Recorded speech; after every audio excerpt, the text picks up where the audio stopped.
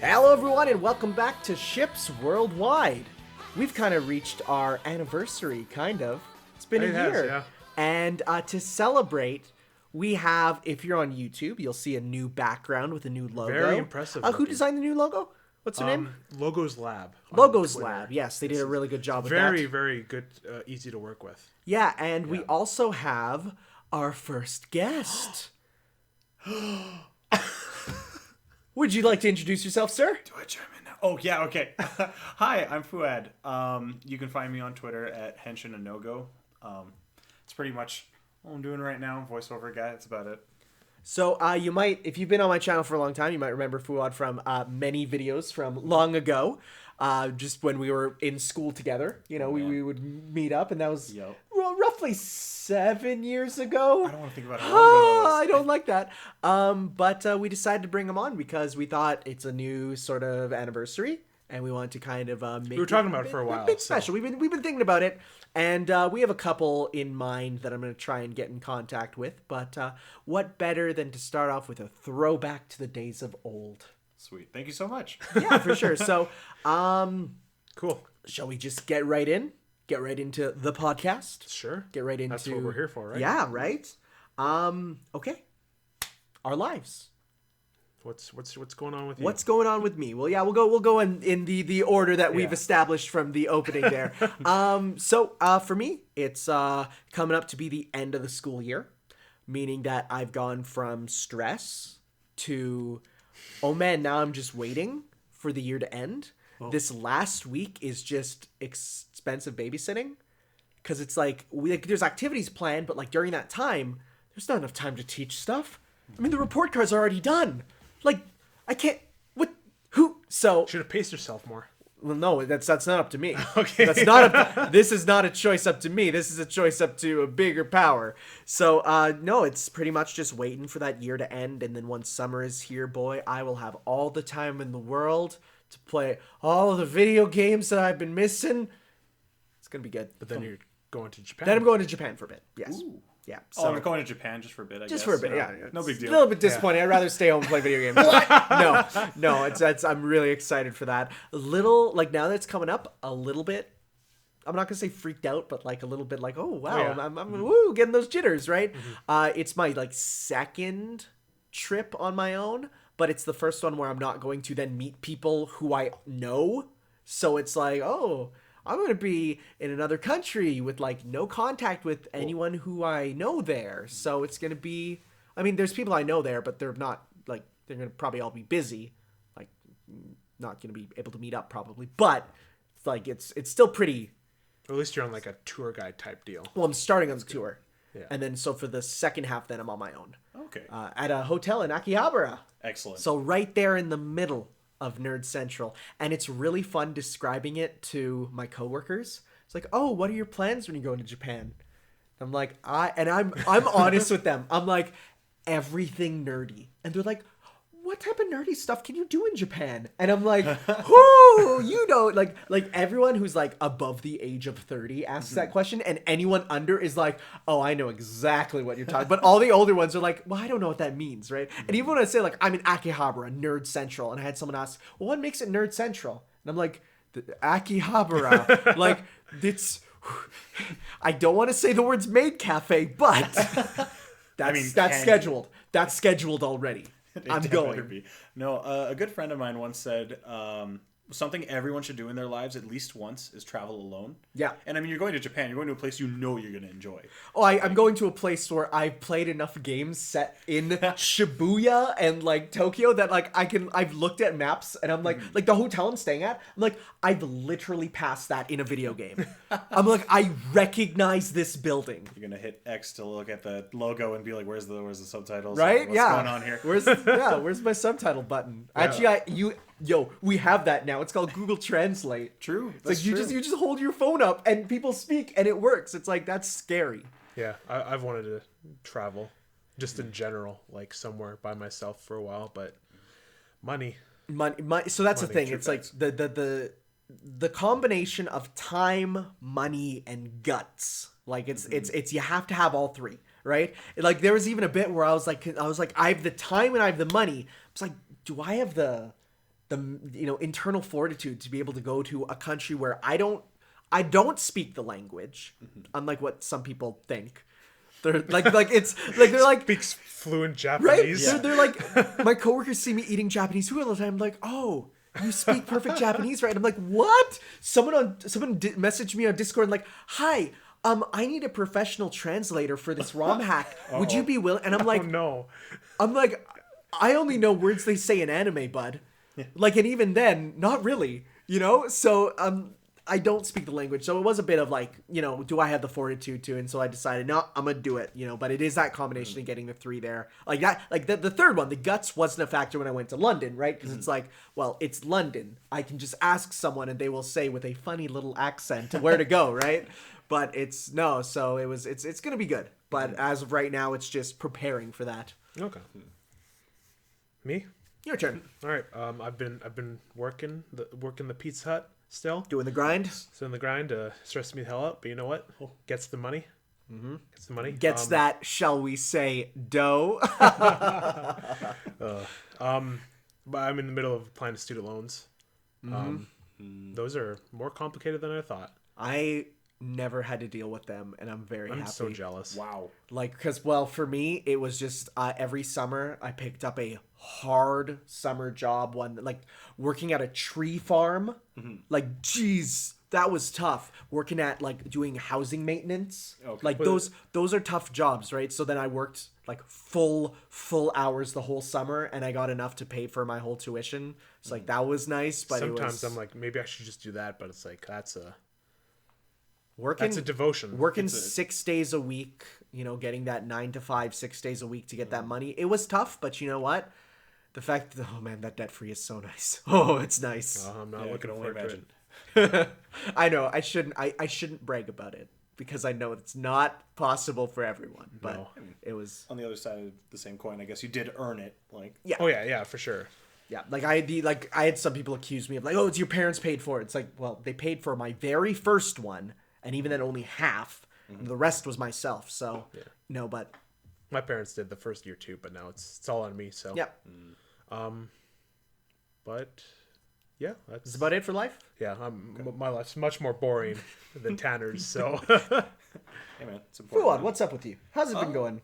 Pretty good. Things have been kind of chill. Just working retail as well. Just all that. Working in a used game shop has been amazing experience. I've just hit my 1 year anniversary with it. Oh yeah. And it's super nice just being around older games all the time like that. It's nice. On top of that, I am doing travel as well. I'm going to Evo, and I'm super. You're pumped going to about it. Evo? I'm going to What? Evo. Yeah, I didn't even know. Yeah. Are you gonna play Power Rangers Battle for the Grid there? Absolutely. Hitting the main stage for that game alone. No, I'm going for Puyo Puyo Tetris. Yo! Those side events, Windjammers. Hello, catch me there. Catherine? Catherine, I'll definitely try. I signed up for Smash Bros. And Under Night In-Birth. Nice. I'm super excited. My biggest issue is going to be how to figure out carrying my fight stick there because I can't play Under Night without one. Right, yeah. You just get too used to it, but yeah, that's super soon. where is that? Vegas. Vegas. Okay. Yeah, and then a few weeks after, I'm going to be going to Vancouver as well. So the next few months are going to be a lot of travel. Right. It'll be my summer vacation in August and September.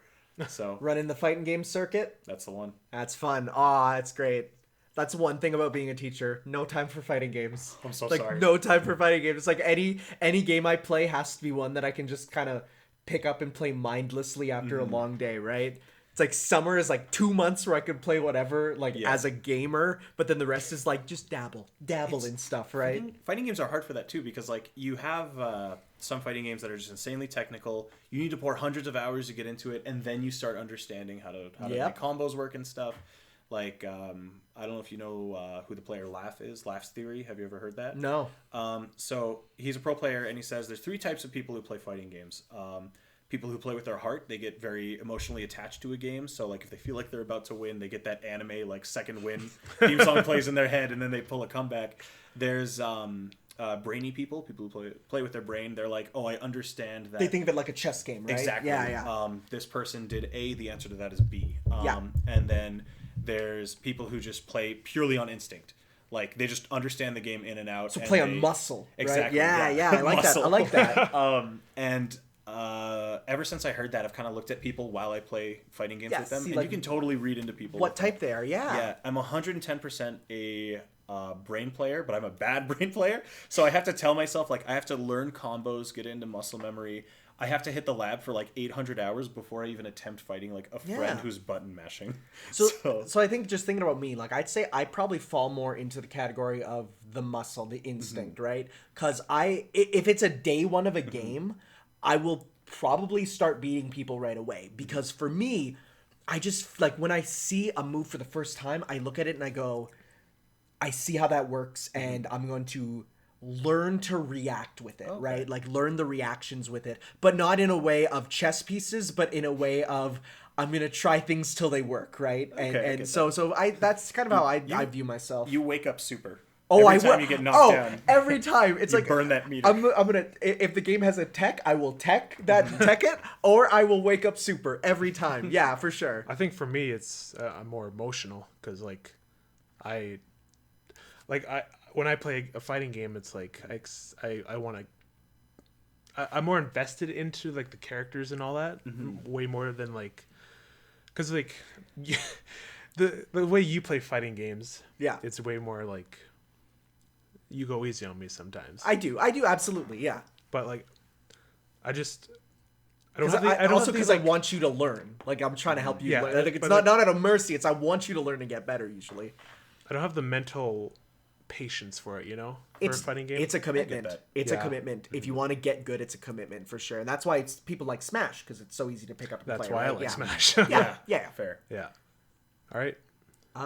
Anything else? No, that's pretty much it. All right. Well, let's move away from boring stuff like lives, and let's talk about what have we been playing, watching, reading, all that good stuff. What have we been consuming in the media? It's been 3 weeks since our last one. Four? Whoa. It's been 4? 3 or 4? I think it might. No, it's 3. It's 3. I've been counting. Yeah, You've been counting? Yeah, it's been counting. Yeah. Okay. So we have a few things that we've been playing, and of course, Yes. Fuad wasn't even here, so he's gonna have his own stuff. So you're listed first on the list, so why don't you go forward? So I finished Persona 4 Golden 3 weeks ago. Ooh, what? We're gonna get into that. Oh my gosh! In the spoiler section. Yeah, we'll do spoilers at the end for people who haven't played, because we're like, we wanna. If you haven't played, let them have there, that. There are people like me that didn't play it yet. I lent him my Vita TV. Excellent. Take a guess what's the only game I played on my Vita TV. That's the only thing stopping me from selling mine. Right? Yeah. Anyway. It's a phenomenal game. I don't think it emotionally impacted me as much as Persona 5, since that was my first Persona game. And like, those characters mean so much You for always me connect to your first, I right? was playing that game in a very life-changing year for myself, so that's why I'm so more... Did it start in high school? What? Did you start playing Persona 5 in high school? Like at the very end, kind of? No. Was it after? Tanner, it came out in 2017. What? Okay, What? never mind. I was wrong. I was like, wait, are you talking about like you started 4 or Sorry. something? Like, For some reason, I was like, I thought, no, never mind. No, I'm super wrong. it's because I'm here. It feels like we're all still in high school. Right? It's been that long. Oh, it just started when I was like starting to lose a bunch of weight and like just getting to college and all that. And by the end of like, I was at the end of that like weight loss like journey and all that. And like, it wasn't just like the weight loss. It was just like growing more like mentally and all that kind of stuff. And Learning to adult and stuff. Yeah. Yeah. Like, those characters were there at the same time, whatever. But back to Persona 4 Golden, there were like 4 final bosses in that game. I know, it's the best. I love it. There sure are, yeah. It's like every time you're like, this has to be the final boss. It's like, nope, there's one more. It's like, no. The reach out to the truth part is really literal. Yeah, right? It totally is. Keep reaching and reaching, and it keeps going deeper and deeper until you hit like you just open every like You reach out to door. like the historical truth. You go super deep. Yeah, but Nevermore. I don't think it's a song. It hits. It hits, and I'm really sad that I spoiled myself, because it came with the music CD, the original PS2 version. So I threw that on my phone. I'm like, I love these songs, and then I heard that. I'm like, oh, this is the credits song. Oh, it's really good. It totally is. And so, but then even when it hit for me the first time, I'm like, oh my god. It does one of my favorite things that like any game can do, where it puts motifs into the music. Leitmotifs. So, yeah, there's like bridges in Nevermore that you'll hear in like the main menu song, the boss battle yeah. music, even just talking to other characters every day. So like just little parts of this song become a part of your life, and then like it all like combines to make a great piece. It's good. Yeah. It's great. That's why when the Smash Ultimate remix of Reach Out to the Truth. Not Reach Out to the Truth. It's Spiral Mountain. What? Spiral. We're talking about Persona, buddy. Oh. No. It's, well, you say Smash Bros. Yeah, that's fair. I'll face myself. Okay. Yes. How it starts. I don't hear Nevermore in there. It's the very first thing you hear. It's the first Don't pull it out. I'm gonna pull it out and play it Put it in front of the mic. I'm gonna put it right in front of the mic because the very first thing you hear is Nevermore. Ars Integrity. Smash. I'll face myself. The very first thing you hear. Listen.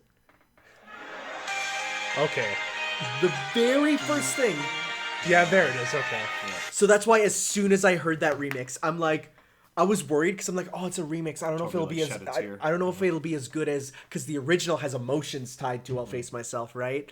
But then as soon as I heard those first notes, I'm like, that's it. This is a great remix, and I think it's my favorite in Smash now because it's just fair. Like it's so good. Oh, so good. But no more spoilers there. We'll talk about that later. Yeah. After that, I was like the final piece of the DLC for Spider-Man was like just hanging there, and I bought the season pass. I'm like, might as well go back to it. Haven't heard good things, but like I love that game. It's so fun to play. It kind of just ends. You beat Hammerhead, and it's over. What? So you're saying it didn't hit the nail on its head? No. Hey. Give it a shot. It was really like the missions were repetitive and all that kind of stuff. The story was spoilers, I guess. You care for not really a DLC? I think most people who would play it have played this. I wouldn't say Spider-Man PS4 is a Persona tier classic that everyone has to return to. Okay, fair. But I mean, for DLC itself, like it's normally such a truncated experience. You kind of experience a lot of it in a trailer. So if you mention something, I'm sure a trailer has shown it off in one facet or another. But Black Cat dies. Oh. And then death as a superhero thing is such a nothing. No, not. I mean, it was in the first DLC she died. Okay. Yeah. But then she came back in this one, saved Spider-Man, and that was it. She was gone. Yeah. Not a part of the story anymore. That sounds like a Western comic. It was book really DLC. They brought her back. Dang, that sucks. She just leaves. Yeah, she just ups and like Spider-Man's falling. She like, hi, I'm back. Saves him and then leaves To stay? No, just and then Peter calls MJ and he's like, Black Cat just saved me. And then you're hanging out with that Black Cat again. Classic MJ. And then she's like, oh, okay, well, I'm actually going to go away. And she goes to the east for like some journalist job, and then she just talks about that. I'm like, okay, I guess Black Cat's just there now. Wild. The final battle, you're on one of the ships that's a part of the organization that Hammerhead steals the tech from. AIM? No, it's like Silver Sable, her company. Oh yeah. And then she's like helping you in the almost a Quinjet and all that kind of stuff. Oh yeah. It was all right. Cool. I wouldn't crown it as the best DLC I've ever played. Okay, good transition. Splatoon 2 Octo DLC, one of the best DLCs I've ever played. Brilliant. Have you played it? I haven't played it, but I did watch the speed run of it at GDQ, which was really, really good. And so watching it, like, I not only got the experience, but then I got the experience in front of a crowd. So it was like seeing that live was so crazy. And you played it? So mini story, I'll keep this as brief as I can, but I love this DLC so much. I love watching the invitationals that Nintendo does every June, and Splatoon was a big one. And at the end of it, when the Octo DLC came out, it was just like a 30-second trailer of an Octoling walking toward the phone, and then it just says like available tonight, and everyone lost their minds in the crowd, and so did I. I downloaded it. I stayed up until about 4 p.m. the next day, 100%ing it. And I fell in love with it. It was incredible. I liked it more than the base game story. Oh, for sure. It's like it felt like a culmination of not just like it felt like from what I've seen, it looks like it should have been what the second game's story should have been. Yeah, because it feels like the finale. I didn't even beat the first game, the second game's main story, because I got halfway through and I'm like, this is just a retread of Splatoon 1. A lot of the puzzles were the same too. Yeah, which is it's surprising. And even the bosses, I'm like, this is just the same as what it was before. And then 2, in the Octo DLC, there's like a new hub, new Whole new, area, new map. Music's phenomenal. Incredible music. Fly Yeah. out World building, like Yeah. like even the They world They touch building. on like racism stuff too. Yeah. That was crazy. The instant messenger chats is how they progress a lot of the story. Yeah. And it's amazing how much they fit into it, like from like pop culture references, really cute nods to the Splatoon the treehouse, franchise. like, The treehouse as well. Went mad with that. Yeah. There was I don't remember which one, but like one of the conversation just genuinely made me like laugh out loud. There was a lot of like, I need to figure out how to fix this program, and or Pearl saying that, and then Marina's like, oh, Alt F4. Just give that a shot, and then it says like Pearl has left. The finale. I don't want to get into too much spoilers, but like the finale of that is like. Look, I mean, if you're gonna take inspiration from some game's final boss, I think Bayonetta is a good choice. That's all I'm gonna say. But like, the boss before that. Oh, that's so cool! Art. Oh, it's so cool! Did you do the bonus stuff? The bonus boss. Yeah. Okay, I stayed up way too late trying to beat it, and then I went to bed angry. Yep. I feel that. And then I woke up, and I'm like, I looked up like, what's a good strategy to like fight this thing, and I followed that, and like eventually I got it, Nice. and it was like Very nice. got that golden pen, but just it's incredible. Yeah. All right, Persona Q2 I started. Nice. Did you got it? I haven't played it. No. No. It's a lot. It's like the first game of its genre I've ever played. Yeah, because because it's an you haven't Etrian. played the Etrian games. No. Have you played the Etrian games? Absolutely. Yeah. That's all I know Q as, because I didn't play the original. But all I heard about it was it's very fan servicey because it's all the characters interacting, and then it's dungeon crawler. Like some dungeons just have like over 100 floors and take hours and hours. They take a Oh, wow. long time. Yeah. I haven't gotten to that point in Q2 Okay. yet. Like the most floors there have been 5. Yeah, but Oh, they're wow. but the They're, floors are huge. Yeah, they're Like you imagine like a 20 by 20 grid on your 3DS bottom screen. It will take up that whole grid. Yeah. Like it's huge. yeah. It's difficult, and I really respect that for it.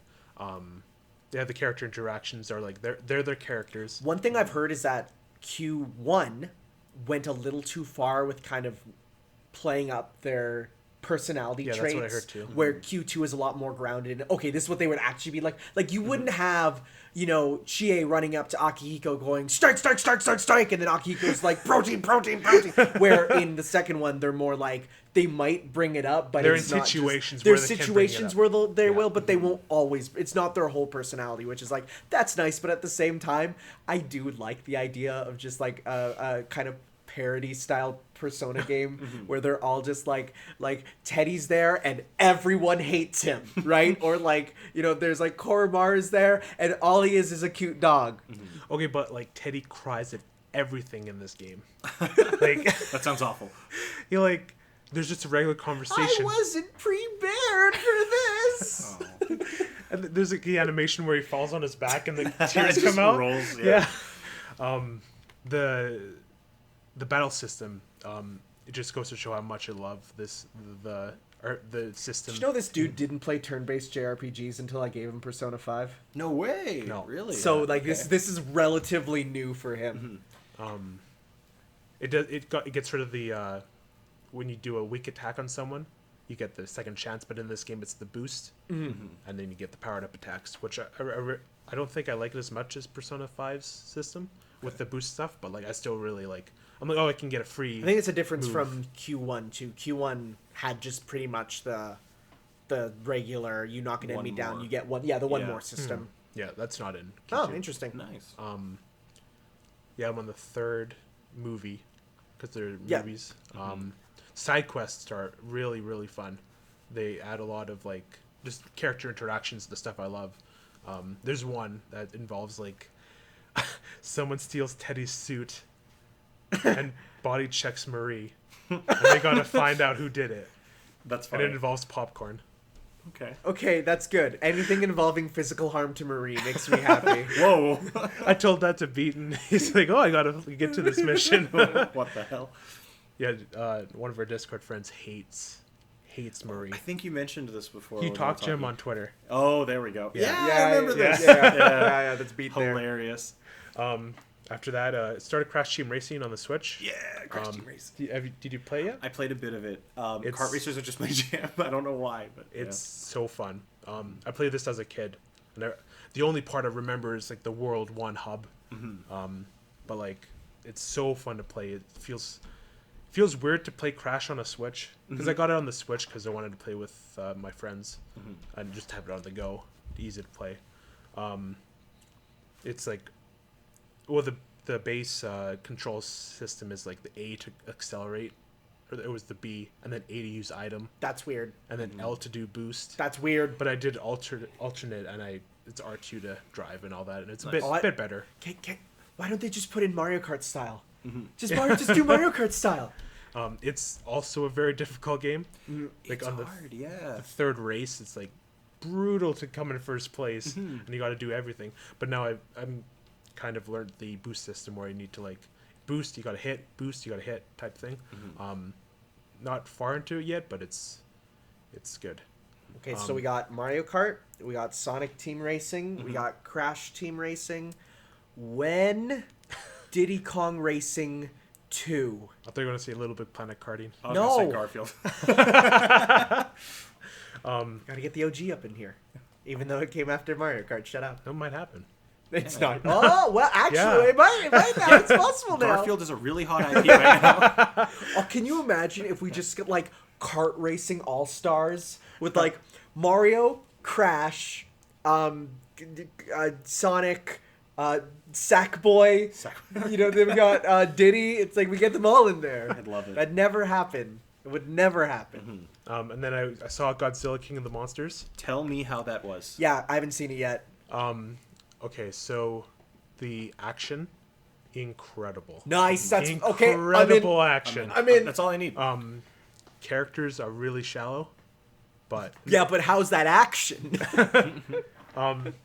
well, it's conflicting because it's like it's really good, but there's like a part of it that's not good, and it affects it enough. Okay. For I me, understand that. So I've heard that if you think of it as a pay-per-view wrestling match where you ignore the stories but watch the action, it's awesome. Although- Would you agree? yeah, Good. the Rodon stuff, it's like I couldn't believe my eyes. Type Rodon, stuff. really? Like there's. I would say Rodon's not a very hype monster. He's just a Oh, the fly. stuff he does. He's just a flying like dude. Birdman. He's just a bird dude. So that's interesting. Ghidorah was he wasn't as intimidating as I'd like. He was a bit Oh. too skinny. Oh, Huh. interesting. That's weird in the universe of Thickzilla. Godzilla. And then Mothra was awesome. Mothra is always awesome. It's always awesome. Mothra always shows up to eat shit, but I cheer every time. Other monsters. There were a lot of monsters. There's more monsters than that? Oh, there's more monsters. That's like all I saw in the What? posters. That's all I haven't know. watched- So no Yeah. more spoiler. There's more monsters in this movie. Yes, Dope. yes. That's awesome. But yeah, I'd recommend to go see it. Nice. Like, Definitely if you're like even a casual Godzilla fan, go see this movie. I would say I am a casual Godzilla fan. Yes, indeed. Perfect. And then JoJo Part 5, of course, but We'll save that for the spoilers. spoiler section. There's a lot to talk about. Yep. All right. Now you, My Tanner. turn. So because I've been busy with work, I have a lot less things I engaged with, but a few things here. So one, I completed Shenmue. Nice. Congratulations. I did not know Shenmue ended where it did. Do you know how Shenmue ends? Spoilers? No, it's no. No, I want to play it. All right. But do you want to know where? Well, I mean, you get games 1 and 2 together. Do you know where 1 ends? No. Do you want to know? No. Oh, but I just okay. All I'm gonna say is, boy, that game ends way sooner than I thought it would. But I loved it. I love the bad English voice acting, and I'm so happy Shenmue 3's English voice acting is the same. It even sounds similar in quality. Yeah. Which makes me scream for happiness. Because it sounds like he's in a room, like a Yeah, right? recording room. Yeah, it's so good. I kind of love the forklift stuff because it really makes you think, is this quest for revenge worth it? To do work for an extended period of time? But no, it was a good experience. I really want to get around to playing 2 soon. But I need a break because I will say that was a game that I started, got to about halfway, stopped, then came back way later and replayed the beginning and like got back to it. On replay, I enjoyed it a lot more because I knew how the world worked, and also the fact that I was able to take a different path to get there.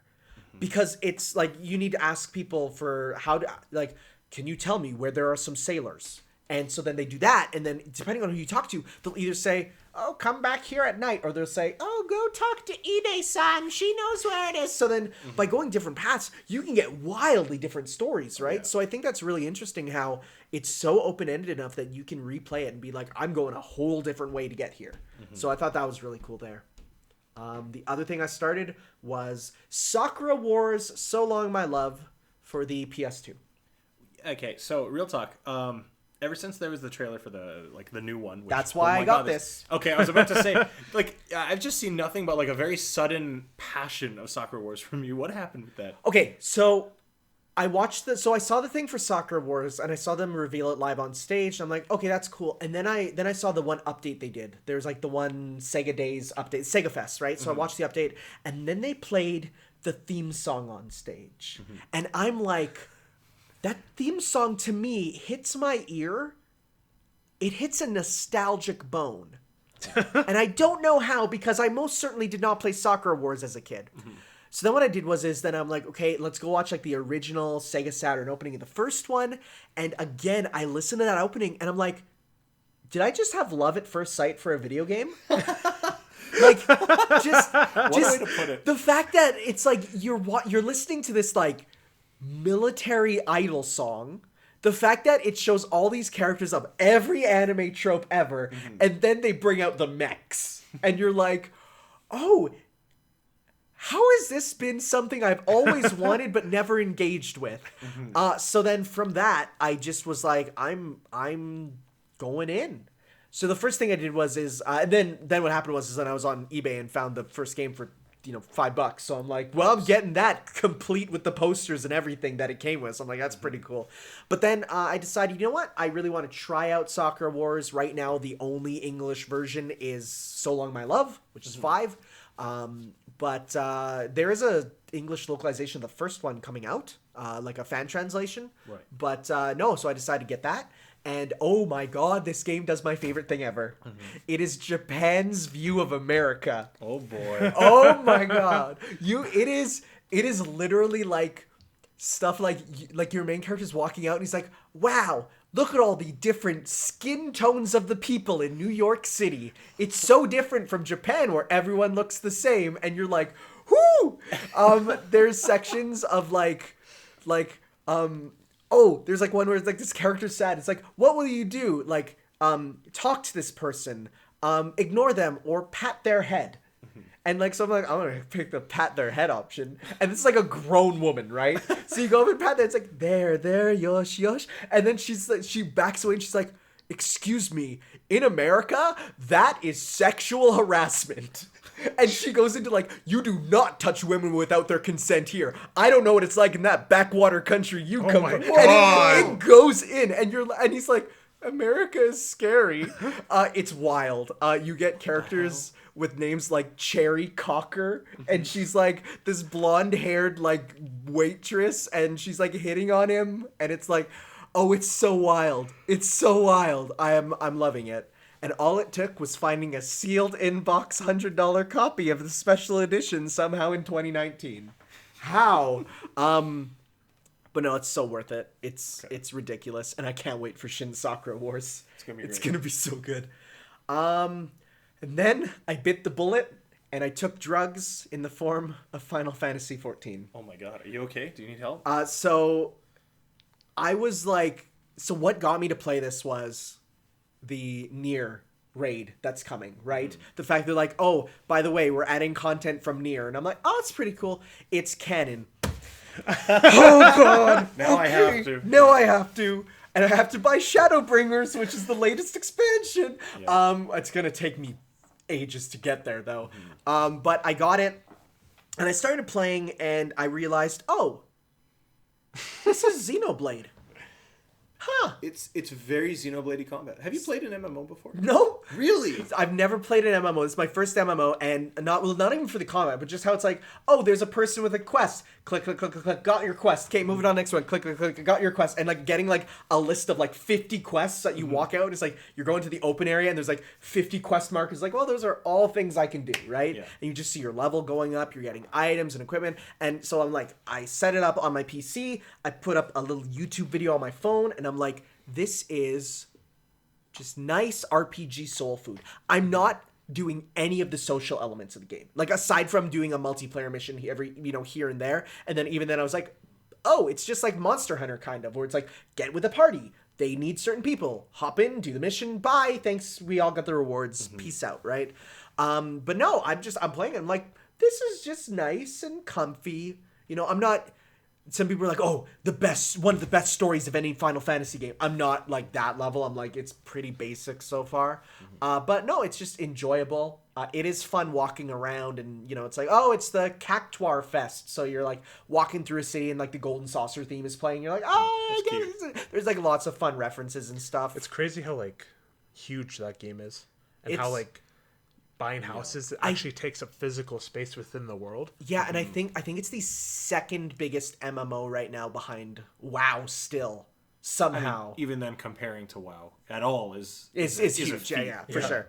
Like I went to the housing stuff, and I'm like, I'm not dealing with this, and I walked away. That's like the last thing I did before I stopped playing. Yeah.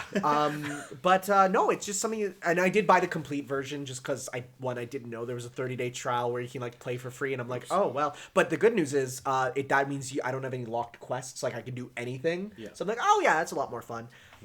Also, my character is just Saber. I just made Saber, so. I love Looks her. over to the collection. Away from the audio, I literally just turned my head and I stared at like 132 Saber statuettes that Tanner Give or has. take. Fewer Nero though. Oh, yeah, okay. I like Nero, but it's for me. It's all about Arturia. But no, so I've been enjoying that quite a bit. And speaking of, because they're kind of related now, Monster Hunter World Iceborne. I played that demo. Have you been playing the beta? Absolutely. I'm like And the only person in the world has. oh played it. man, it's just like, hey, were you worried about like mobility? Guess what? We've made it so everyone has Spencer's grappling hook from Bionic Commando. You can just zip zoom on every monster wherever you want, whenever. How many monsters are in the beta? Just the moose? So there's 3 mission monsters. But you can also fight, like, remember in the original beta how there's, like, you could fight the 3, and then there was also ones roaming around. Okay, yeah. So, I think there's only, as far as I'm aware, there's Jagras is the first mission, which is, like, in the regular, like, opening world. So it's, like... It's just to mess with the new mechanics. It's just to mess with the new mechanics, right? So it's like, here's the old world with an old enemy, but with the new mechanics, right?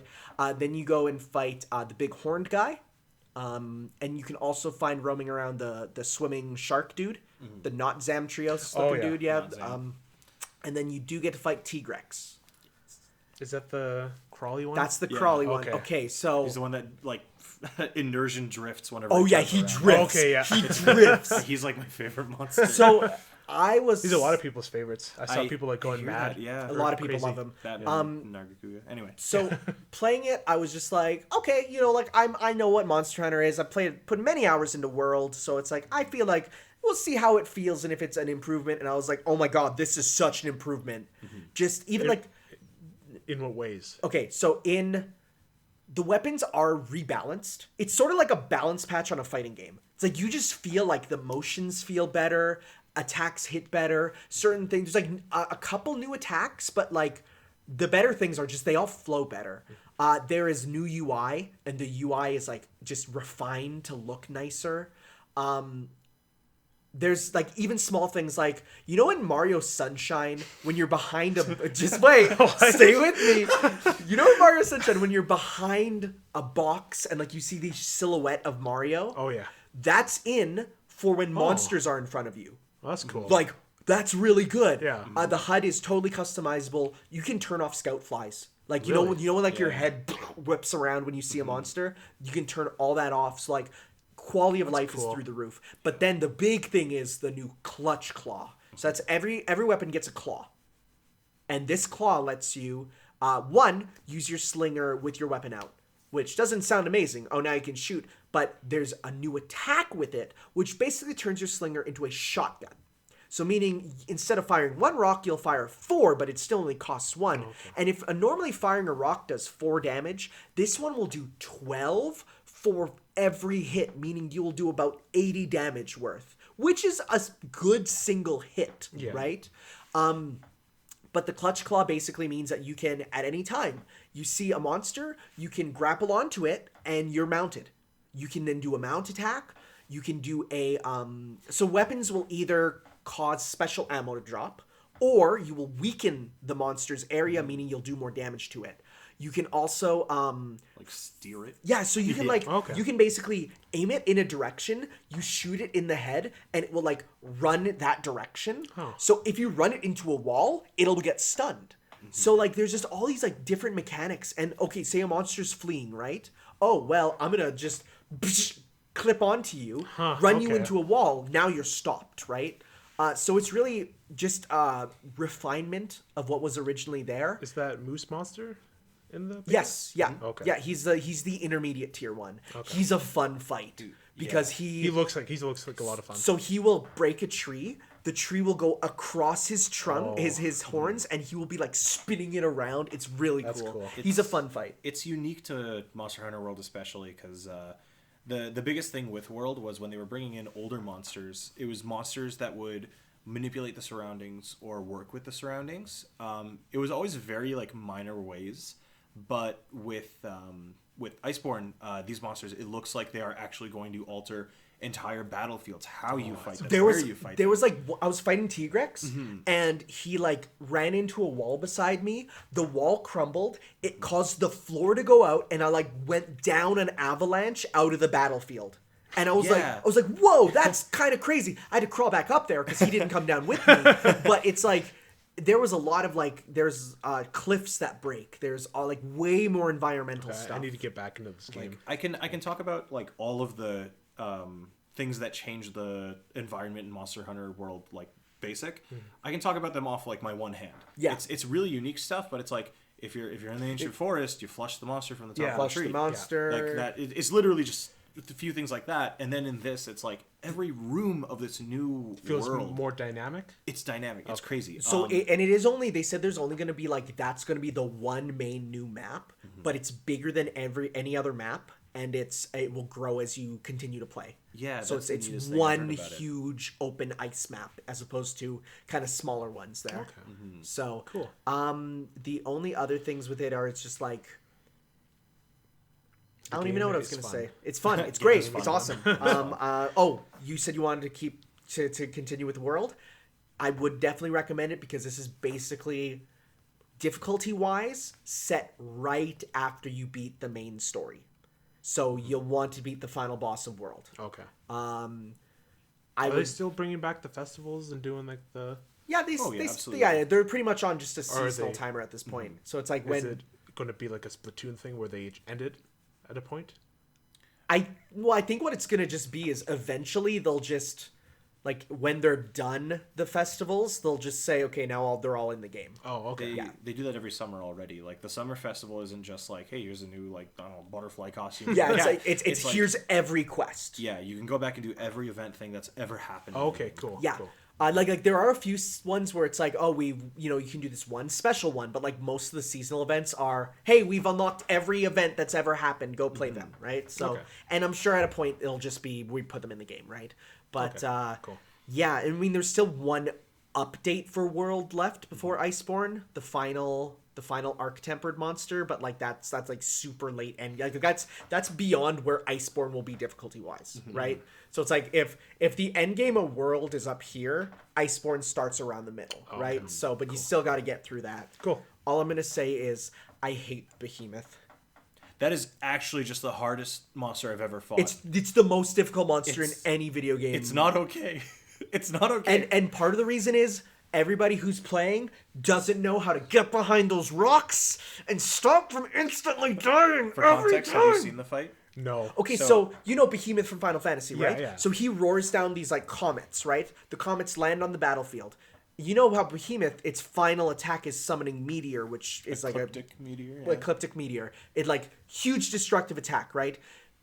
That's normally in Final Fantasy games. You kill him, oh, he does meteor, then he dies, right? So in this one, it's the same thing. You get him down to 0 HP, he's going to use his ecliptic meteor. Oh no. You have to get behind one of the rocks, or it's instant death no matter what you do.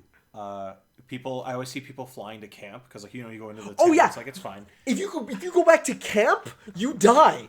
Yeah, it's crazy. How? There's nothing you can do. It destroys the battlefield pretty Yeah. much. Except for right in front of the how- debris.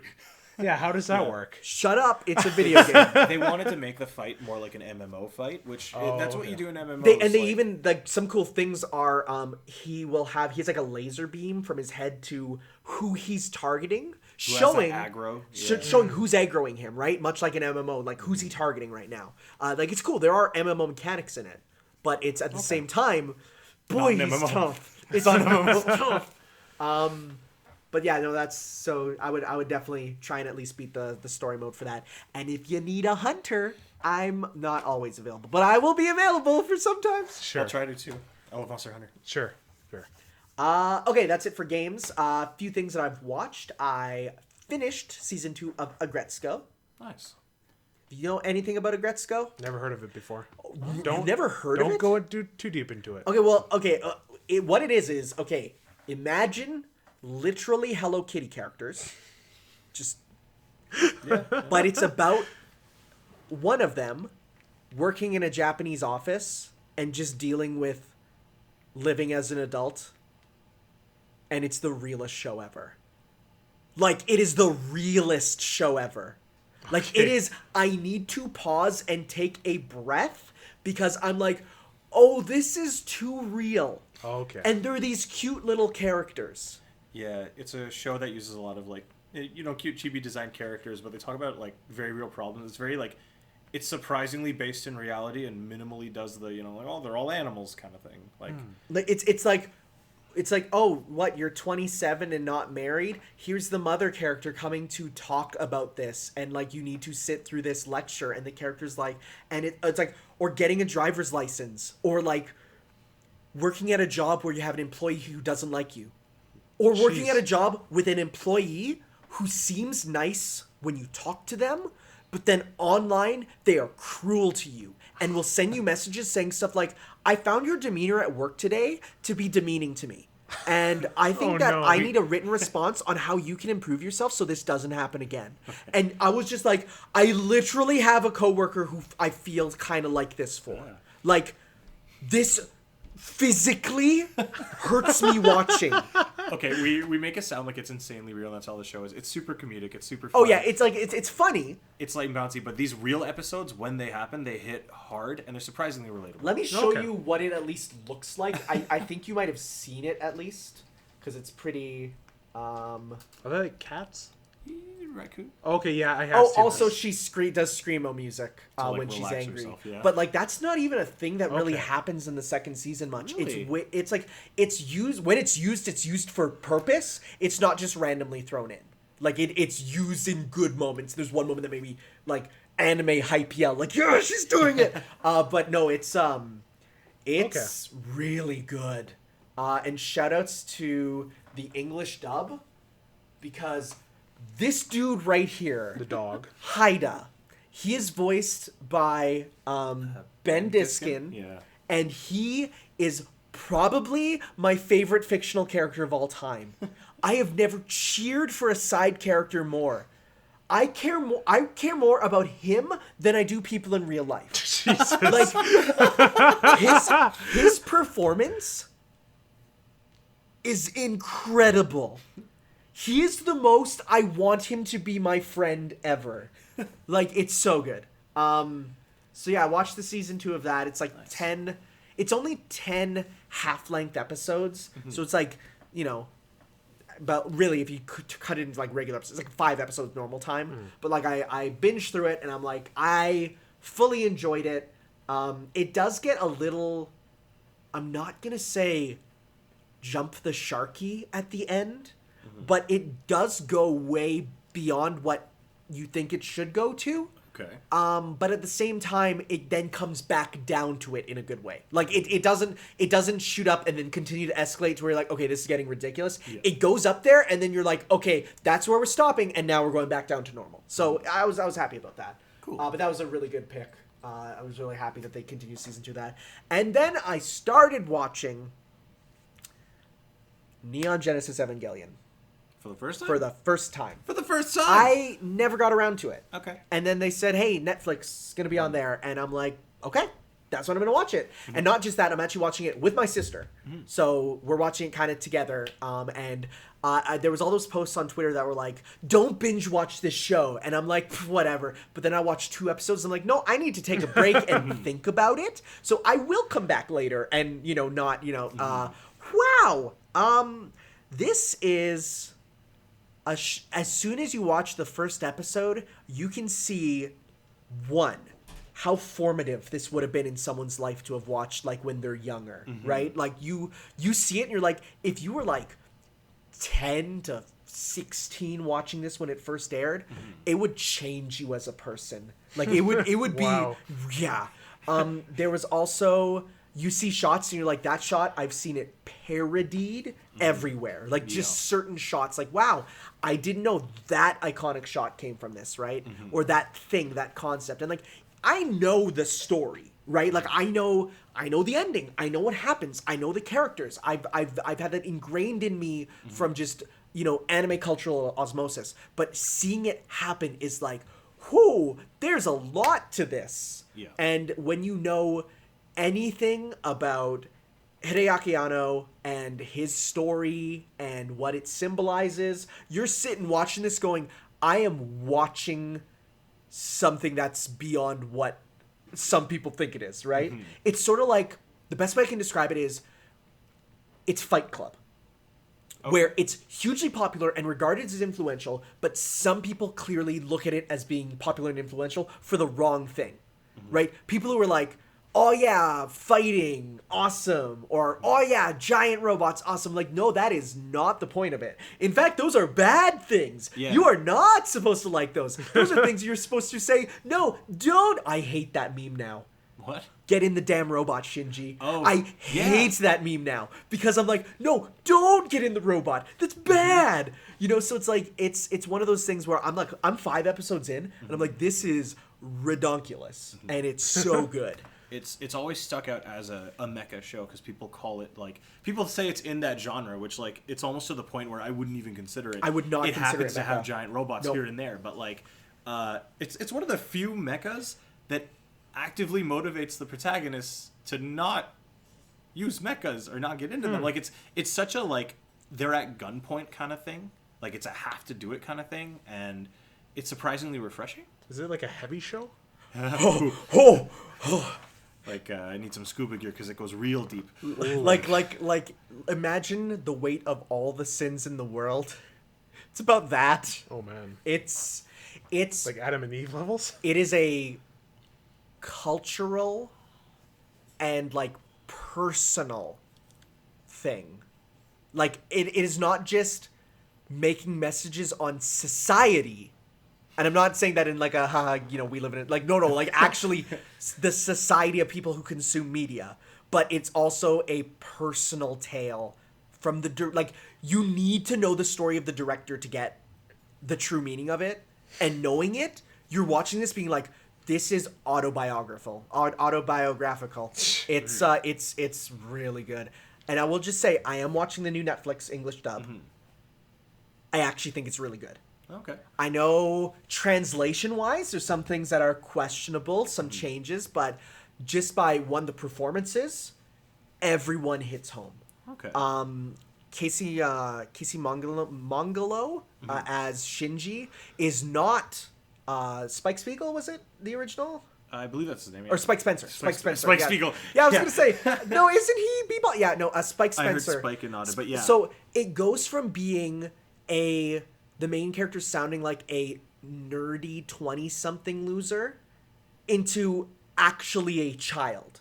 And you're like, oh, this is how it should have sounded, right? Like, not let's get an adult actor to pretend to be a child. It's like, this is what it would actually sound like. Amazing performance. Every side character is perfect. You got Ben Diskin doing a Haida voice for one of the characters. I'm like, yes, he's in. Johnny Young Bosch is there doing his best. Gendo is played by Ray Chase. Oh, dang. And it is Ray Noctis doing just like a performance that is near unrecognizable, but it's so good. But just, in general, like, I'm watching him like, this is and as soon as the very first opening came up, I'm like, I've never seen the opening in this good quality. I was taken aback. Like, the wash out kind of look of old anime? Oh, yeah. They've touched it up, but not in a way that erases the good quality of it. Like, it's not like blurry like how they retouch up Disney movies. It's just a good looking version of it. Like, it looks like they got the original stuff and like ported it up. Like, it looks good. So watching that, I'm like, I'm gonna need to take my time with it, but I'm already seeing like, this is wild and so good. It's also just an incredible song. That opening is absolutely it's one of you've heard the opening, I'm sure. What? We'll talk about that later. What? Yeah, we'll talk about it later. It's amazing. It's the one that starts with like the operatic and like church tones, and then it goes do do do do do do do do do do that one. Yeah. right? Okay. Everyone knows that one, right? Like that's it's so good. Okay. Everyone's heard that one. Cool. Okay, and that's it for me. Okay. Probably the biggest thing I've been pouring the most time into is Dragon Quest XI. Yeah. I love Dragon Quest, one of my favorite series of all time. And I bought 11 like day one. I was so pumped for it.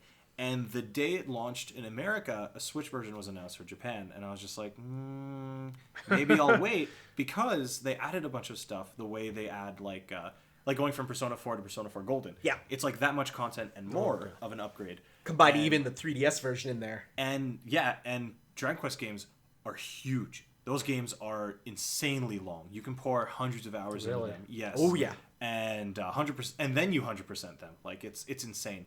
So I wanted to wait till I saw some Switch gameplay. I never saw anything in Japan. I just kind of like it wasn't in my head because like a bunch of other stuff was coming out, and I just paid attention to all that stuff. But with the recent E3 presentation, they showed off a lot of straight gameplay from the Switch. Whew, I played the PS4 version. It looks a little rough. I'm totally going to buy it anyway, because docked it runs fine. Portable, it looks a little rough, but there was a 3DS version of it in Japan. And in the 3DS version, the entire game runs like a SNES like JRPG with like top-down sprites and stuff. Everything's remade from the ground up for that style. It's super cute. I'll probably end up playing it like that, especially so I have a different take on this amazing game. But I like played it and beat it. I have like 80 hours clocked in. I started it up maybe 2.5 weeks ago. It's amazing. It's breathtaking. One of the best RPGs I've ever played. But it's so remedial, which is what Dragon Quest does best. Like, if you think of an RPG, a JRPG especially, every major trope that you can imagine is exactly what Dragon Quest is. Okay. Yeah. Dragon Quest is the definition of classic JRPG, even in the new ones. And it still works. It still feels fresh. It still feels amazing. They do so many like super insanely minor hyper-specific things to change up like stuff you'd know if you're an old Dragon Quest fan, or keep it fresh if you're walking into a JRPG in 2019 that still uses basic turn-based combat. Like no gimmicks really, just a basic regular turn-based like no. So you'd say this would be a good one to get into the series with. Absolutely. If 11 comes out and you never played a Dragon Quest, I would totally recommend it. Definitely grab 11 when you got a second. A lot of seconds, actually. Hours, in fact. It's incredible. I can gush about it forever, but it's just I enjoyed it profusely. You finished it? I'm in the post game of it now, which is like a lot of Dragon Quests. That's considered Act 3, because Act 1 is the first half of the game. Act 2 is the quote unquote final boss. You defeat the demon lord, bad guy, big bad, and then Act 3 is like there's a whole extra part of the world that always opens up. And I'm in that right now, so I'm loving it. It's perfect. One of my favorite games of all time already. Cool. Yeah, I'm getting on Switch probably. Definitely. That's what I did. Again, I heard about the Switch version. I'm like, Yeah. I think I'll wait for that, just because for me, portability is like, even if it doesn't run as well, honestly, I'll take portability with a hit because for me, I'm out of the house so much that I want it portable. That 9 out of 10 times I'm actually like that. I watch a lot of friends be like, oh, it doesn't run at like 60 frames per second, even when like the screen's It's not 8K, exploding. 120 FPS. Why wouldn't I get it on my PC? I It's know like, so many people like that, and it kills me. And It's then the I'm worst. just over here like, yeah, but if it's on Switch, I can leave my house and play it. And then why Or would just you want go to in leave your another house? part of Yeah. your house, right? exactly. Yeah, honestly, I say go out with my Switch, but most of the time it's lie down on my couch and put something else on my TV. I can like sit in my bed, roll over, and It's just still so be playing a it's game. such a versatile console, right? Exactly. I can see it from like both sides when I roll over in bed. It's perfect. It's the perfect console. That's kind of where I'm at with it, and Okay. I loved it. I've also been playing God Eater 3. I love like hunting games, especially like games where it's like you team up with people for boss fights, and that's all God Eater is. Have you seen God Eater before? Do you want to talk about I know what it is, yeah. You know what it is? I think I've seen it before. It's, Don't know it's much about anime it. Monster Hunter. It's pretty much when Monster Hunter went to Nintendo. This was like they pretty much went in like, "Hey, are you interested in hunting monsters on PlayStation? Well, looky what we have here." And so then they basically like that was the big pretty deal. much it. It's also always been like marginally worse than Monster Hunter, I will say. It has some neat, unique mechanics, but it's very reliant on other people. It has like pretty basic actions, so you have like weak attacks, strong attacks, and then like burst attacks, which are like specialty attacks your weapons can use depending on which weapon you use. Every weapon can morph, which is neat. So like there's dual blades that you can combine into like a staff or a spear. There's a giant blade arc, which is like those curved blades that form a hoop. You can use that and then morph it into an axe. It's crazy. And every single weapon in the game can also turn into a gun, and you're essentially playing both gun weapons and melee weapons in a game like Monster Hunter, so that's pretty cool. Okay. A lot of the same mechanics aside from anime-ass like dashes across the screen, you're bouncing off walls. It's super neat, super fun. And 3 fixes a lot of the issues the other games had. I played a lot of 1. I played more of 1 than I should have. But the big mechanic in the game is the weapons you have, they can morph into like a giant like monster mouth, and then you chomp into a monster and get energy from it. Oh, okay. And then that energy gets transformed into ammo you can use. And if you shoot it at your teammates, they get a huge buff. So the idea is, like the flow of combat rather, is you run in, get a chomp, shoot up your allies with that ammo, and then when everyone's boosted, they're firing off bigger, crazier attacks. Okay. And you kind of want to keep that pressure going. So if a monster is really quick and you can't go in for those huge bites with the weapon, it can disrupt your flow, and then you're way weaker, and the monster has an advantage. So it's a lot more back and forth than Monster Hunter, which is something I really like. But the weapons always feel really like floaty and clunky. Oh, yeah. 3 speeds up everything. I really dig that, and it's been fantastic so far of an experience. Cool. That's where I'm at with the games. For shows, actually, so I'm gonna write that. Okay. So I think I know I've shown you the show. I don't know if I showed you it. Maybe last time we hung out. It's called The Hero Yoshihiko. Yes. Yeah, you know what I'm talking about. It's No. okay. It's, Okay. It's hilarious. Buckle in. This is the best. Okay, you might have seen a picture from it of this guy like, my blade has the best poison in all the land. Then he licks it, And and he he falls says, "Why over. did I lick it?" Then he falls over. No, I Have you haven't not Okay. seen that amazingly popular image? It circles bring it around up. the internet every few years, and it's hilarious. But anyway, The Hero Yoshihiko is a show made by Square Enix. It's advertised as a low-budget action adventure. It's just a comedy. It's based on Dragon Quest, and the way it works is This one. there it is. My knife, you see, is coated in poison. The smallest cut may be fatal. Take care, my knife has quite a burn. he starts I flipping it shouldn't around. have licked it. And then he falls down. Yeah, I haven't seen that. It's hilarious. The main characters are all like the stereotypical party members in an RPG. Like, well, you've seen Oh, yeah. this turban guy from Dragon Quest, right? So it is a parody of that game done in live action. Okay. and it's absolutely hilarious. And it is they advertise. Look what he's saying. Soon my thoughts, Jeez. my thoughts, the Demon King faded, replaced by those of fabulous, the T word that means boobs. For context, Tanner is just showing like a bunch of screen caps from the show, and we're laughing as we read it. But there's like the hero slime from Yoshihiko, it. who's just like the main character. He's the chosen hero. I like that. Hurts, doesn't it? Like 1 HP worth. Oh god, there's a kind of older, tougher dude who's like a mercenary. He's literally just the old man of the group. There's like a village girl who she's just like, she acts like a princess, which is from like some small village. She's the girl, like, and there's a mage who's absolutely useless. Every episode he talks about a new skill he learns. In the first episode, I think he talks about a skill called sweets, where if he uses the skill, the enemy will crave sweet things, so they'll leave the fight and just be hungry. and every episode, Yoshihiko, the hero, he's just like, please cast the spell on me. I need to know what it's like. This is a powerful spell. It'll definitely help us. That sounds good. It's so funny. The episode I just watched, he learned a spell. So in Dragon Quest, there's a skill called Oomph, where if you cast it on someone, their attack power doubles. And the mage in the show, he learns a skill and he calls it Wimp, where his attack power, like an opponent's or a party member's attack power goes up by 20% instead of 200. And the girl is like, that's literally nothing. Why would we need that? And then Yoshihiko's like, cast it on me, do it now. He casts it on him. He pulls out his sword. He's screaming at the top of his lungs, swinging his sword slowly. And he's like, this is amazing. I feel incredible. And they're all just like, he's an idiot. Okay. And that's the whole show. Every episode is like a side quest. And they walk into a town that's literally the same village set, like set pieces and everything. They just move a few set pieces and change the lighting a bit. It's like ultra low budget, which is so good. It's super funny. I highly recommend it. I'm watching the second season again, just because whenever I'm in a Dragon Quest mood, I revisit the show. It got a third season recently, but no one cares about the show. No one subs it. No one has put subs to it yet, which bums me out. So I can't sit down and watch it. But it's a good show. Cool. Wrapping up, I've recently been reading Killer Killer. Not Kill a Kill. Killer Killer. Yeah.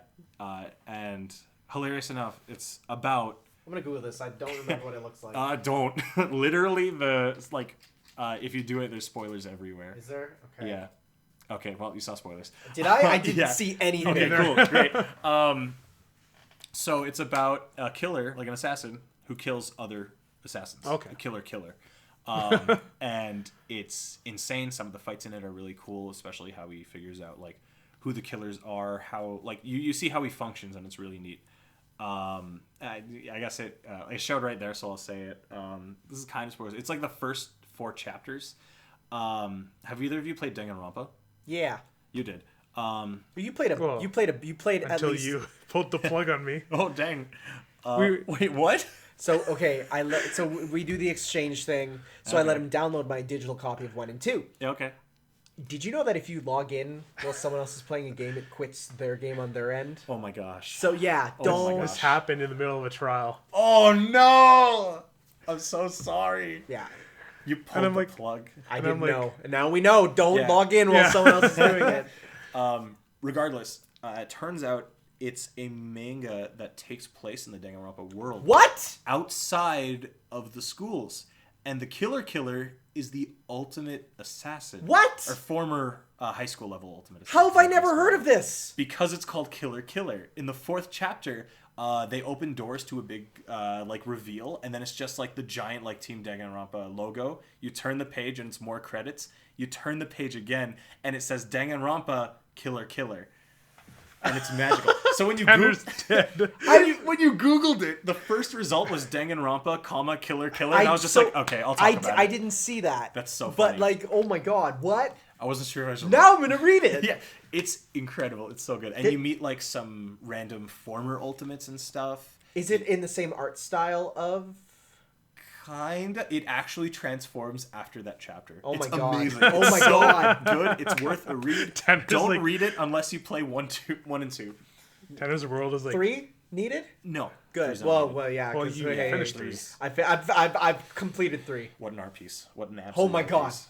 Like I've said to him is, it in my mind surpasses the ending of MGS2. I've never thought about a video game more than that. Like I Really? finished it. Okay, hear me out. So I'm a very emotional person. No, it's okay. With it's okay with JRPGs. I normally cry at the end of them because I'm just like, man, this journey's over. I've poured so many hours into it. I love these characters and stuff. Visual novels, I kind of feel a bit of that too because the whole point of it is you're connecting to these characters. Yeah.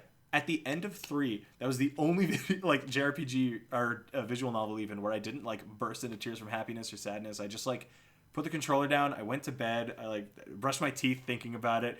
I like had a midnight snack thinking about it. I like went to bed. I pull the covers up. I stare at my ceiling and I'm just like, Danganronpa 3. Dang. Like, Dang Rampa. yeah. Sorry. So Danganronpa.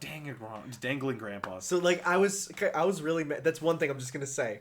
I will never not be mad about the fact that they pronounced it on the title screens. Danganronpa 1, Danganronpa 2, and then they say the name of it finally in 3, and they're like, "Welcome to Danganronpa," and I'm like, Yeah. "Wait, what?" That's the plot twist. That's it right there. We spoiled it. Yeah, Oh, no. that's not it. But it's like, oh man. We've been pronouncing it wrong this whole time. Anyway, Killer. Fantastic. Play Danganronpa, then read it. Cool. All right. All right. Well, that's the end of the what we've been playing. Yes. That was an hour. That was normally an hour? It happens. Yeah. It happens. Our but- longest podcast was like 5 hours. Hey guys, I need to go home eventually. Like, No, you're here now forever. Okay. So we'll skim through the E3 We'll stuff. skim through the E3 stuff. There's some stuff that we want to. If there's something you want to say, well, because we covered it live, so there's a Yeah. lot of Cool, there is a okay. lot of it that we've already kind of said.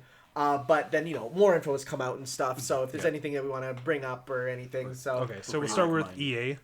EA. Only notable thing: Star Wars Jedi Fallen Order. yeah. Looks Uncharted-like, which I'm down for. Uncharted was the first thing that came to mind when I watched Yeah. the whole thing, which is like that mixed with Force Dark powers and Souls. stuff. There's some Dark Souls combat in there too. I liked the Sekiro parry you can Yeah. do with a lot of enemies. That was neat. Yeah. So I'm hoping it's good, but it's EA, so Who knows? So they're like no microtransactions. We're good And that for makes it once. They feel say surprise and mechanics. no surprise mechanic. But that makes me think like, okay, so then what's it gonna be? Then? Yeah, it's like- what's the catch? it makes me feel like there's. Is it something gonna else. ship on half a disc and you have to buy 2 of them and fuse them together? Is it gonna be like? Is it gonna require you to then buy the second half of the? What's it gonna be? It's gotta be something. Okay, then EA's done unless there's Nope. That's it. Okay. That's all. Microsoft Project Scarlet, the console, That was the new pretty console. insane. I'm Yeah. gonna need to Yeah, see. all those faces we saw. Yeah, I'm gonna need to crazy. see Yeah. what it's gonna be because right now it's a concept. The way they talked about it made me think this is still on paper. Like they haven't done too Yeah. much with it yet. The way they Probably talked just about the drawings on a piece of paper. I don't know, like the way they were like, oh, there's no loading screens. Like when you walk into the elevator and you're waiting for the game to load. And it's Yeah. there's none of that. And it's like that's game dependent. You can't just say I that. have good faith in saying that it already exists in the hands of certain developers. Oh, I'm sure. Oh. I am in good faith to say that. That's all I'm gonna say. Interesting, okay. That and the PS5 have definitely made their ways to, Oh, for sure. to the developers Like, to be worked on. next E3 now, mind is you, probably- retail copy, absolutely, that doesn't exist yet. Yeah. Dev copies though with probably lockdown specs. I have good faith saying that they're going right now. Okay. But yeah, like the next generation consoles probably be shown next year. That's why Sony wasn't here, probably because they're gearing up Because for. they have nothing. I believe it. They have Crash Team Racing. It's out. Now what? What? There's actually not much for Sony. No, there's DLC? not. They're really, There's DLC. yeah. They're really just. They have nothing right now. hunkering down for PS5. Okay. If it wasn't for third parties, they would literally have no games. They're doing all these flash sales that are going to be going through the rest of the year. They said Wow. And well, the good news is if you buy any PS4 flash sale games, you'll be able to put them onto the PS5. that's so the best part. yeah, Cool. Yeah. Gears 5 weirdness with them going into the stage. Going into the wrestler pit. That was weird. That was strange. I don't. They really Apparently, there was a live stream that happened then concurrently of them playing down there, but like that's still very strange. It I doesn't. didn't know where it was going, and it told me nothing of the game. Yeah, But and it's it was out in like cool. 2 months. Yeah. 3 months. It's weird. Elden Ring. Holy. looks George I'm Martin, already sold. back at it again. like with the imagery and all that, and like. And I like how they pretty much confirmed in interviews. Yeah, it's Dark Souls gameplay again. Like big, Like, don't But it looks don't different. fix what isn't broken. big, right? but Yeah. bigger open world, horses, but Dark Souls combat. So, because I did hear people were like, "Yes, Sekiro has some cool stuff, but once you play the game once, you have the experience. Yeah. There's no levels. There's no turning yourself different ways. It's like you have the single experience going through." It's just that. Yeah. So yeah, I've heard like this is probably a better way to go back. Flight Simulator. Why did you write game of the show? It's game of the show. Fantasy Star Slow 2 down. is right there. All right, Cyberpunk's 2077.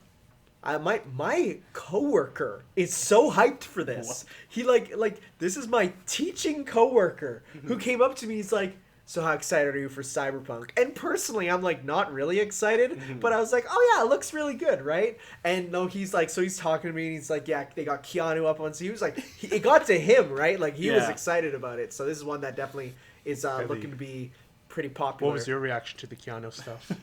You're breathtaking. I That was hated No, that's I, not- that's not I it. hated whole- that. Oh. Okay, Loved it. so Fine.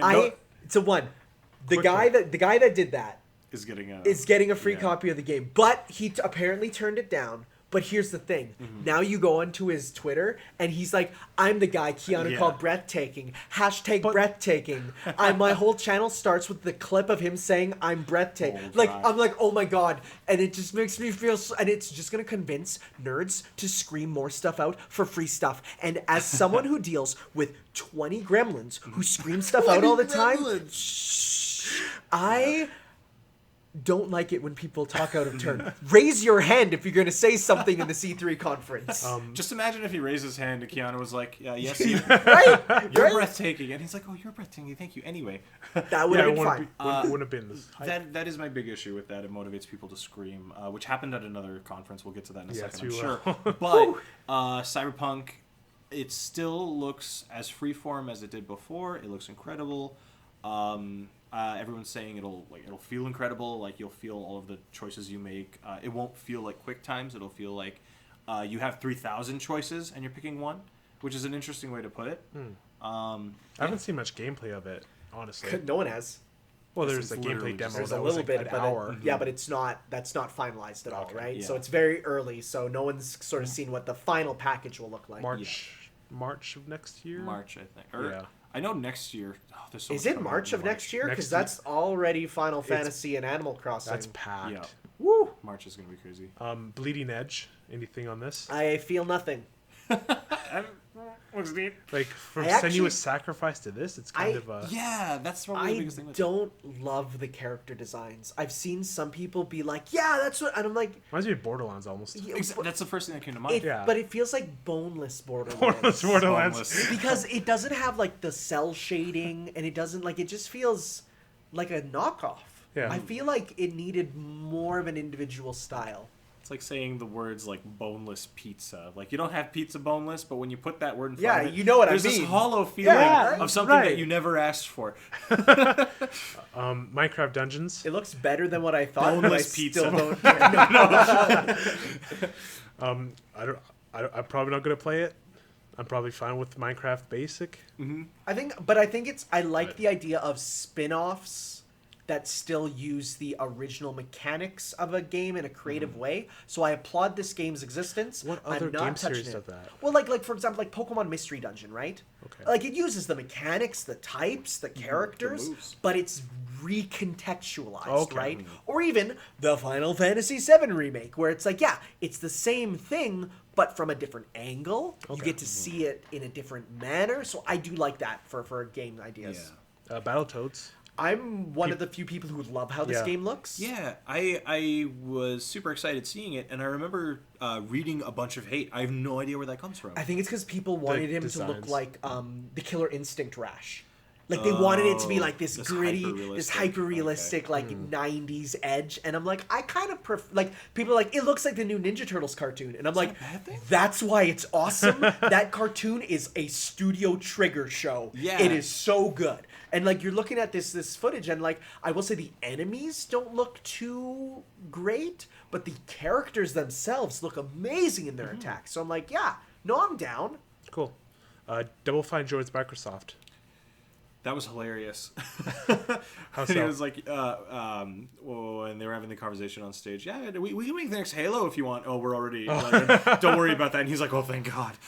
Oh yeah. So at first I was kind of sad about this because I'm like, oh man, that means no more Double Fine games on like other platforms.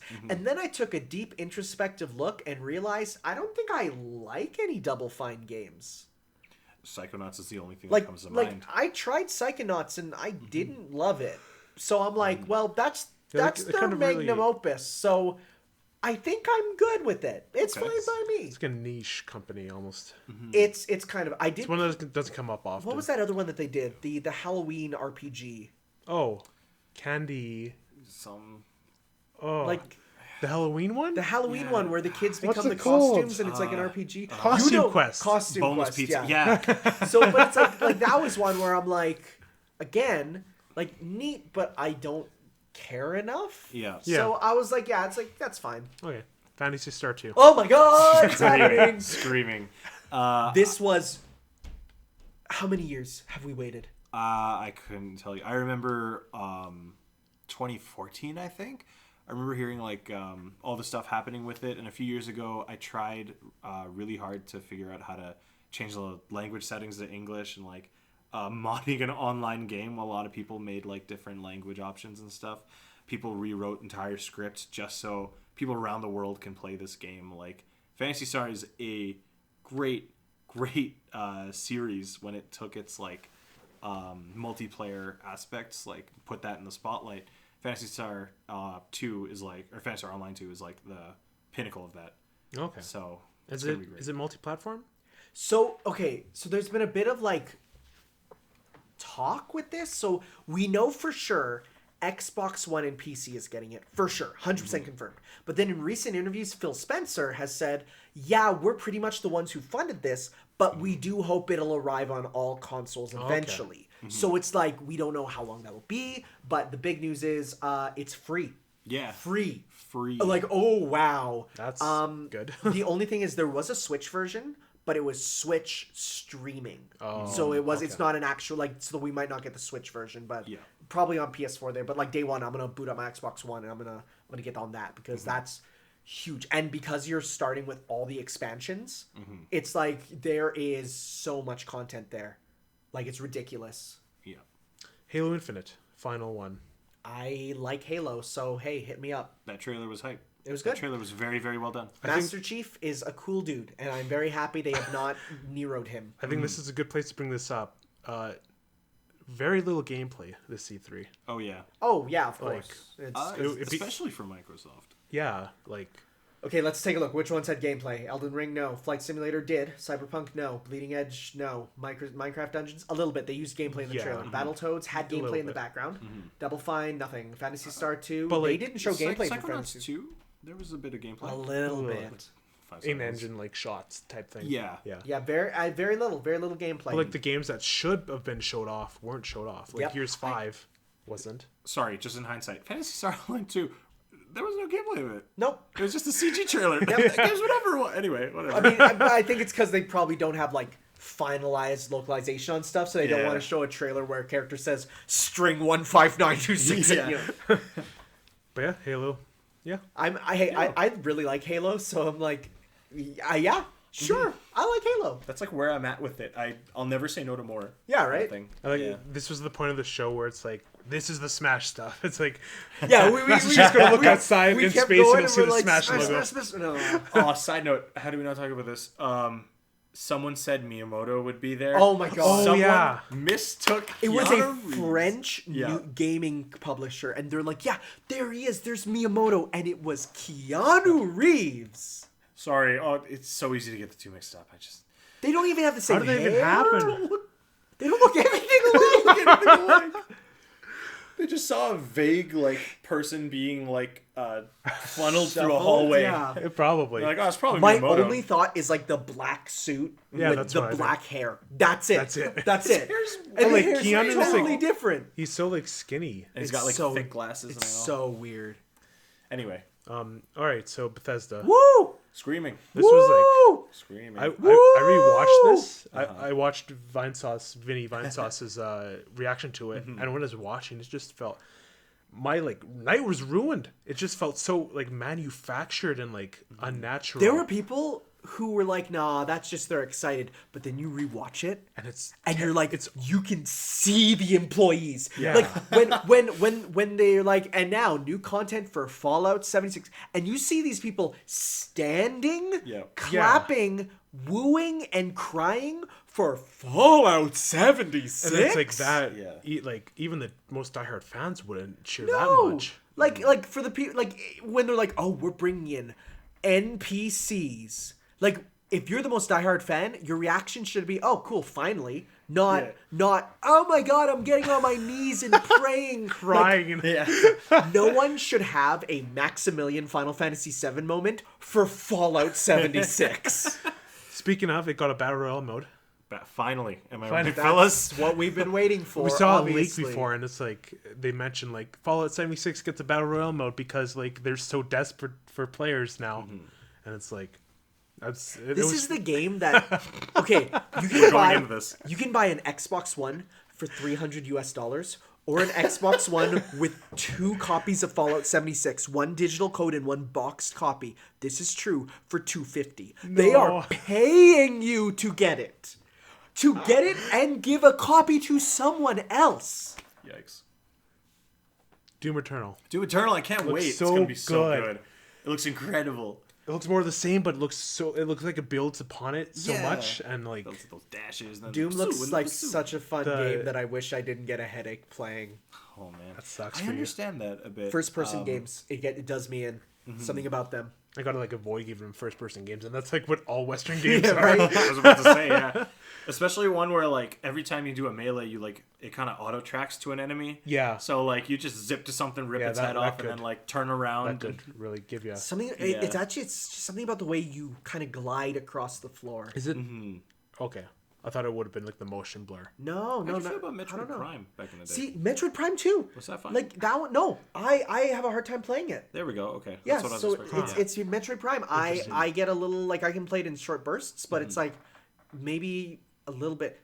I think though I was able to play 2 on the GameCube fine, but then the collection on Wii I have trouble with. It's Interesting. very strange. I don't know.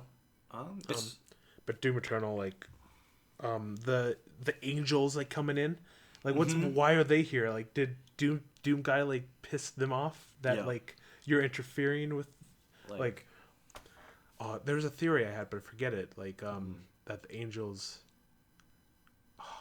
it was some sort of funny thing okay. that like, they're coming in. And Doom guy's like, no, screw off. This I'll is my take care. job. I'll take care of this myself. And then he just like the whole thing was like, this is not your war anymore. And it's like, just let us do it. And then Doom guy's like, no. I can absolutely see that happening, and that's Yeah. hilarious. That's the kind of stuff I'd want more of. Have you played the old Doom games? Absolutely. Were there angels in the old ones?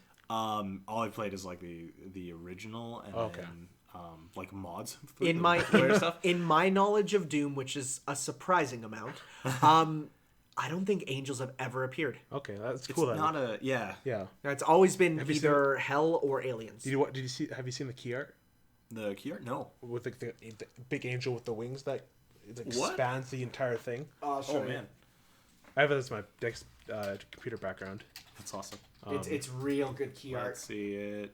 We're looking it up now. Right. Oh, that's not. Oh that. dang, on the left. That's On the it left there, there. but here we Oh, go. there it is. Hot dang. Yeah, the like angel that's in the middle there? real good That's looking, gorgeous. right? And it almost provides a really interesting parallel to like the original box art, which was very unsymmetrical. You know, very going for chaos. Where you see the angels, they yeah. are they're symmetrical. They're a symbol of order in the middle. So you get that and even the hell around them, very asymmetrical, very chaotic. Where you see that again, The angels are order, symmetry, where then you have the demons, which are chaos.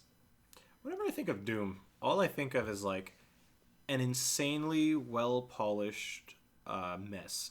Like everything looks incredible, everything feels incredible. It has the buildings for an amazing narrative, or you can just like punch the screen someone's talking to you in and walk away. Yeah. And but if you want that lore, it's there. yeah, it's a right? game that gives you such amazing options for like your like choice, how you handle a fight, how you handle the story, how you handle taking everything in, exploring. It's such a strange first-person shooter. Yeah, but it's like that's what makes it so unique and Exactly. like fun. Like it's all things you take like that would seem bad in a first-person shooter, and it makes it work. That's its strengths.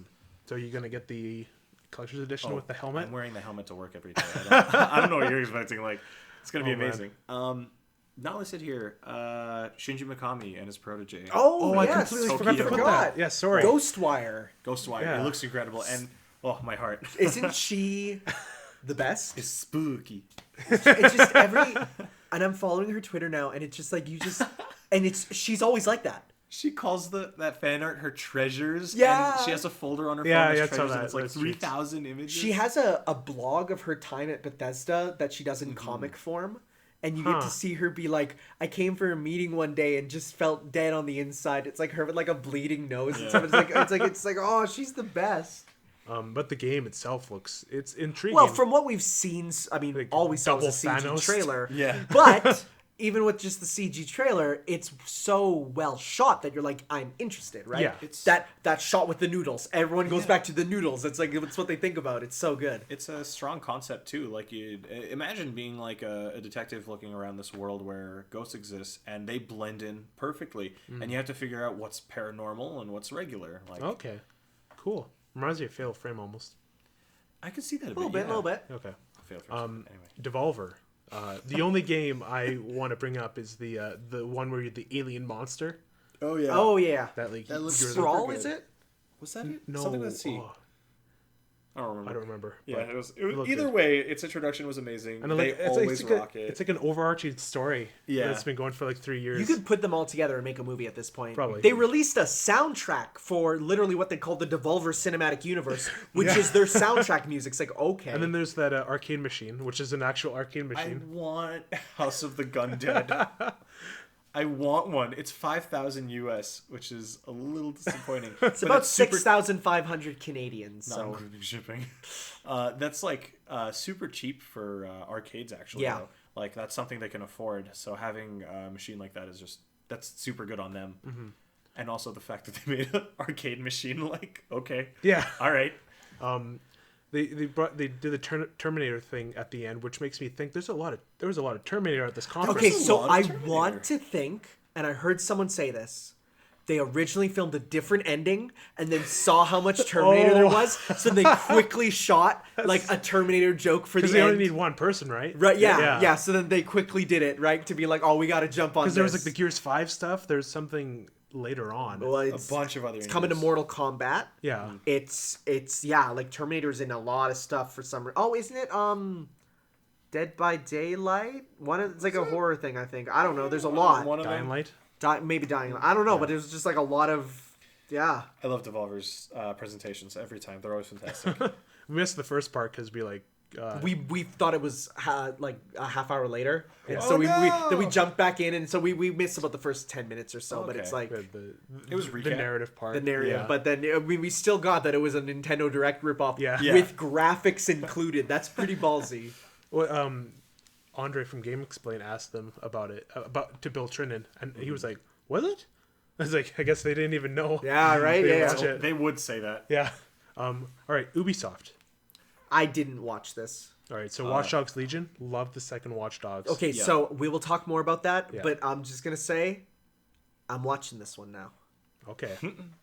You play as anyone. That's like a huge achievement. I don't know how they're gonna pull it off. Yeah, they said the way narratives are going to work is like everyone has their own story arc, and it's dependent on other characters you meet. So if you meet one character and if you play as character A and you meet character B, and then character C is one you passed by, character B might miss a bit of their story arc, Okay. which is really interesting.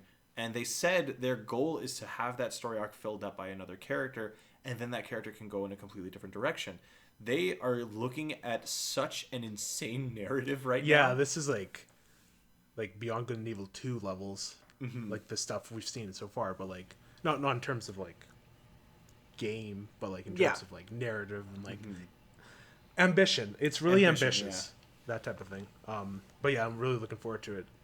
Gods and Monsters, we didn't see much of it, but it looks interesting.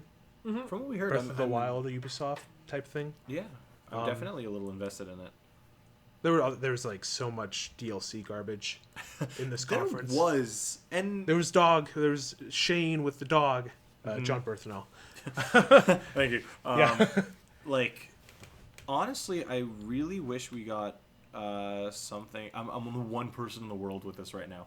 I wish we got a little bit more Starlink's DLC. Really? Because they said they're going to add the rest of the Star Fox team, and we're never getting a new Star Fox, so I'm excited for more Star Fox. The game, I didn't hate it, so... Yeah, like some people liked it, some people didn't. Yeah, and they said the DLC is going to be really expansive. They talked a bit about it a few months prior, but like nothing, and it's supposed to come out in September. So. Yeah. And they've also scrapped the toy to life element. It's pretty much now just like, like it's like you can use them still, but now the new stuff, it's like, well, no, you just get them in the game. Yeah.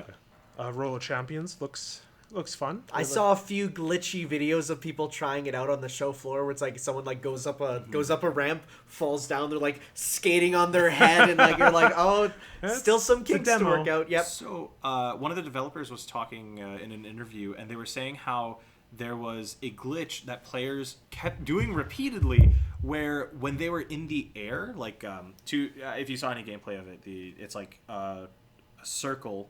Like, you move in a circle, but it's one big half pipe. Yeah. So, two people on the same team would skate off, and then in the middle of a jump would pass the ball, like, across the way to another person, and then they would immediately pass it back. And you're apparently not supposed to be able to do that. And the devs were like, this is such a neat tech people are making out of this. We didn't think of this.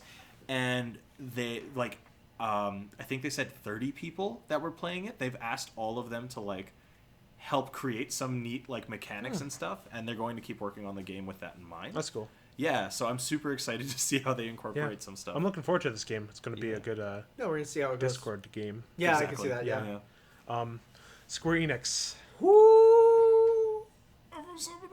So, okay.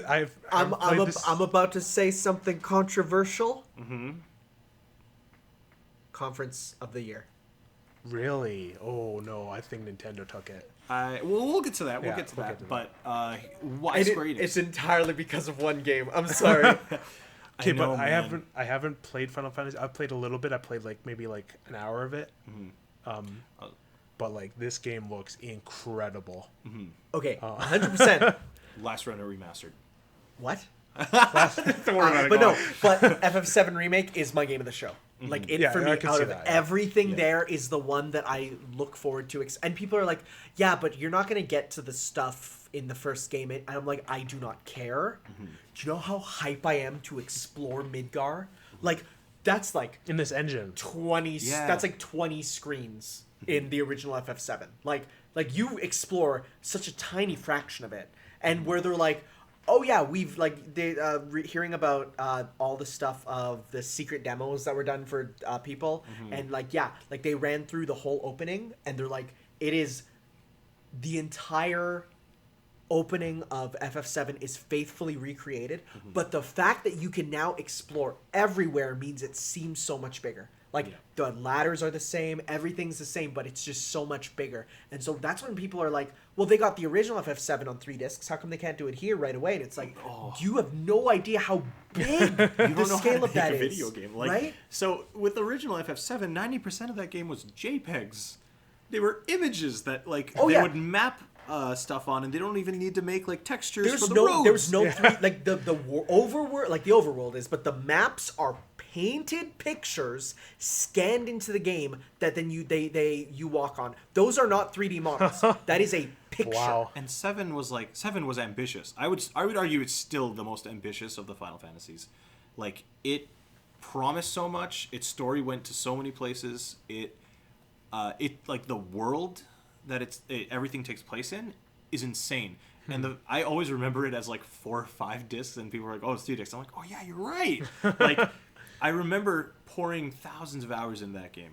And It's huge. This sounds crazy, but like I've only seen Midgar stuff. And like up until recently, I thought the entire game took place in Midgar. you'd think so. Yeah, you'd think so, That's but like the Midgar first is disc. like 10%. Not even. It's like 5%. Yeah. Like you're there at the beginning, and then there's one point later on, and that's about it. There's so much. It's crazy more how out of it. popular this game is, but how little of it I've seen. Yeah. Yeah. That, in a way, that's a good thing. Keep it that way. Yeah. No, I'm planning to. There's a lot of neat surprises in that game. So Tifa. Perfect. I love her. Just like, okay, people complaining are crazy. Her design is perfect. It is And awesome. the small changes are for the better. Yeah, absolutely. Like, I love it, right? I mean, and people who are like, well, her design is less sexy. Do they not see the fact that she is rocking a sports bra and thigh highs? I cannot think of a like Discord notification. Discord is that's beat messaging me like you saying something, but like people are crazy if they think that she's not as attractive as she was in the original. Like that's insane. The moment when the crowd erupted when she first showed up, that's like a E3 moment for this year, I think. Do you know what an E3 moment was for me?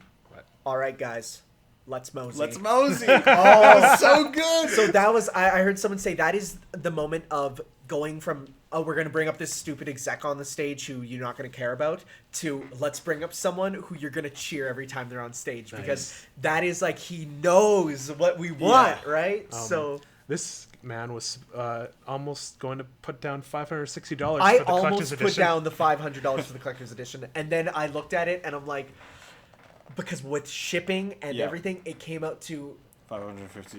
no more than that. Oh. It ended up I think around 700, and That's- that's where I was like, Oh. that's where I draw the line. I definitely paid 550. I bought it. Oh, you bought I it? bought it. I'm a monster. I was- Oh, man. I split it with my girlfriend because it's her favorite game. Yeah, of all I was time. gonna say Okay. Taylor Yeah, loves it. she saw Tifa and cried. Tifa's one of her favorite characters of all time, and she's someone who's not all that invested in video games normally. Like if someone, I'm sure you know about one of the like insane moments in Final Fantasy VII. That's like famous for. Oh, absolutely, I know, yeah. yeah. When that happened, she left.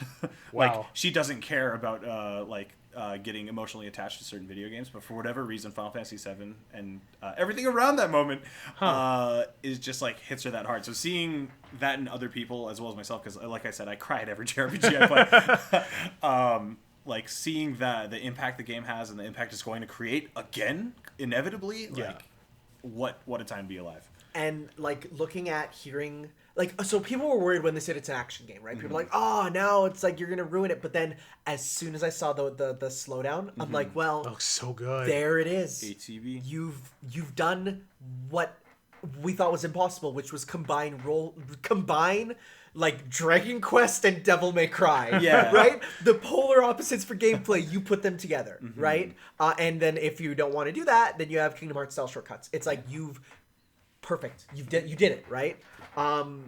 Just everything, it's looking to be amazing. March 6th. I'm so excited. Coming out. This probably means nothing to you, but the entire cast is completely different. Yes. I think it's all great changes so far. I mean, like, I love the original cast. Cloud's voice actor came out with a Twitter video, and he was just saying, like, hey, I'm so happy for this new cast. I'm so excited. I've been the voice of Cloud for, like, 15 years, and it's nice to see someone take up the mantle. And all I heard was Cloud, and it felt like a weird goodbye for me. But did you hear the weird thing that they said after? They said, oh, this cast is just for the remake. If we're going to do any, like, Dissidia games, we'll probably end up using the original cast. That's super interesting. And so they said that they really wanted it to be kind of a fresh take. So I think they're trying to separate 7 from 7 remake, right? Okay. So that in the can dig future it. they can do like, keep them separate. The Cloud that's in Smash Bros is very clearly the original and not remake, right? Yeah. And so you'll see a bit of that where they're going to probably divulge as time goes on. And I mean, we're already starting to see that where there's elements that are new to the story in the remake, right? Yeah. You have those ghosty dudes that I have some ideas on. Yeah. But they're like, what could they be, right? It's so surreal because we're seeing like a almost over 20-year story kind of finally come to a close, because one of the things that they set off with Final Fantasy VII back when it came out was they wanted to take a Final Fantasy and they wanted to expand on it into other medias. So they announced a collection for Final Fantasy VII where they had a bunch of ideas where there was an anime, like an OVA that came out for it. There was... Just keep going. Just keep going. Well, goodbye. Hey guys, what's up? It's the new host. Anyway, there was an anime. There was a PSP game that was kind of an action game. There was a movie. There was a manga. Nope. What is that? This is On the Way to a Smile, the official sequel to Final Fantasy VII, set before Advent Children and everything. This finally came out in English. Dope. Did you know that? I did not. I have not read it yet, but it's like, yeah, like this is like they're like there was Like, a lot. There was a novel, and they're all like tied in a way. So there's like they're called After Crisis, Before Crisis, Crisis Core, ABC, and then Dirge of Cerberus, D. Like they're all like fused together in that neat way. And for whatever reason, probably because Seven has the strangest but like largest world. They picked Seven for the movies, for the extra games, for the different styles. Like Dirge of Cerberus was a shooter. They really tried to do anything they could with Seven, just for the sake of trying new genres and seeing what could work for the Final Fantasy games. And by the way, it was a shooter, not starring the guy with a gun for an arm. Okay. I know, right? I just want to show you, because so you've seen a Barrett in the original, right? Yeah. Like his blocky form. You've seen how he looks like in the remake. Do you want to know what he looked like in Advent Children, the movie? Do I? What? Bit different, right? A little bit. Bit different. I'm very happy they went back and made him look a little bit more faithful. It's just one of those things. Well, the multimedia thing with like the Final Fantasy is what I watched the 15 movie Kingsglaive. Yeah. That was the first thing I experienced with Final Fantasy 15, and when it ended, I'm like, I want to know.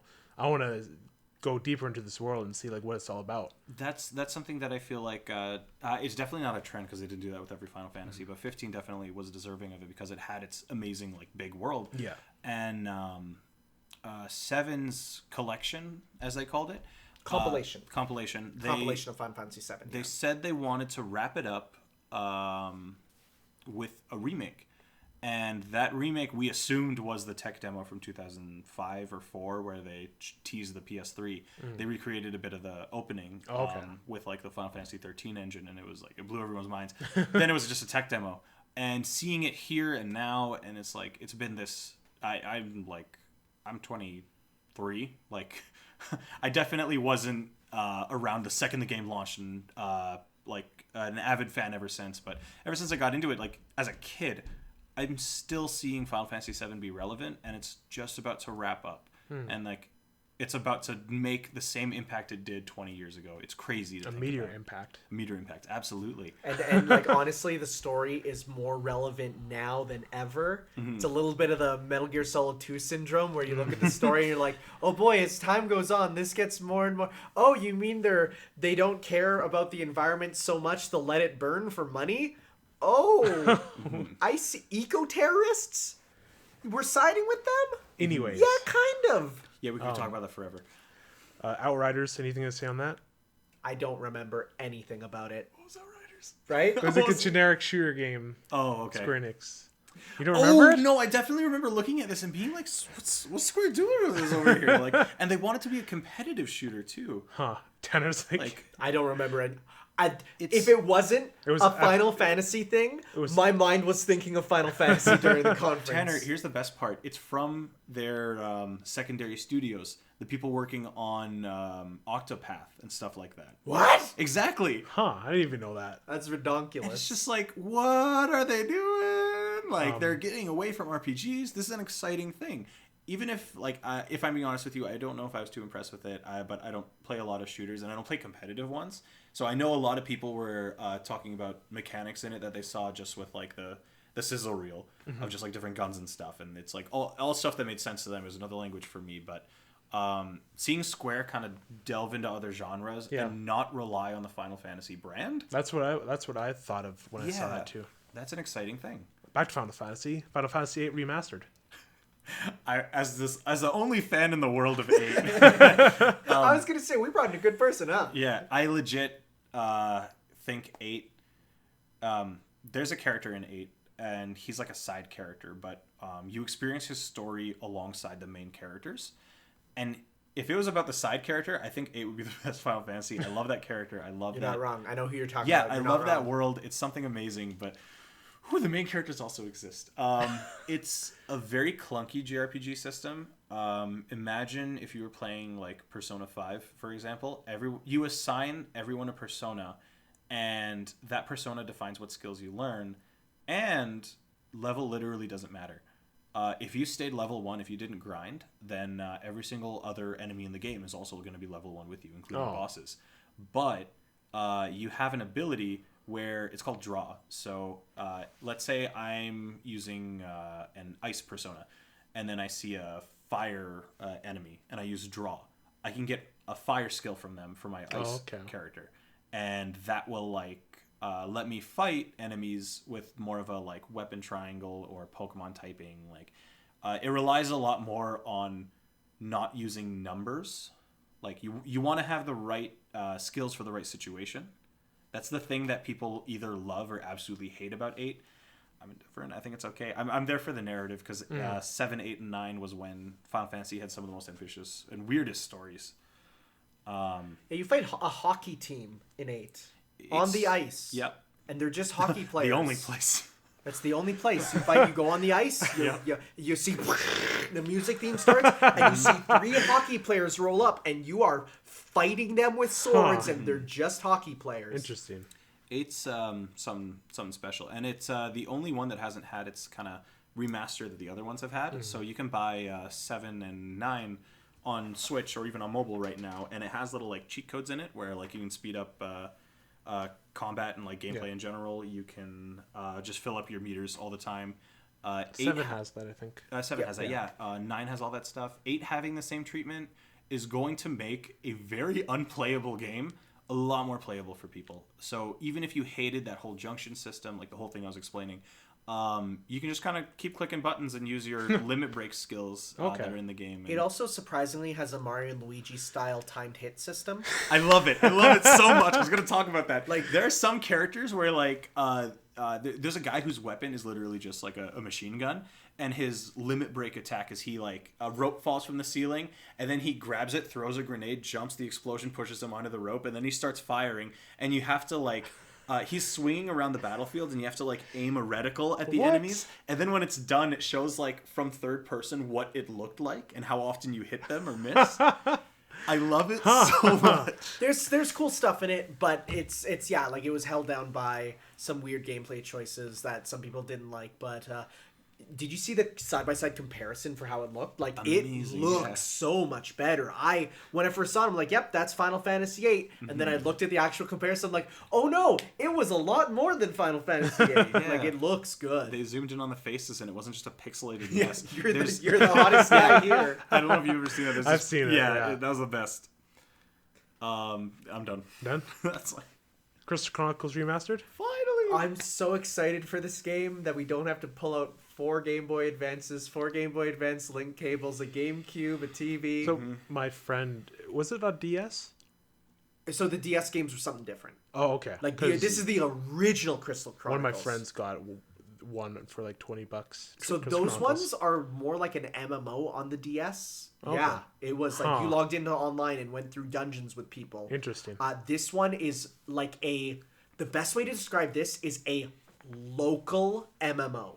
As in, like, you all have to pick the same town to go to, but then you can all go off in your separate ways, get your items and stuff, manage your inventory on your second screen yourself, and then you can, come back together and you go through a dungeon together. And this is a deal breaker for some people, and some people don't know this, and I didn't know this, but when you're playing in single player, it's mitigated. The game has a system where, like, you're traveling through dungeons, and the combat is, like, sort of just regular, like, action-based combat, but the entire world is covered in poisonous air. You have a small crystal that one person has to carry around. So meaning one person has to be the crystal carrier. So you have to take turns with like, whose turn is it to just be the one to make our field of not dying.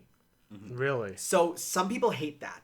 But it ends up being, in my eyes, kind of interesting because then you have to sort of decide, okay, who of our party members is the best suited for this? Who can we put behind to be like, just to avoid and do that stuff? And it leads to an interesting gameplay system. In single player, you have a Moogle carrying it around for you, so there's no problem because there's no way to actually do it on your own. But it's that could break it for some people. And apparently, this is one of those games where it can ruin friendships. Oh yeah. So it's that one could be. It could either rock or suck, but I love this game. It was my first teen-rated video game I ever owned. So it was like big news for me who was only allowed E-rated games as a kid. That's fair.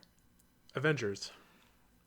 So okay, both of you just like stare at me. Because we've said our opinions already once, okay. So it's like I'm like, what are you? I'm not like insanely hyped about it. I don't think it's as a revolutionary as people have been like advertising it as. I'm looking at it almost like I would a fun beat 'em up with friends. Because the way they say it's multiplayer, the way they say it's like very action heavy. I'm looking at this like I could play like a loose Devil May Cry with friends, like something where in the middle of a mission I'll pick I'll be Captain, you be Iron Man, and then like I'll kind of like run through the entrance, and then you can fly around and we can like pincer attack him, and then hey, show up as Hulk. Oh, you're there the whole time. Like it can lead to some real wacky, neat stuff depending on how intricate they can make these. It can feel like Monster Hunter, where everyone has like a dedicated role, and these enemies are the monster. Where like specifically World, because in World it's so much more than a boss fight. It's like manipulating the stuff around you to take down the enemy. So if each character feels really, really unique and has their own abilities. If they can really fixate on that and make this world something that every character can do something different in. Like, I never want to be in a situation where I'm running along that bridge and then it falls apart and I'm Captain America on my motorbike. And then it's like, oh, if you were Iron Man, you could have flew over it, but you chose the wrong thing. Like, I never want to be in a situation like that. Okay. I want to be able to pick any character I want and do anything I want. And still help the party, I guess. That's what I'm trying to say. This game would have probably benefited from gameplay to so make people were saying, and I've heard again from insider sources that the footage that looked like gameplay in that trailer was HUD-less gameplay. Oh, okay. There was some of it. Yeah, I've heard, and this is from trusted insider sources that I know. So I've heard that yes, that was gameplay. No, there was no HUD on it. But there were a few snippets that were absolutely in engine. Now, mind you, were they gameplay that people were kind of actively playing? Like, were they? No, it was just them moving, right? Yeah. But that was actual gameplay in there. But it's like, again, without combat and anything, it's like you don't know what that means. Absolutely. But yeah, so that's... I find it interesting that they're going to add more characters, and it's going to be like almost a service game? It's a service. It's absolutely a service game. I remember reading it was a service It's a service game, That's interesting. We'll see how that goes. That's coming out May 15th of next year. So next year's going to be so busy. It's a busy year. Lots of games. It has the potential to be like another 2017 for me, at least. 2017 was like an amazing year in games for me. Ready to talk about the Big N?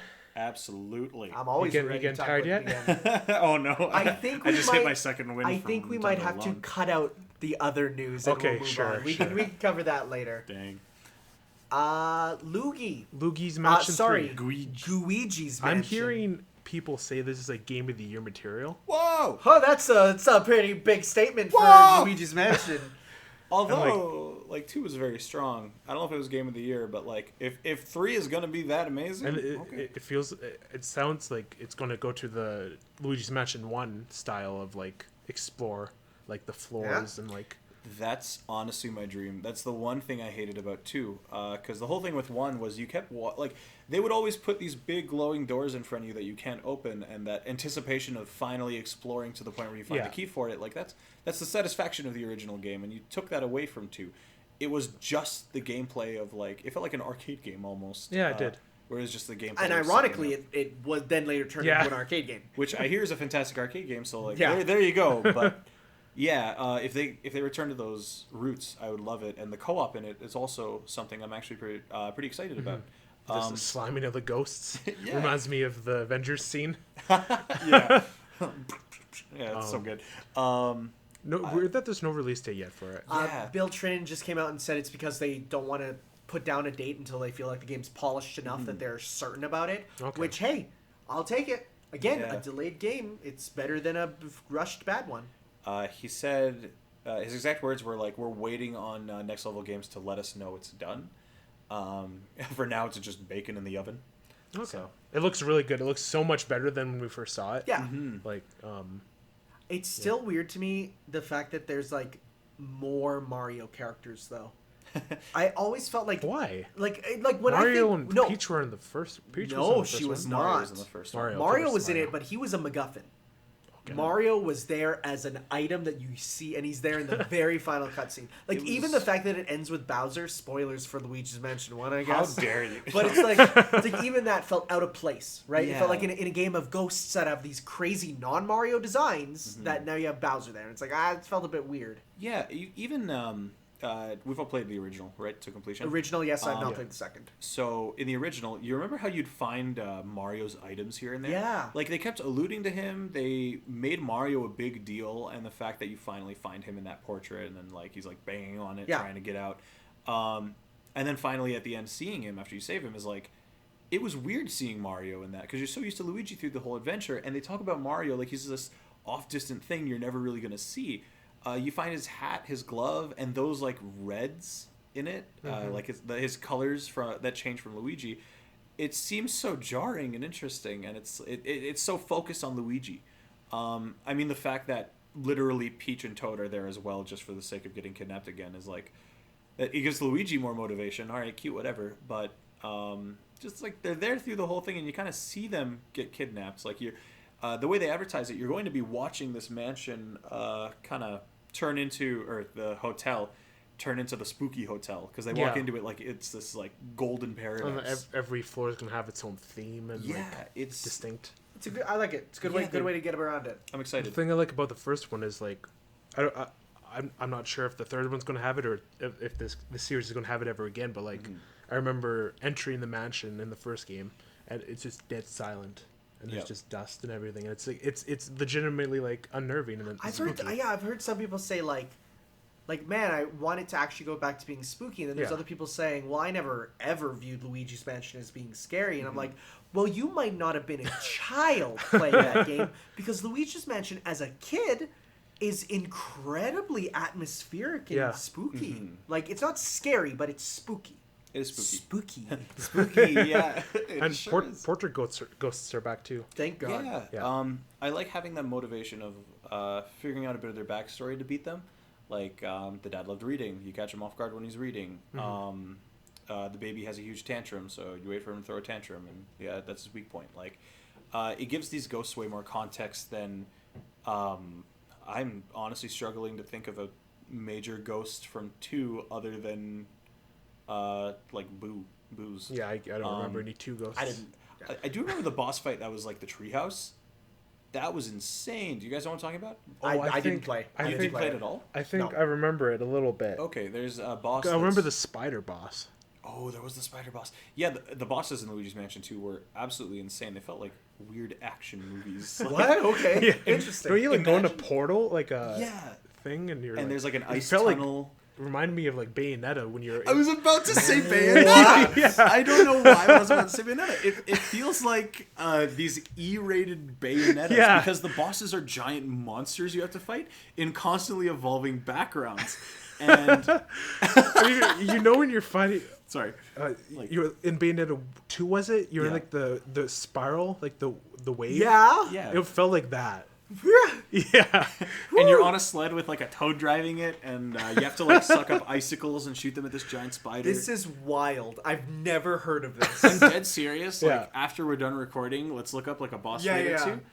It's crazy, and they promise that the bosses in this are going to be crazier on top of Portrait Ghosts. Good. So having the Well, cool, I'm in. That's it. having Bayonetta, Luigi bosses on top of Luigi's Mansion 1 Portrait Ghosts and mechanics, Guiji as a whole, this game looks like it it's gonna be sounds like amazing. it's You know what gonna it be, just means it's going to end with, right? Luigi's got to kill God in the end. Fly me to the moon. Moving on. Dark Crystal video game. Anything to say on this? I was so confused Me with that too. trailer. Yeah. Well, when they said Netflix, I'm like, oh, cool, we're getting it. And then it's Yeah. like Netflix games. I'm like, no, never mind.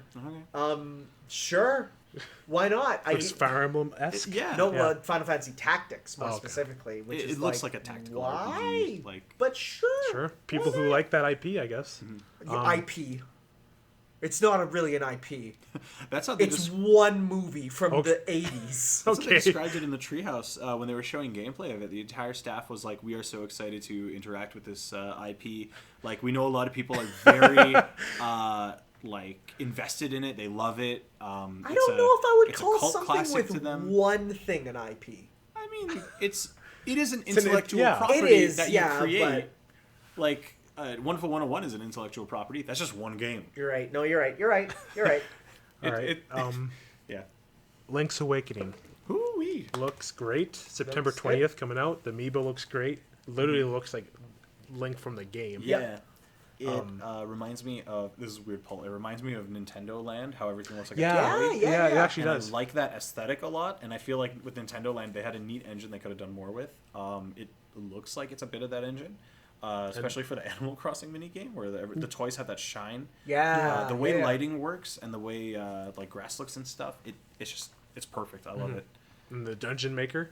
The Dungeon Maker seems super cool, Yeah. and you can get extra items from it.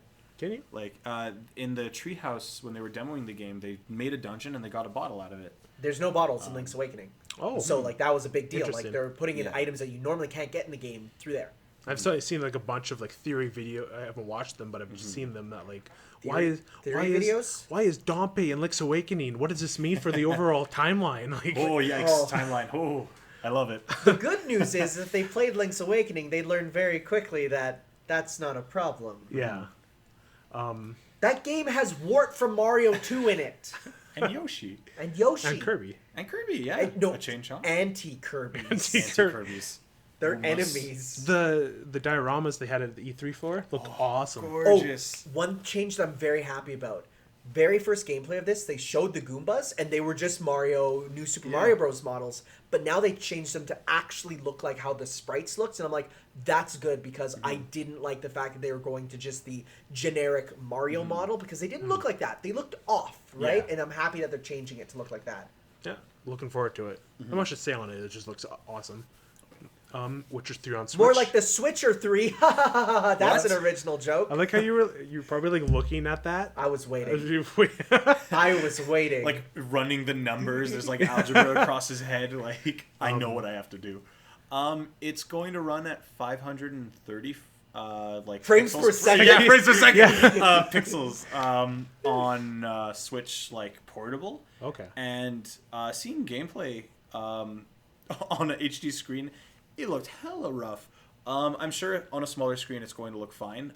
They said the game will actually run very well, which is something I'm very excited about, because open world games on the Switch have been a bit of a concern. Breath of the Wild, like, I mean, from the ground up, is made for Wii U, but like they had a lot of time to adapt for the Switch.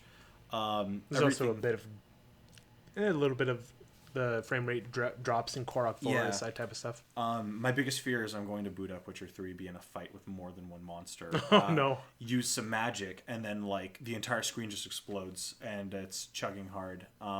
It's not something that really impedes like my enjoyment of a game. It's not something I actively look at all the time, but if it does cause like any graphical issues or huge slowdown, it'd be a bit of a disappointment. I just can't believe that they're putting all the DLC That's what I was about to say. on the cartridge. That is, in a world where like they put the Doom multiplayer as a separate download, even though the game's not that big compared to it, like for them to put all of it on the cartridge, it's like, is this game gonna be like $10 extra?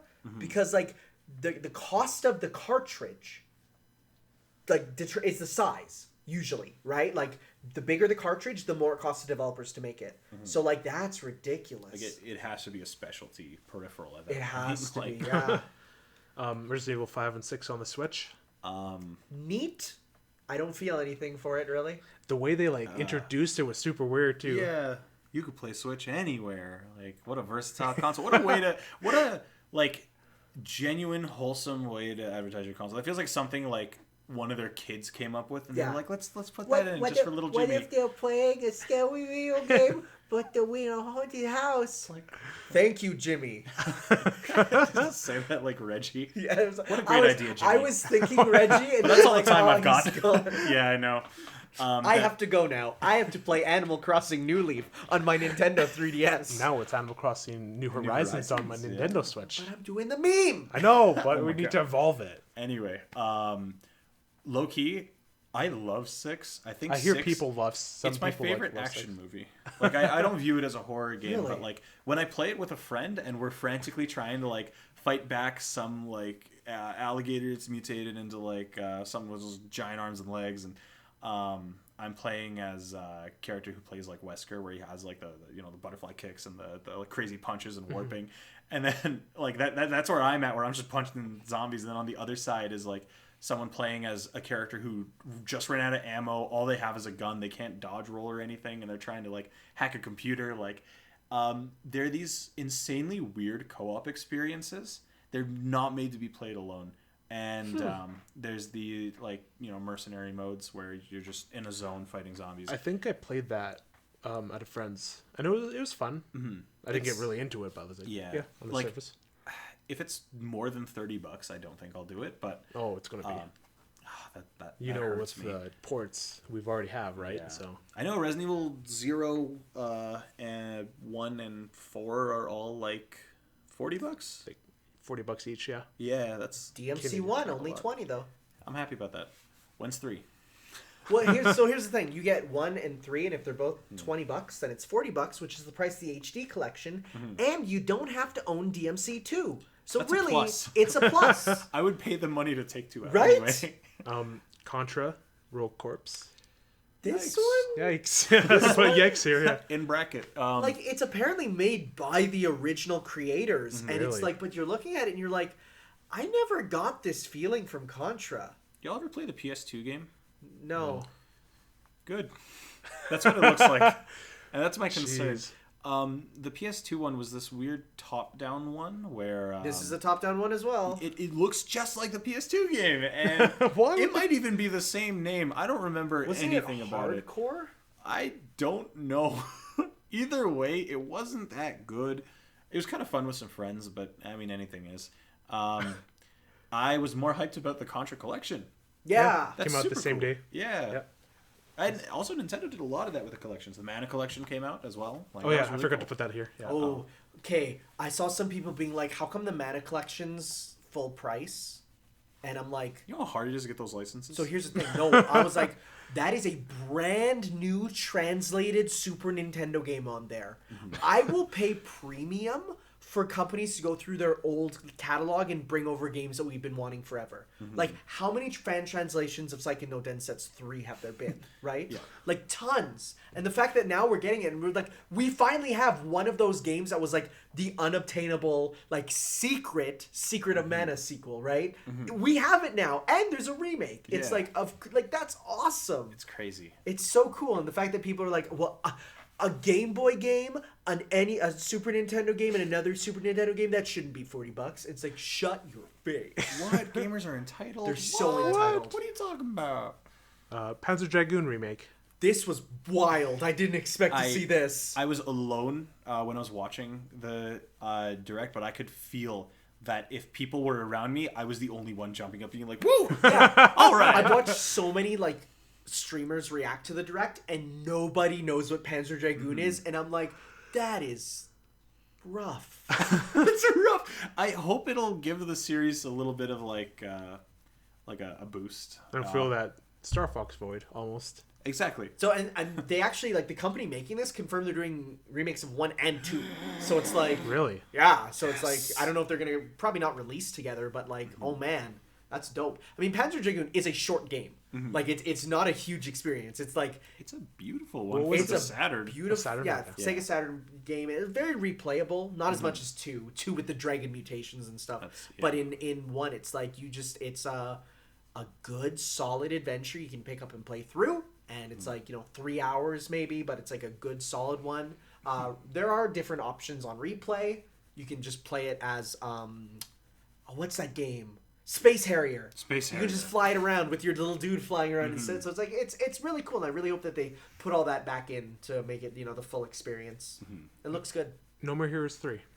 Ooh, Finally happened. Didn't expect to see it honestly, and I here it wasn't. was. I wasn't expecting to see it this soon. Yeah, 'cause, right? Travis Strikes Back recently came out, I would say. Yep. January. It just hit other consoles too. And it was only after that where Suda51 came out and was like, No More Heroes 3, we're working on it.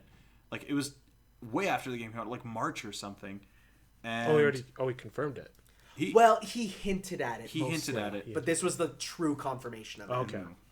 Yeah, We I need haven't to played a No More Heroes game before. we so. need to see the actual gameplay and stuff because they put the fake gameplay in the trailer. Yeah. So, but I want to see, and I guess I have to play through. Travis Strikes Back to figure out why he gets a armor that he says Henshin when he does it, not Henshin, Henshin. Which at first I was like, they're not pronouncing it right, and then I realized, wait, isn't that more accurate? To be a weeb mispronouncing a Japanese word because he thinks it's cool? Yeah. Huh. It was real cute. Just a passing through assassin. Like, that's... There were really cute nods to pop culture and, like, older No More Heroes stuff, too. I just want wait. them to... What? Are the Empire striking back or something? I hate that line, but I love it at the same time.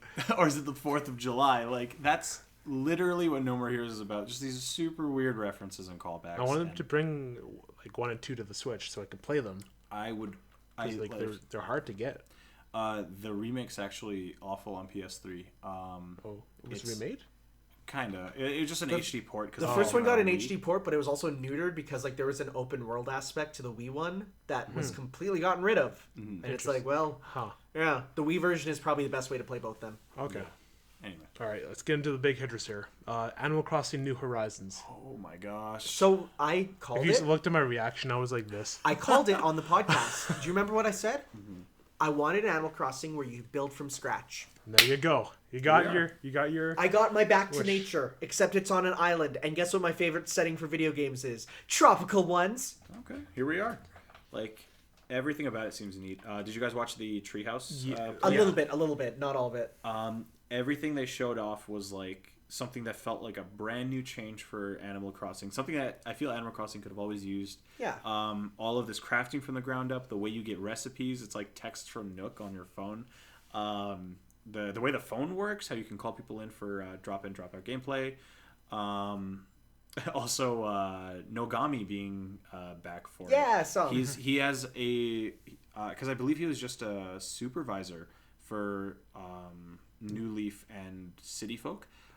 He's back on as director this time. Okay, cool. nice. And during the treehouse, just a side thing, his character had the shades and lab coat. I saw that. Yeah. And then he opened his pocket, and they're like, "What are you doing with the squid in your pocket?" And he pulled it out, did the whole like bum bum, like showed it to the screen, and he's like, "I always keep it with me for good luck." That's cute. I love Nogami. Yeah, he's the best.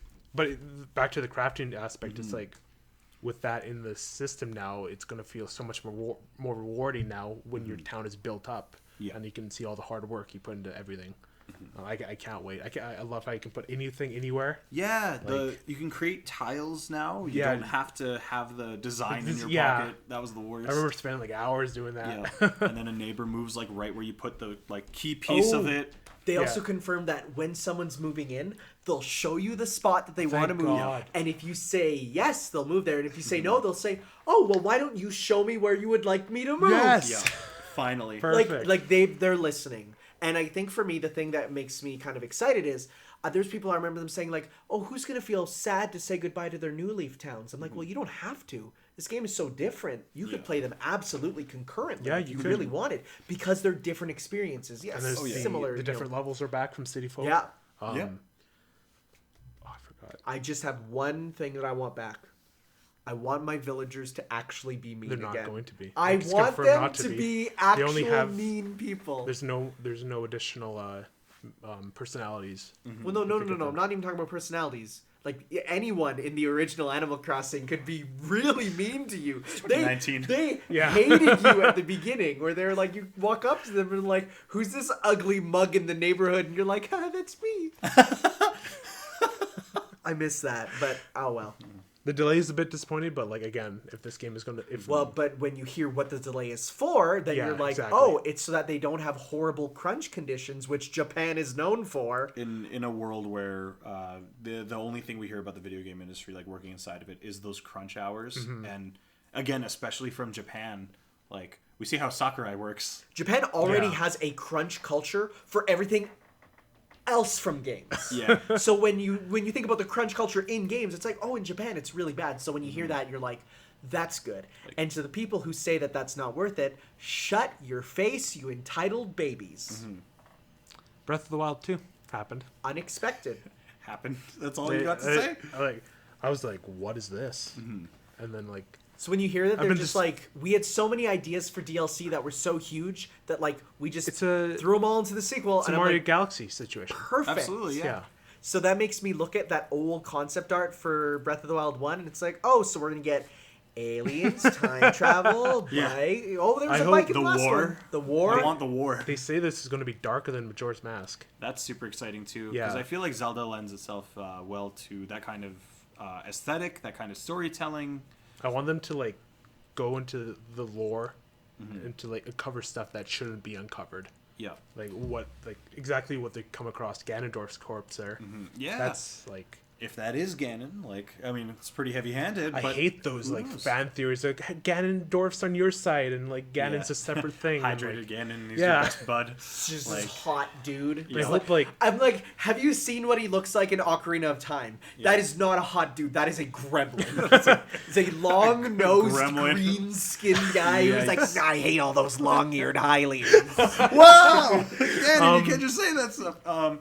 have you I'm gonna heard, become a pig. have you heard like the reverse song and then like it's flipped and like I- it sounds eerily like Fi like all Yeah. at points? Oh no, I heard the one where they reversed it, flipped it, isolated it, and it was the Zelda 1 Game Over theme. Yeah, that's what I heard too. Yeah, I heard all of this stuff, and I was just like, I love this. Ever since Skyward Sword. Yeah, where they're like, we're gonna reverse it, no one's gonna, and they're like, oh, we picked that up immediately. And they're like, well, we gotta go deeper now. Yeah, I love it. And people are translating the Hylian. Yeah, and it I says was Seal Ganon. Yeah. I was like, please God. I'm like, what? the What? hell? Yeah. Yeah, Yeah. it said I didn't please hear about God. that one. It says a lot of wacky stuff.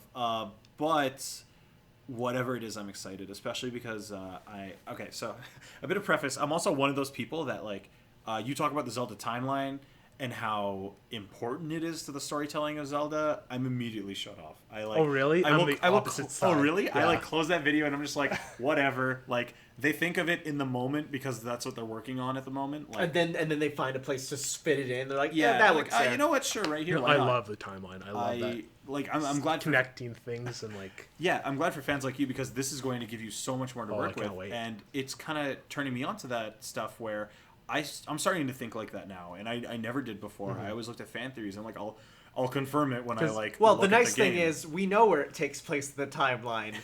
Breath of the Wild was the end. Yeah. This is the end plus one. So Exactly. we know where it is. and you had all these hints in the original Breath of the Wild, which I like. I'm the kind of person where I view them as what's the word I'm looking for? Callbacks. Like the whole Lon Wrench thing. there's like Skyward Sword, like Yeah. ruins and like Twilight Princess stuff.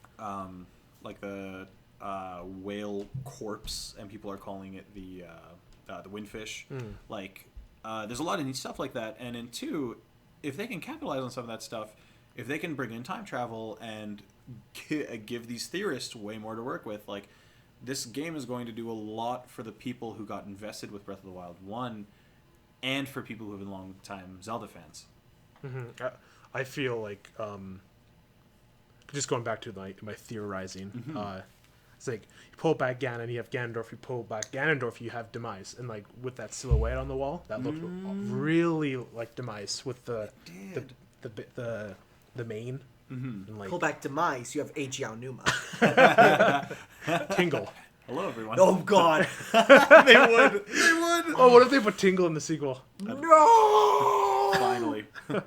But yeah, I refunded Cadence of Hyrule when I saw Tingle. I saw him there and I said I wanted the perfect Zelda experience, And now I and want you my money ruined back. it. Yikes. but this game's far off. That was a joke yeah. I didn't But, actually.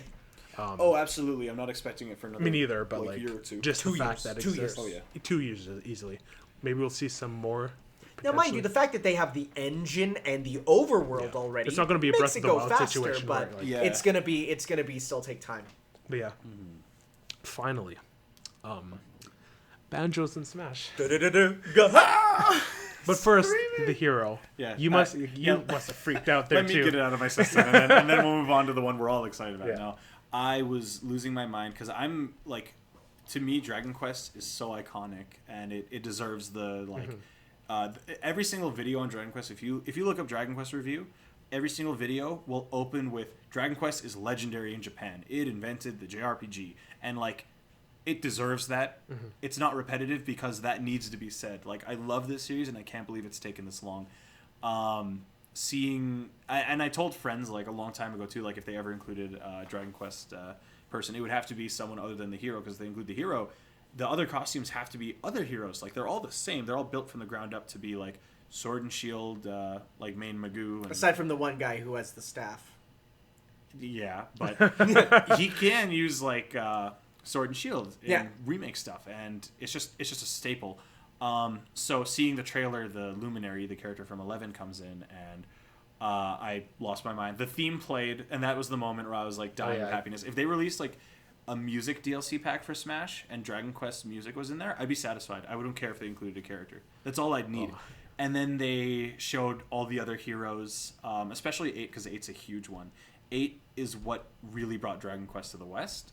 It's the first game that actually had the name Dragon Quest in the West. Yeah. We always had Dragon Warrior, and it had to be rebranded because copyright stuff. But 4 is my personal favorite. So seeing Solo, the protagonist. Really, of 4 is your favorite? I like it because it's kind of started it's a trend I like in games where every character has their own story, and then accumulates all of them forming a party together.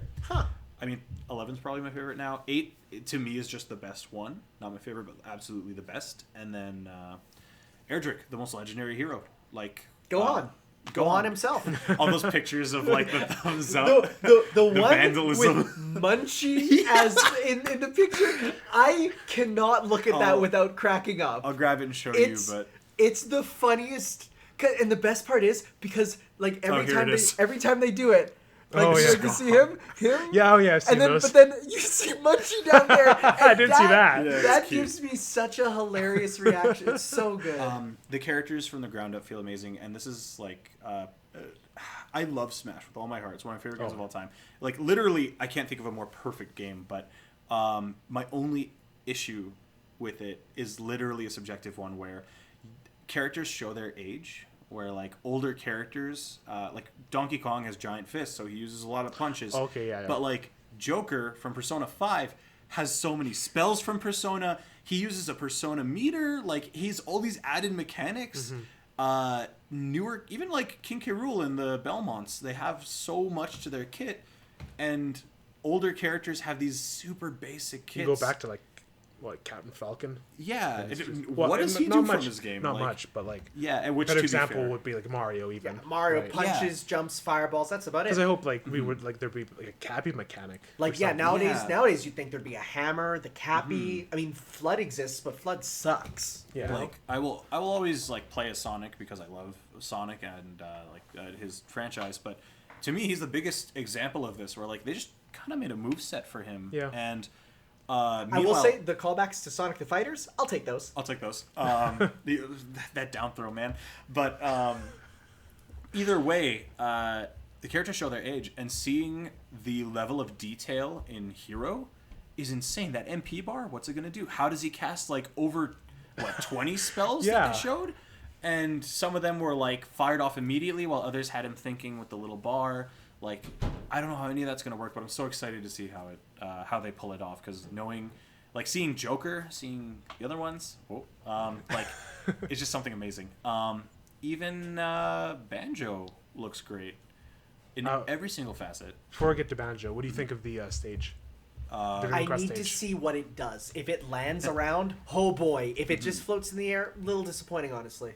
Playing through 11 and then seeing that, I could definitely pick out like key cities and landmarks on the world map. Like, it doesn't even look like the world map in Dragon Quest 11 because you do fly around at a certain point in the game, and it's just mountains with like large buildings representing that city. But in the map for 11 or for Smash, you can see that full city with like little buildings and stuff. It's a level of detail that even the original game didn't have. Okay. Which is crazy. I think I saw some platforms on that stage in a screenshot too, so I can't. might be like a Skyloft situation. I think so. I think that'd be good. That'd be I good. dig it. Yeah. Okay. Banjo? Da-da-da-da. Go. What happened when the Jiggy bounced? So I lost my voice with Hero. I was screaming at the top of my lungs. So Hero was a scream. Banjo was. Not even Banjo was tears. Oh, I yeah. cried. I was so happy. I saw him, and in all his HD glory, it wasn't the nuts and bolts look. I'm so happy because that was my biggest fear.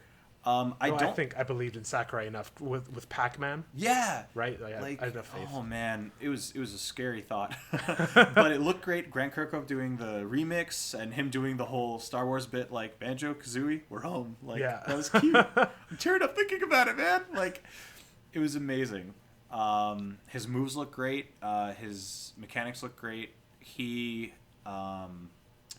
I was watching an interview that the guy from Boundary Break did with... I watched that, yeah. Yeah, and they talked about how his look represents the original Dream look more, where he has the baggier shorts, his head's a little smaller. He looks to me like the instruction manual renders. Oh, yeah. Like, he doesn't look like the box art and model. stuff. He looks like the box art, the promotional art. He has that, especially in the eyes. It's the eyes for me. The eyes have that look to it. Hair, That like the little tuft, they nailed it. It looks so much like what a perfect representation of him would be. It's fantastic. And there are a few touches from Nuts and Bolts, like Kazooie's eyelashes, for example. Yeah. So it's not like they're forgetting it, but it's kind of, they're just like, they're perfecting the look of him, you know? Absolutely. Spiral Mountain looks awesome. Spiral Mountain looks what do you incredible. think of the turning? So thing that we saw? I figured that out day one, and no one thinks about this. It's Grunty's gonna fly by, cast a spell, causing it to spin around. So you're gonna get to see a full 360-degree view of the fully done level that they made. It's and seeing like I don't know what to call the style, but like an HD like 64 render of Spiral Mountain is just like something over tear in my It eye. looks so like if you compare it to the Spiral Mountain in say Nuts and Bolts, it really makes you go, wow, they got that wrong, right? Like Spiral Mountain's low key my favorite part of that game because it teaches you everything you need. It shows you every mechanic you're going to experience in the game. You're going to like the music's so happy. I love that music so much. That's what I think of when I hear Banjo-Kazooie, not even the main theme. Like to me, the main theme is Spiral Mountain. So hearing that remix as well was perfect. I love it so much.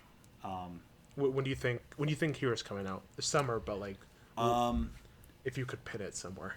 I wanna say mid-July. Because keep in mind, they want to release all 5 of these characters before February 2020. Yeah. So they'll probably have something mid-February 2020. Hopefully there's no delays, but if that's the case, I can see the 14th of July. Okay, that'd be a good one. Yeah, mostly because Joker was the 14th of April, although that date was important to him. And I believe July 14th is an important day for Dragon Quest. Some game release. I remember reading this, but... yeah, so if they keep it at important dates, it could be late in July, but yeah. Okay, I think that about covers it for our news. We do have more news to go through here, and we could talk about it forever, but we're going to take our break here, and when we come back, we'll be moving on to the what's it called? Foreign exchange. There you go. That's what it's called. Foreign exchange, where I talk about Watch Dogs 2, and you talk about a game that Fuad will definitely have some words for. Sonic Adventure 2. Oh, I'm so excited about this. And then we have our border battle and questions and spoilers. So we'll be back after this quick break of this 2.5-hour section. Oh my gosh. We'll see you guys in a bit. This is Knuckles, and I'm back. I've been away for a while, but I'm back to kick some butt in Wild Canyon. I shall find all the lost pieces of the Master Emerald here. I'm gonna get those fools. They wanna play with my emerald.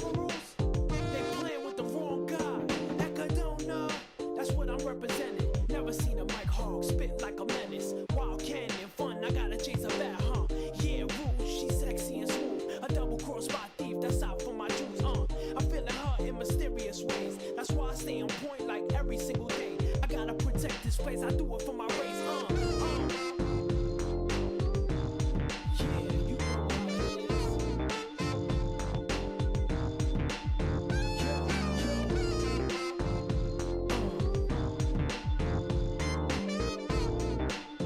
Throw your hands up. Come on. Ain't nobody gonna come here and eat my plate. No, yo, what happened? My emerald's gone. Somebody gon' get this quick. My word is born. Who coulda did this? That snitch named Rouge. When I catch her, I'ma get her with these tools. There you are. Come here, little thief. Think you can fly and get away quick? Give up the emerald or die. I don't love you. Yeah, you know what it is.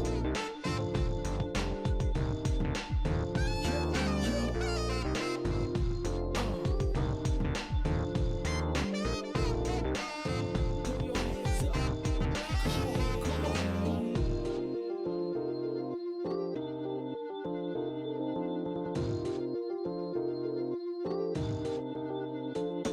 Ecadona, that's what I'm representing. Never seen a Mike Hog spit like a menace. Wild canyon fun, I gotta chase a bad huh? Yeah, Rouge, she's sexy and smooth. A double cross by thief, that's out for my juice. I'm feeling her in mysterious ways. That's why I stay on point like every single day. I gotta protect this place, I do it for my race.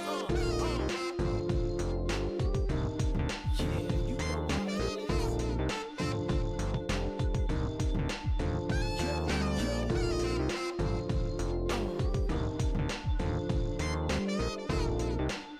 Throw your hands up. Come on. Ain't nobody gonna come here and eat my plate. No, yo, what happened? My emerald's gone. Somebody gon' get this quick. My word is born. Who coulda did this? That snitch named Rouge. When I catch her, I'ma get her with these tools. There you are. Come here, little thief. Think you can fly and get away quick? Give up the emerald or die. I don't love you. Yeah, you know what it is.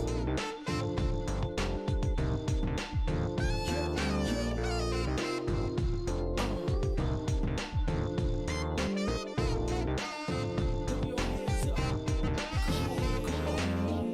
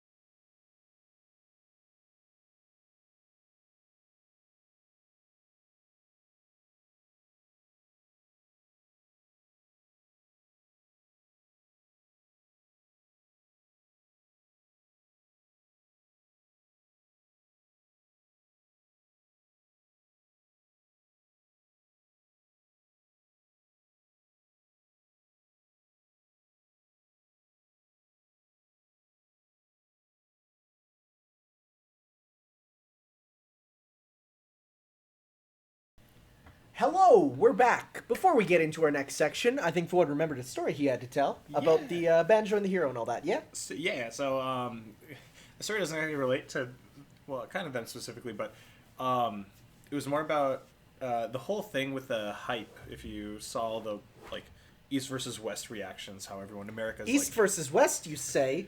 That's almost the theme of our podcast. It's almost relevant. Yeah. So when I thought of the story, I was like, oh, I should really say that. And then here we are, 2.5 hours in. Yeah. There was a time where, to preface this, specifically about how in Japan everyone's excited about Dragon Quest Hero, and in the West, we're all excited about Banjo. There was a time where my sister's best friend was getting married to someone from Japan, and he brought a bunch of his best friends over, and they all came over to hang out. And I happened to be there with one of my friends that day. So for an idea of what my game room looks like, I have so many Japanese imports and stuff, and I have lots of Dragon Quest stuff too, like plush merch. And I was like, oh, they'll probably see that and recognize some of it, and maybe that'll strike up a conversation. That's what was going through my head. Mm-hmm. And they finally come down, and they just kind of look around the game room, just kind of at everything. No real reaction to anything. They're just like, oh, wow, video games. Like, oh, all right. And the thing that stops both of them from looking around, and they like focus on it, they grab the box and everything. I have a boxed Banjo-Kazooie, Banjo-Tooie, and a Donkey Kong 64 like all together as like a little rare trilogy thing. And immediately the first words they speak before even hello or anything is Banjo-Kazooie. And like they were screaming about Banjo-Kazooie with each other, being like, oh, I love this game so much. I can't believe you have it. Completely ignoring all of my Dragon Quest stuff. See, that's a weird thing because we watched a Japanese reaction of the two characters, and it almost looked like they freaked out more about Banjo-Kazooie than they did for Hero. Yeah. And Banjo has a strange, like, huge fan base. Well, Tomato, the translator for Mother 3, he just did an article translating. He just went to the comments for the Banjo reveal and translated a bunch of Japanese comments. And he's like, "You'd be surprised at how excited they are." And from what I heard, it basically comes down to it for them. Dragon Quest Hero, well, of course, like finally, it's not a huge pull. It's like of course, it's about time. Where Banjo is for them, it's like it's that enjoyment. Oh, it's that niche character that, you know, maybe not everyone knew about as much. So it's sort of like for us, if Mickey Mouse got in, it'd be like, well, okay, sure. Where, you know, we see Banjo and we're like, oh, well, that's neat because that's you know, more small and yeah. So I get that. I just wasn't ready for it in the moment. Because you hear all this stuff about like how Dragon Quest is like the thing in there, like over there, and your comment makes sense. But just watching these two people from Japan just walk around, like see a bunch of this familiar stuff, and then be like Banjo-Kazooie. Well, it's just if it gets like when something gets so popular, it becomes just kind of a mundane norm. Then like I can see where it'd be less of a pop off for some people. In fact, I'd say probably the pop offs in the West for some people for Dragon Quest would have been bigger because. Well, that's again the niche, right? So interesting to think about. It's like just like the Joker stuff, like how big that was. Like, it just being how out of left field it was for like everyone. Yeah, and let me tell you, it's really weird to have my grade 5 students coming up and being like, "Mr. B, have you heard of Persona 5?" And it's like. Sweating profusely. Well, it's like, yeah, I have, but you shouldn't. You're a bit young for Jungian psychology. Yeah. Do you know how I reacted to Joker? It wasn't on film or anything, but it was. Maybe that's a good thing. Well, but it's like we didn't know it was happening that day. Yeah. When I was chilling, I was watching the Game Awards, just joking around with my friend watching it, and then. The screen goes black. I'm like, oh, what's this? And then it goes red, and then the Phantom Thieves logo appears. I'm okay. Oh man! Finally, a Switch port, right? And as the thing goes, I'm like, okay, can't wait to see this game on Switch. And then the letter goes up, and I'm like, okay, so Joy-Cons will go to the left and right, and it'll be screen. Flips over, the Smash logo. I stand up, go to the other side of the room, with just an ajar face and. My other friend, she's like, what's wrong? What's wrong? Yeah. I'm like, I had to call him. I called him immediately after. I got a phone call, which I don't know if you know. We never do. Yeah. I never phoned people. But it's like, that's how big it was, right? Like, so it was, funny. we need to talk about this. Yeah. Oh, man. That's awesome. That's like the best Smash Bros. Reaction I've ever had. Like, that was my cloud. Yeah, I wish that was recorded. Yeah. I wish too. That's so good. All right, though. All right. Anyway. We're going to get into our foreign exchange here. So we exchanged 2 bits of media last time, being I gave you Sonic Adventure 2, and you gave me... don't worry, you can hand it back to me after. You don't need to hand it back to me right now. I have your the next game. Oh, right. You're going to need it anyways. So he's going to go grab that. But he gave me Watch Dogs, which actually Watch Dogs 2, yes. Which I just downloaded thankfully, they just had a 3-hour trial version, which is like, that's cool. Well, that's kind of perfect because that's about how long I want to play. I played about 2 hours, really. 2.5. 2.5. What it just came down to was I've been recording kind of all day. Like my day yesterday was wake up, 4 hours of commentary, went to the music festival, came back, commentary. Went back to the music festival, came back, commentary. And by the end, I was tired, right? So 2.5 hours, I'm like, I think I'm good here. And I got the gist of the game. I played some big missions, but we'll talk about that more when we get into it. So, since you played it first, would you regale us in your tale of playing Sonic Adventure 2 for the first time? I'm so excited to hear this. You better not be. I can't wait. Also, like, look at my copy. It's all signed. Yuji Naka, Tezuka, and Jin Senoi. That's right. Summer of Sonic. Beautiful. It was, and I was like, if I'm gonna bring one game, Yeah, this is the one. The game I put over 900 hours in. 900 hours. I didn't enjoy it. That's fair. That's fair. Your face when he said 900 hours. I shouldn't have taken a sip of my tea. Beautiful. Tell us why. Is just okay. Like to preface this, apparently the first game I've ever played was Sonic the Hedgehog, and I'm like, Yikes. let's just make it spiral. Okay. But relating to that, it's just Sonic has never been one of my favorite franchises. Be as honest as you want right I now. hate Sonic. Dude, don't worry. I'm a huge Sonic fan. I promise whatever you're about to say, I've heard it 3 times over. Like, look, we're sitting today on Sonic the Hedgehog's birthday. Literally, Sonic the Hedgehog's birthday. And let me be the first to say, Sonic is awful. But I still love this game. Sonic, it's the first thing I said. I'm like, is Sonic Adventure 2 supposed to be this janky? Janky. Yeah, just felt weird to move just To everything be fair, felt you off. were playing the PS3 version Okay. on a controller that you showed us is not in the best health. Oh my god, But it's For me, Whoa. I feel like the GameCube controller is definitely suited for it. I could see that. Dreamcast as well, but the GameCube, it has that the feeling to the moving that you can do those light movements, you know? Like sneaking in a game on a GameCube controller feels good. You can do that small tilt. The Game Control also has those notches, so like the way the characters move in Adventure 2 specifically, like they do move in a bit of an 8-gate. Like they don't. It's hard yeah, to like they do. turn them on those like Yeah. degrees between each notch. Yeah. So fitting in each one of those is satisfying. I actually recently played Sonic Adventure 2 on my PS3 for just to show the Chow Garden to a friend, but that specifically is something I noticed when I was playing it. And I have fond memories with the game. I was like, this doesn't feel good on this controller.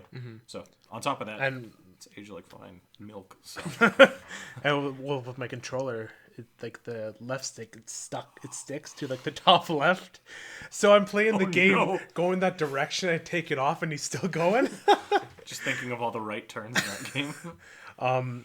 It just felt really like the control is like, I just can't get a grasp on 3D Sonic, man. Whatever game I play, it's like, why is this not working? Why is this attack not working? It works then. Why isn't it working here? Attack? Like homing attack. Like homing attack and yeah. all that kind of That's a stuff. good I'm like, example. Okay. just hitting something. It's just so hard to hit something in this game. And it just was frustrating. Where that was with Sonic. Knuckles was a bit better. But by the 20-minute mark, hearing that 20 minutes? Some of those stages it was are pretty hard. well, because I was talking at the same time as you in the Discord. Okay. So I need to remember, this is your first time. I just... Gotta reel yourself back Also, in. nothing like no previous Sonic Adventure experience. Yeah. Because for me, it's like I see those Knuckles stages and I run around until I find the beep, beep, beep, and then I just But I search was the area, right? the first time I'm like going like it's the little wind shoot thing. I'm like going up yeah. and like How do you get back? how do I get there? Yeah, Like it was so frustrating. Okay. It's weird pulling all the experience you had in this like. And that's the thing, because I played it so much as a kid that Yes. it's ingrained in my soul. Like I once bet someone that I could beat City Escape actually blindfolded.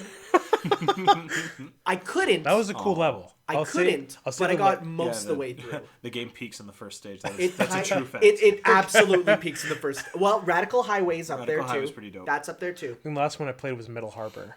Oh, Middle Harbor's another good one. I love Middle I think Harbor. that stage is Yeah. very nice. Why do people not like it? I don't know. That was weird. Someone said that Metal Harbor sucked. Well, that's Beat. Don't Yeah. trust him. Don't trust him. But He doesn't like that game in general, so don't trust him. Moving away from the gameplay, the audio mixing in this game is ridiculously stepping over bad. each other's lines. And like just the music's so louder than the dialogue. I'm like, what did you say? I can't hear you. Just the electric guitars.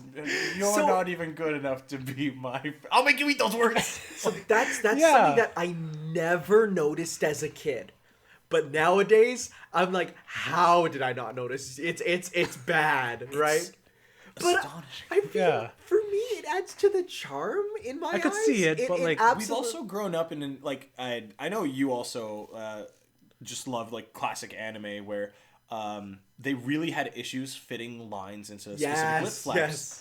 And they didn't have the technology to, like nowadays we can Just make different lip flaps for every region. exactly. You know? But back in the day, they were given everything they had to work with right there. So if Sonic has to say, or Shadow has to say like, you're not even good enough to be my fake, and like 2 lip flaps, it's a bit of an issue, especially if the line in Japan takes a second and a half to say because it's one word. Like, Yep. Sheesh. It's rough. What else? The Tails gameplay I liked.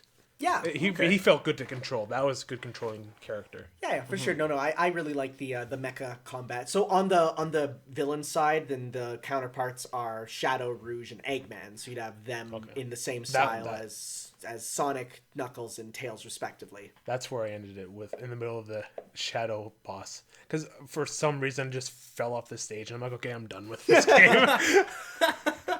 I hear Shadow say his monologue every time I respawn. I'm like, okay, I get the gist of this game. They're like, the second boss, I beat him in literally 5 seconds. Oh yeah, it's super easy. second boss. This is Dr. Eggman. Yeah, the Eggman on the carrier. Yeah. Oh yeah. That one you just mash the B button and fire him with the pellets. And he's like, no, I'll get you next time, Fox Boy. And like, just being hidden in that game, like, ruins your momentum so much. Oh yeah. And it just like, It's like Castlevania, like launches you to the other side of the screen. It does. It's the same amount of knockback, and yeah. well, that's what I have to say. Have any questions, you guys? Did you play the Chow Garden? Okay, that was weird too. It like the way the levels are set up. It's like you beat the level, you go to the Chow Garden, and when you leave the Chow Garden, you go to the next level. There's no like. Yeah. Well, Thing. there is a menu when you go back. You can go to stage I saw select, that, and no, then like- there's a big menu there that There's lets you stage go through the select, levels. Yeah. But through the campaign when you're playing. Like, I saw that after I quit. I'm like, everything's everywhere. I'm just done with this game today. yeah. I did go to the Chow Garden. I didn't like I didn't know what to do with like all this crap I got. Like the animals and the chaos drives. the Chaos drives. okay, sure. Whatever Just you like- call them. Trust me, I know this. They just like fell out of me and like, what do I do with this stuff?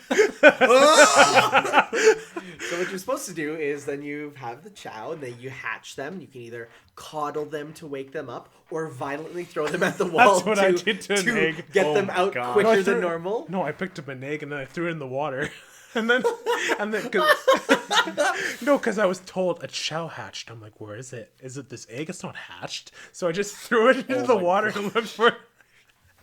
You can absolutely throw those eggs into walls, and then a chow will like roll out and be like, Oh yeah, What the heck? You can forcibly make them hatch early by throwing it at a wall, Oh, and it's no. the scariest. Like that's They horrible. hate you. Oh yeah, and if you do that, they'll hate you. They have personalities, and it Okay. changes depending on which character you use and how you treat them. So if you're a villain and you absolutely like you throw it into the wall, you drown it, like You can kick take its them. food away from it, then it'll become a hero. Because it And- wants to defy you. Oh, Yeah. that's cool. Yeah. So if you're a good guy and you just keep beating the Well, like shit what out- you saw, like you kept petting it with tails, Yeah. and it turned white, right? Oh, I didn't even notice that. Oh yeah, it did. It turned white when you kept doing that because you're treating it well with a hero character, so it's becoming good. Oh, okay. And so then what you do is you give it the chaos drives in the animals, and they raise its stats. Then you can take the stats to in the waterfall to do racing and karate. Wow, this seems So like there is a in-depth. really deep system there, and there's even stuff with like there's evolution. So like depending on what their best stats are, they'll evolve. They'll evolve a second time, so you can have like a hero power flying chow.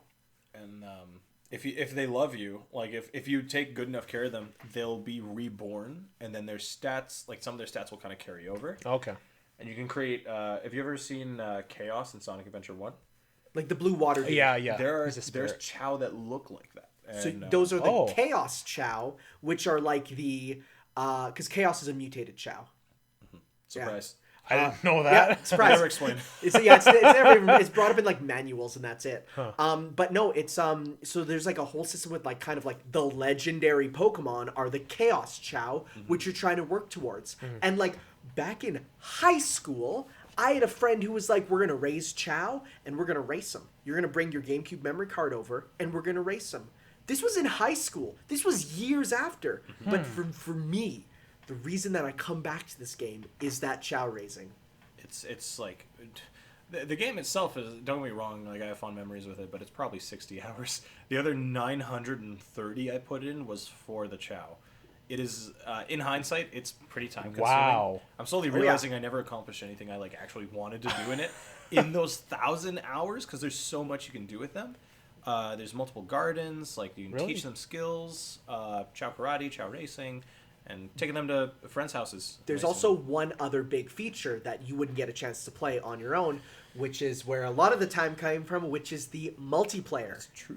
I forgot about The multiplayer. It's called Battle for a reason, because it's Yeah. like you have the battle there. The one right? I got was just called Sonic Adventure 2. But then and you could get there's the battle DLC there. Yeah. So basically, the multiplayer in this game is the best of any Sonic game. It is one that there is multiple playable characters, each with their own powers. Every stage in the game almost you can play through with exclusive multiplayer stages for all the different types. There's even extra modes that you can't do normally. Like there is a deep multiplayer suite that is fun. Like we're talking Halo 2 with the boys level of fun, right? So that was another reason where it was like I'd go over to a friend's house and he'd be like, "Let's pop open Sonic Adventure 2. Let's run through City Escape. Let's do it." And like I'm Sonic and he's Amy, right? And Amy's broken because Amy gets the time stop powers faster, meaning that you are always stuck in time, which is the worst. Her theme is whack. Her theme is Oh, whack. you gotta hear for the first time Amy's theme, and he's like, "What is this music?" And we're like, "Wait, what are you talking about?" And he's like, "It's like da da da da," and we're like, "You gotta hear My Sweet Passion for the first time." What an experience. What an we need to read the lyrics for it out loud. Have though. you played Sonic Heroes? No, I'm not I've Like you said, you hate Sonic. I totally get that. the only one 3D Sonic I played and like thoroughly enjoyed actually was Sonic Unleashed. I love that game so Yeah. much. It's super good. Okay, these are the lyrics to Amy's theme. I got out my map and chose a place I wanted to go to, packed up my stuff, set out for adventure. I know that your lucky color is that cool shade of blue. Won't mind painting myself blue for you. I guess I'm so easy to understand, I just do whatever comes to me naturally. I do understand the feelings of a Persian cat, but the Sphinx looks so cute, I had to shave it. He reminds me of Parsley when he's standing there alone. Makes me want to be his speciality. What do these mean? This is Amy's theme. What does it mean? I'm overwhelmed. I'm overwhelmed. Yeah. Oh, I love her theme. It's horrible. I bring up Heroes because her theme in Heroes is like an actual bomb. It's like a good song. I mean, honestly, the music in the game is It's good. It's good. Yeah. Just shame about that gameplay. Shame about the other 90%. It's, I will say, it's sort of like, I don't want to say it like this, but you get used to it and learn to love the jank. I'm sure you do, but Like, I just there's a Not reason the same. people are always asking for Adventure 3 with the same gameplay as 2, because there's a beauty to the jank when you know what to do with it.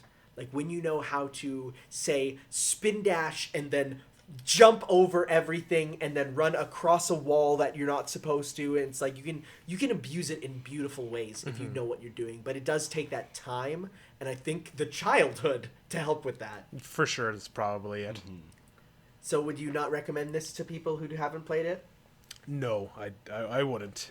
That's fair. Beat said like this is gonna be my like Hotline Miami. I gave him Hotline Miami and he hated it. I did not like What's Hotline wrong with Hotline Miami? I Okay, I can didn't go like back and watch it. that episode. Don't worry about it. I didn't like it. Sounds like it's a bit of a rant. There's a bit.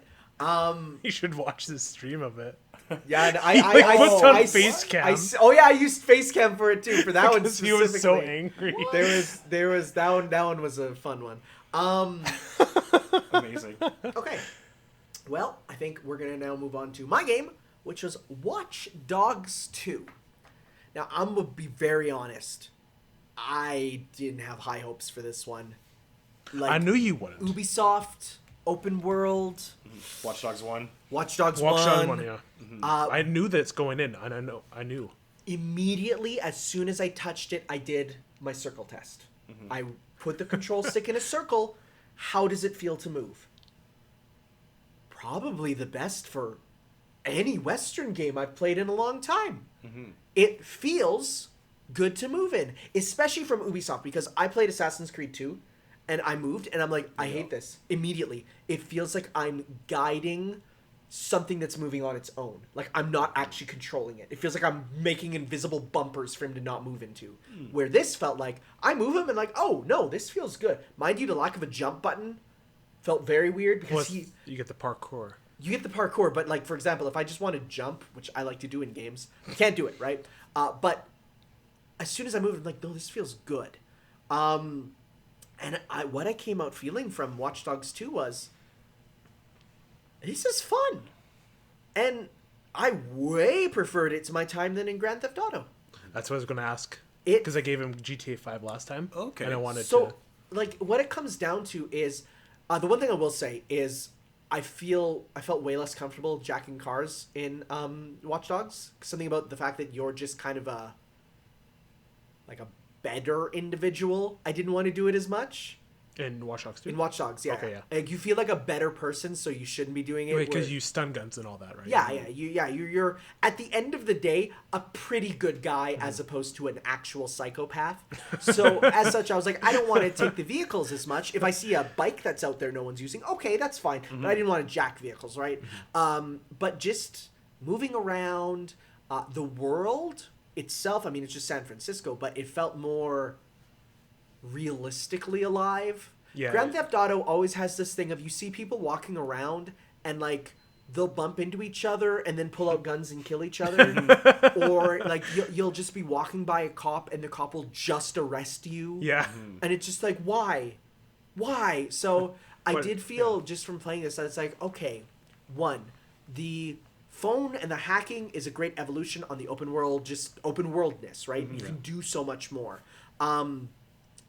The way that the skill tree and the stuff you can unlock and how you can approach missions differently, that's really cool. Even just like it felt like a game that I could really sit down and learn the intricacies of, right? There's a lot there. The bad would probably be I didn't like the randomness of there being random online people in my game.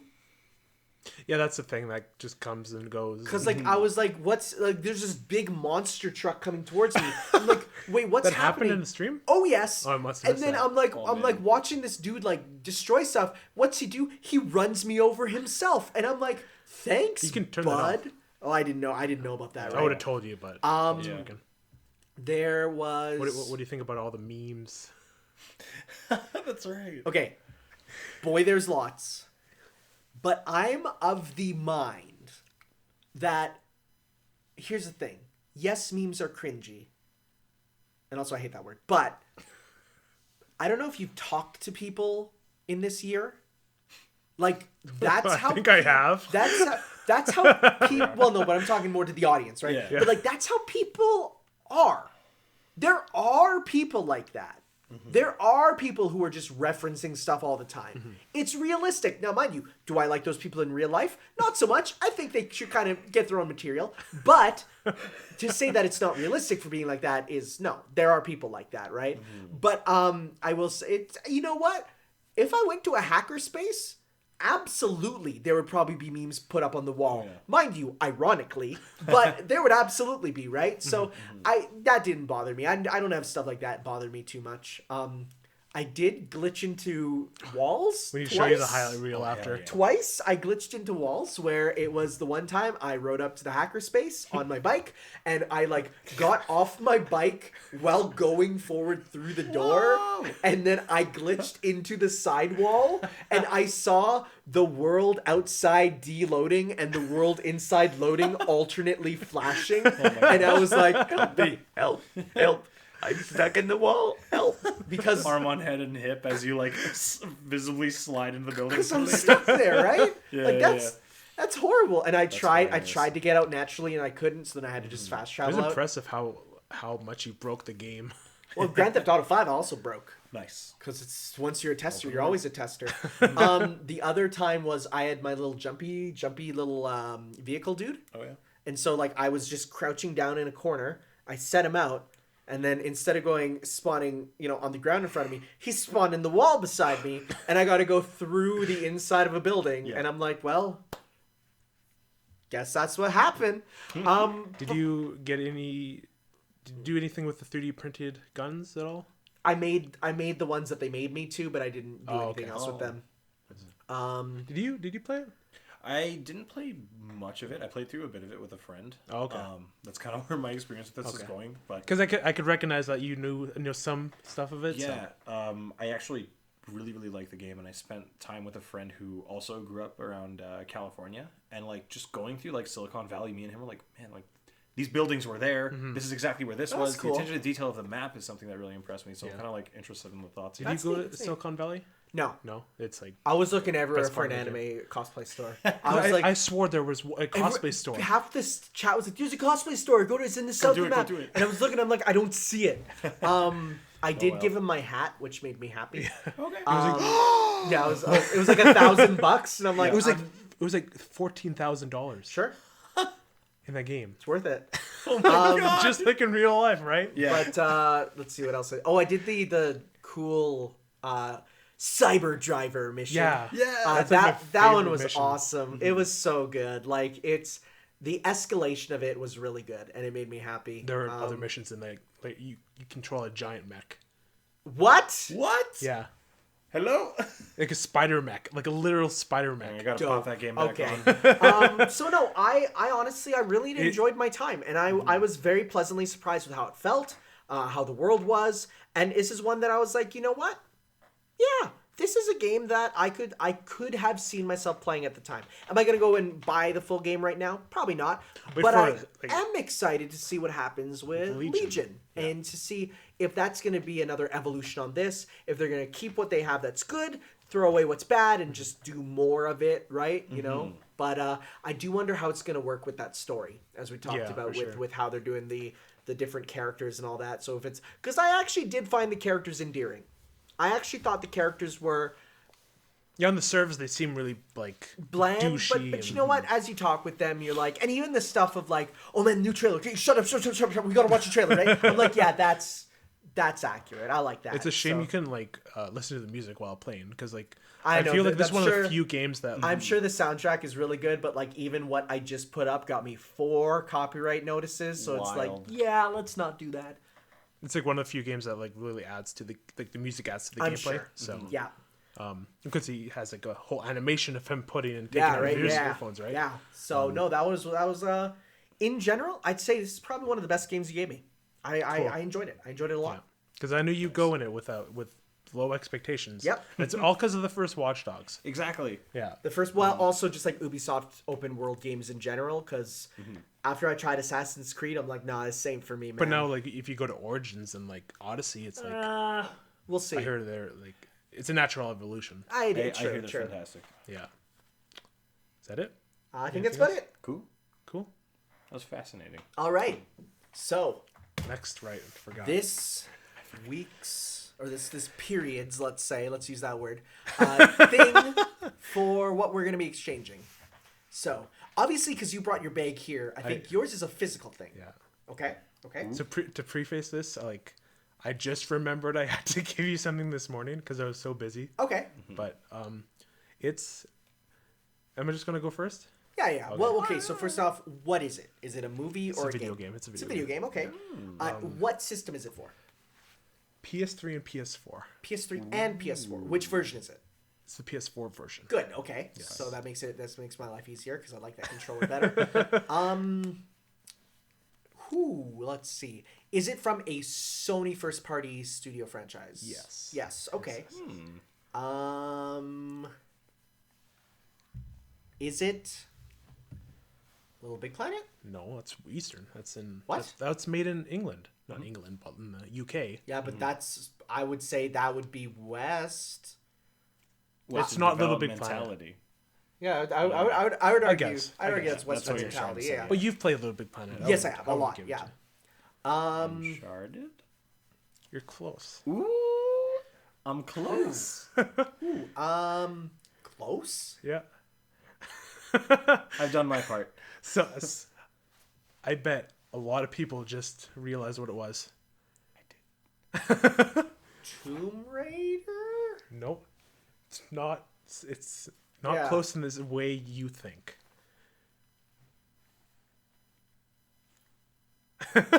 Ratchet and Clank. No. Jack. No. Sly. No. Okay, What? Gotcha. How did you know but not me? Easy. Okay, is the character of it in PlayStation All Stars? No. Jeez. That's what he does with Sony games. What? Yeah, he's like, is it an All Stars? Well, then I don't know. Was it Spyro Crash? Nope. Uh, Come on, it's so easy. This is rough. I can't like. Does it have guns? Yes. Okay. Is it third person? Yes. So easy. Is it future-y? It's kind of. Kind of is. Yeah. Very, very slightly. Yeah. I'm dying. I want to give you a hint without giving it away. I know. I'm trying to. There's a lot of wildlife you come across in this game. Oh, that's true. Yeah. A lot of foliage everywhere. Tokyo Jungle? It's There are cinematic? bad people in this game. Bad people. Ape Escape? Wait. Come on, This is Center. awesome. I This is honestly awesome. have no idea. Should we say the developer? That's give giving it it away. away, yeah. I said Uncharted, but close in the way you do not think. Well, then if I can't think about it, how will I know? Do not think in genre. Okay. Do I What? think in Troy Baker? Yes. Oh! People are screaming at you. Things, yeah. I'm screaming on the inside. Do I have it? No. Okay. Oh, okay. This is a good hint. If I can word it correctly. Okay, I believe in you. Guitar in. Guitaroo Man! No. Parappa! The guitar playing in at E3. Oh! Days Gone. No. Last of Us. There you go. That was a joke. That was a I was joke. ready to slap you. That was a joke. Oh yeah, it The was Last of Us. Right here. More like The Last of Pus, because they're gross mushroom men. Okay. It's one of the best Western games ever. One game of the year every year. Yes. Put it down there. All the awards. Okay.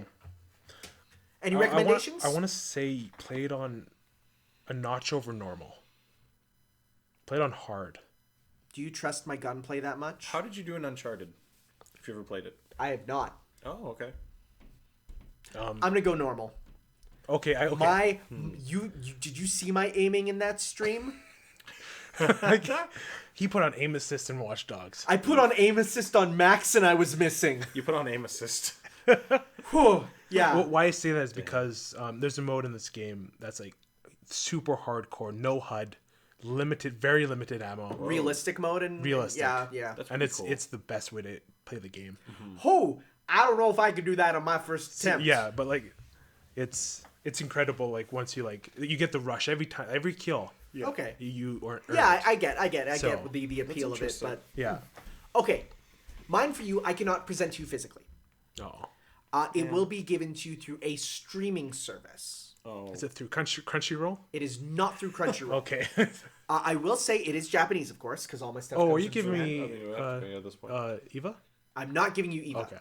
But it is related to Eva, not through actual like universe connections, but it has the same director. Okay. Well, I don't know. Okay. Well, no, I have no idea. You can actually get to this. It is a live-action movie in a franchise that you talked about in your week. Oh, is it the JoJo movie? No. That's actually not out yet here, which we'll wait He's for. like freaking out. Let me go back up to your week here so you can take a double look. It is a series that comes from that side of the world. You give Persona? No. It is a movie series. A movie series? Splatoon? Buddy, there's only one movie on your list. Oh, Godzilla. Okay. I am giving you it's because it's available on the Funimation streaming service for a limited time. I'm giving you Shin Godzilla. Okay. I've wanted to get around to So this for a while. Shin Godzilla is amazing, and I would recommend watching it in Japanese. There is a dub version, but it's a live action movie. So just watch it in the Japanese with subs. What streaming service? Funimation. Funimation. So I'll give you my login for that, so you can give that a watch there. It is okay. So you know how you talked about it, the human drama not being kind of good. It's bad. It's say bad in it's King of the bad. Monsters. Yeah. This one will be. It's a lot of it, Okay. but it's different. That's all I'm gonna say. And Godzilla is still prominent? Godzilla is still extremely prominent. Okay. But you'll see. It's my from all the Godzilla movies I've seen, it is my favorite. And it's again directed by the guy who did Evangelion. So Okay. he knows what he's doing for this stuff. Cool. So yeah.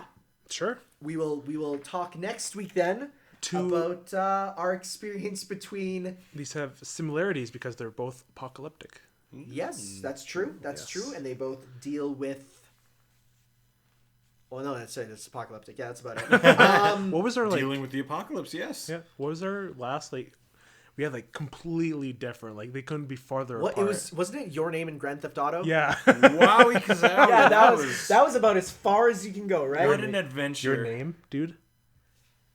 Have you seen it? Oh yeah, absolutely. Oh my Cried God. multiple times, and then the movie started. Like dang. Like Oh, that man. actually just got put up on Funimation too for people to just watch. My sister just rewatched it, and she's like, "Nope, second time doesn't matter, still a mess." Still a mess. It's like, oh, so All right. all right, Sweet. but now it's time for our border battle.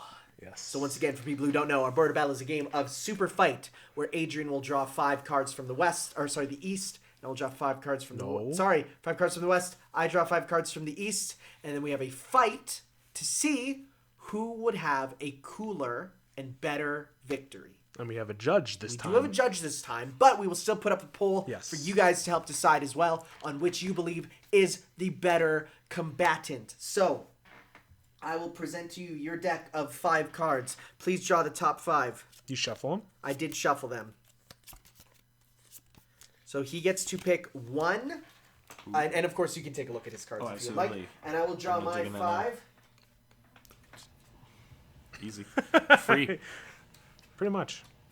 We'll have to see with the alternates. True. Oh, this is also pretty strong. Okay. Oh, dang. Okay. I have one that I already used, so I'm actually going to... Like, this one is one I used in the past, a previous episode, so I'm actually going to put this one back and draw another one. Okay. Because this is one that we used in the past. So, well, shoot. That doesn't really work. Free. I'm just going to tell you right now, the card is my significant other, so we can chuck that one away Rip. too. Okay, well. All right, I picked my fighter. All right, and I pick mine. All right, and then we each pick 2 powers from a stack of 5. you pick 5 and then you pick your 2. Oh, 5, sorry. Oh. How many times have you guys done this? A couple times. Okay. Are you sure you shuffled this deck? I did. Wait a minute. Okay. All right. Ooh. Well, these are all interesting. I'm excited for this. Oh, geez. Okay. Okay. And What we got going on here? Okay. All right. I can dig it. Don't look I have down. mine. It's pretty cool. Dude, it's perfect. All right. Okay. Man, this is gonna be hard. I'm literally looking at their cards right now and like processing it all. It's a lot. It's a lot. It's right? a lot. It's a lot to take in. I'm pretty sure I've read this manga and or comic book.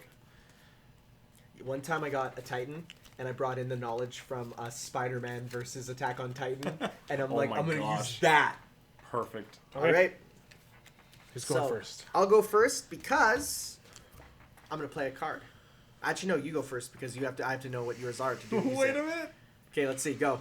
I'm concerned now. No, you have to go first. So, I am an ultimate fighting champion, so I'm really good at combat, Okay. but I'm armed with a gun blade, Ooh. but it is also a magic gun that never runs out of ammo.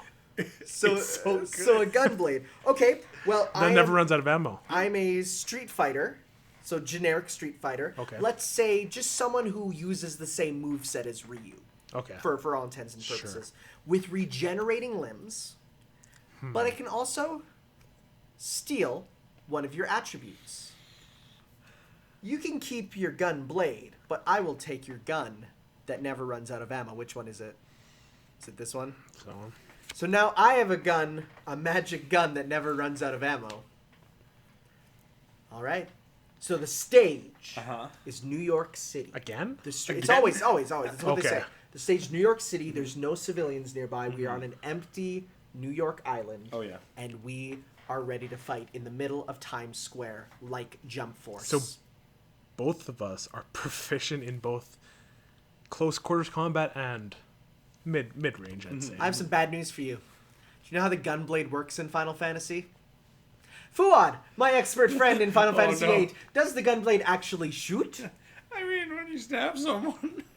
Oh, The gunblade simply is a blade with a trigger on it that when you hit someone and pull the trigger, it explodes. It does not actually shoot. okay, so I'm good in close quarters combat. Yes. There you go. Yeah. Okay.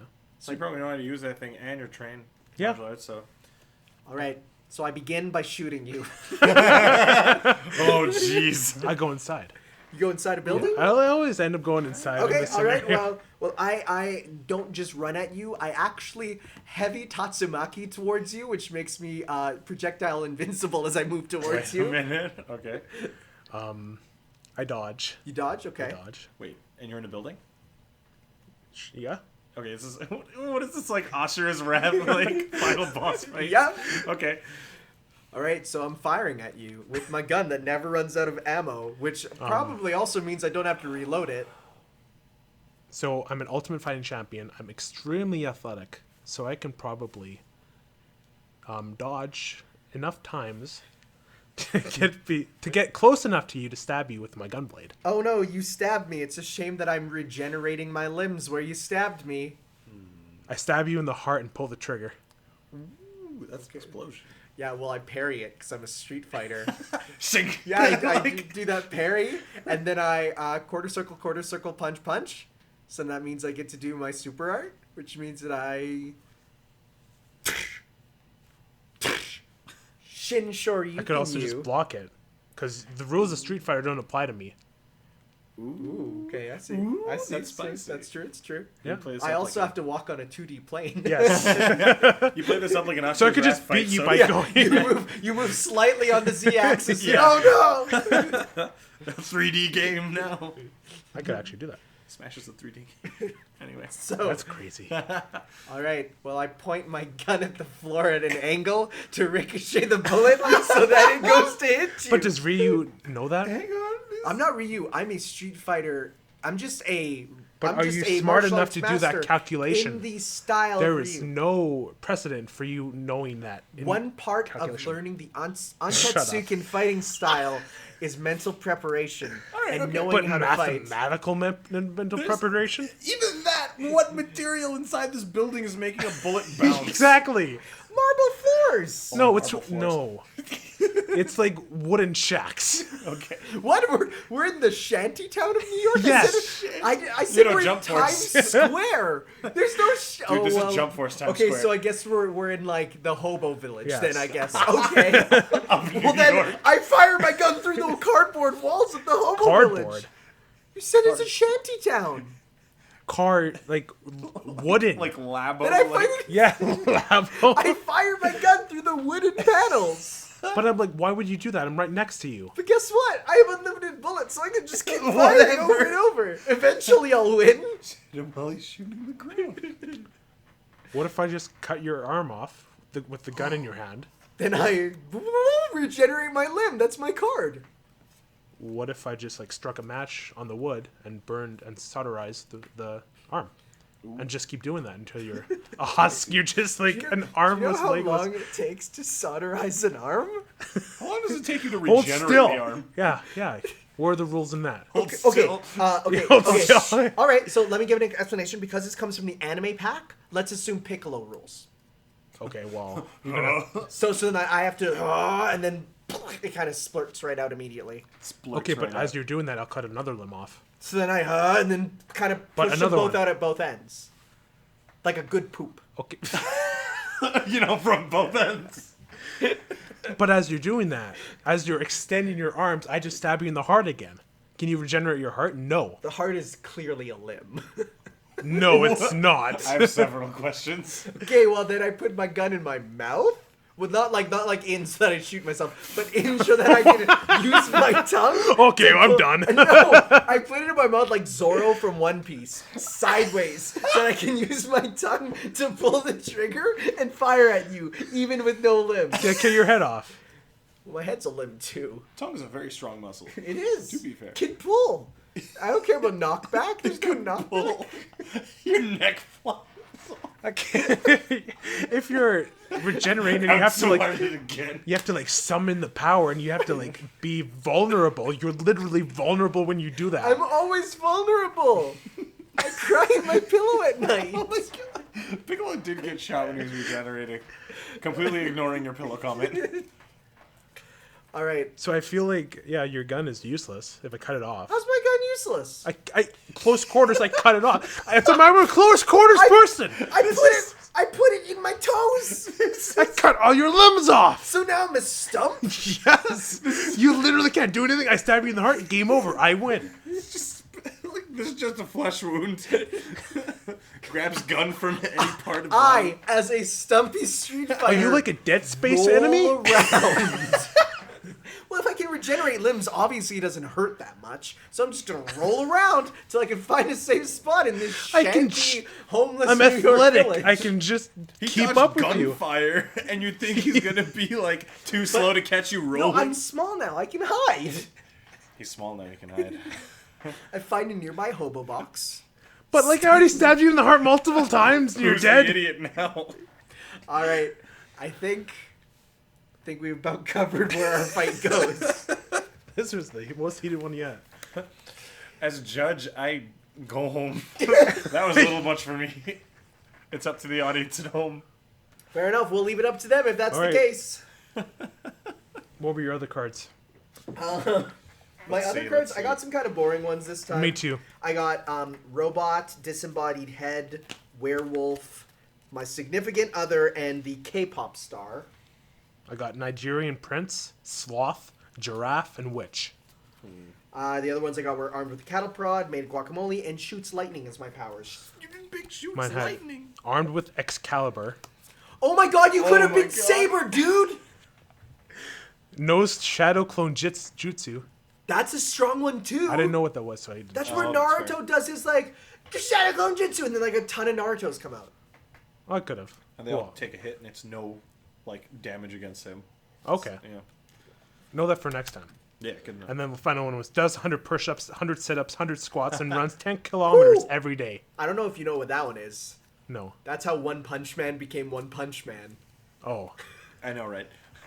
So that means you could have been One Punch Man, and that's okay. Could have been Saber, could have been Naruto, could have been One Punch Man, but I chose guy with the gun blade. I don't know, man.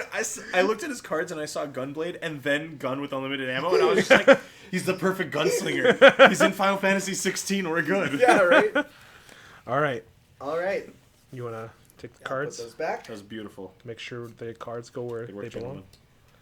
All right. So with that, like I said, poll will be in the description. If you're on YouTube, it'll be on the podcast description. If you are on on your podcast of choice. For the new background, you should have like a thing that comes out to like vote below. Oh, trust me, I don't have that much time to put into this. Okay. Damn. It'll be down there. And then, yeah, it'll be on Twitter as well. So, all right, question time. We have a couple questions here from different people. Yes.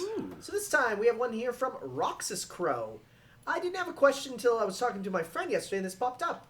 With the recent announcement of Kingdom Hearts 3 DLC having 13 new organization data bosses like in Kingdom Hearts 2 Final Mix, plus some new cutscenes and secret bosses, please have Sephiroth. I agree.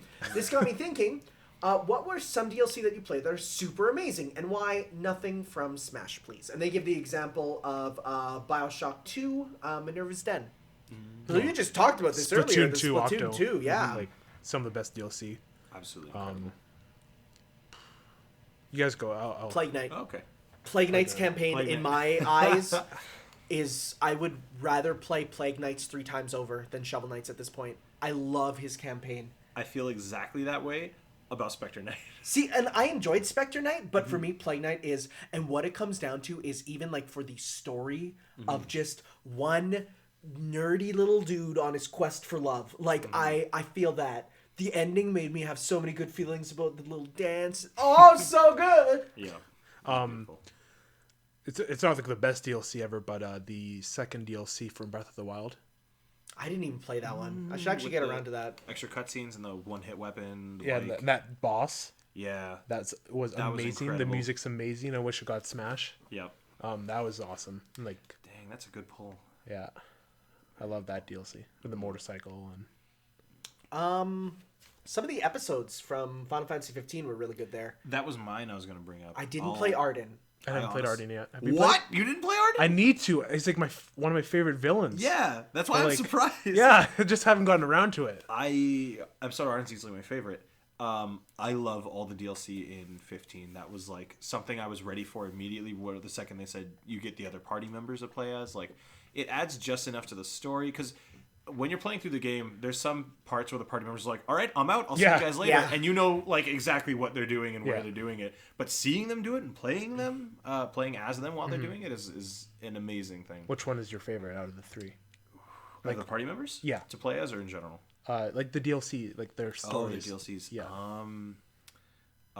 Did you guys 100% Ignis's? I did. Okay. I think I did. Just the bit where it's an alternate The thing. alternate ending to the Oh, game. okay, That yeah. was a good That one. was incredible. That Yeah. was where I looked at that character in a whole different light. Yeah, What happened absolutely. again? It's been a while. He puts on the.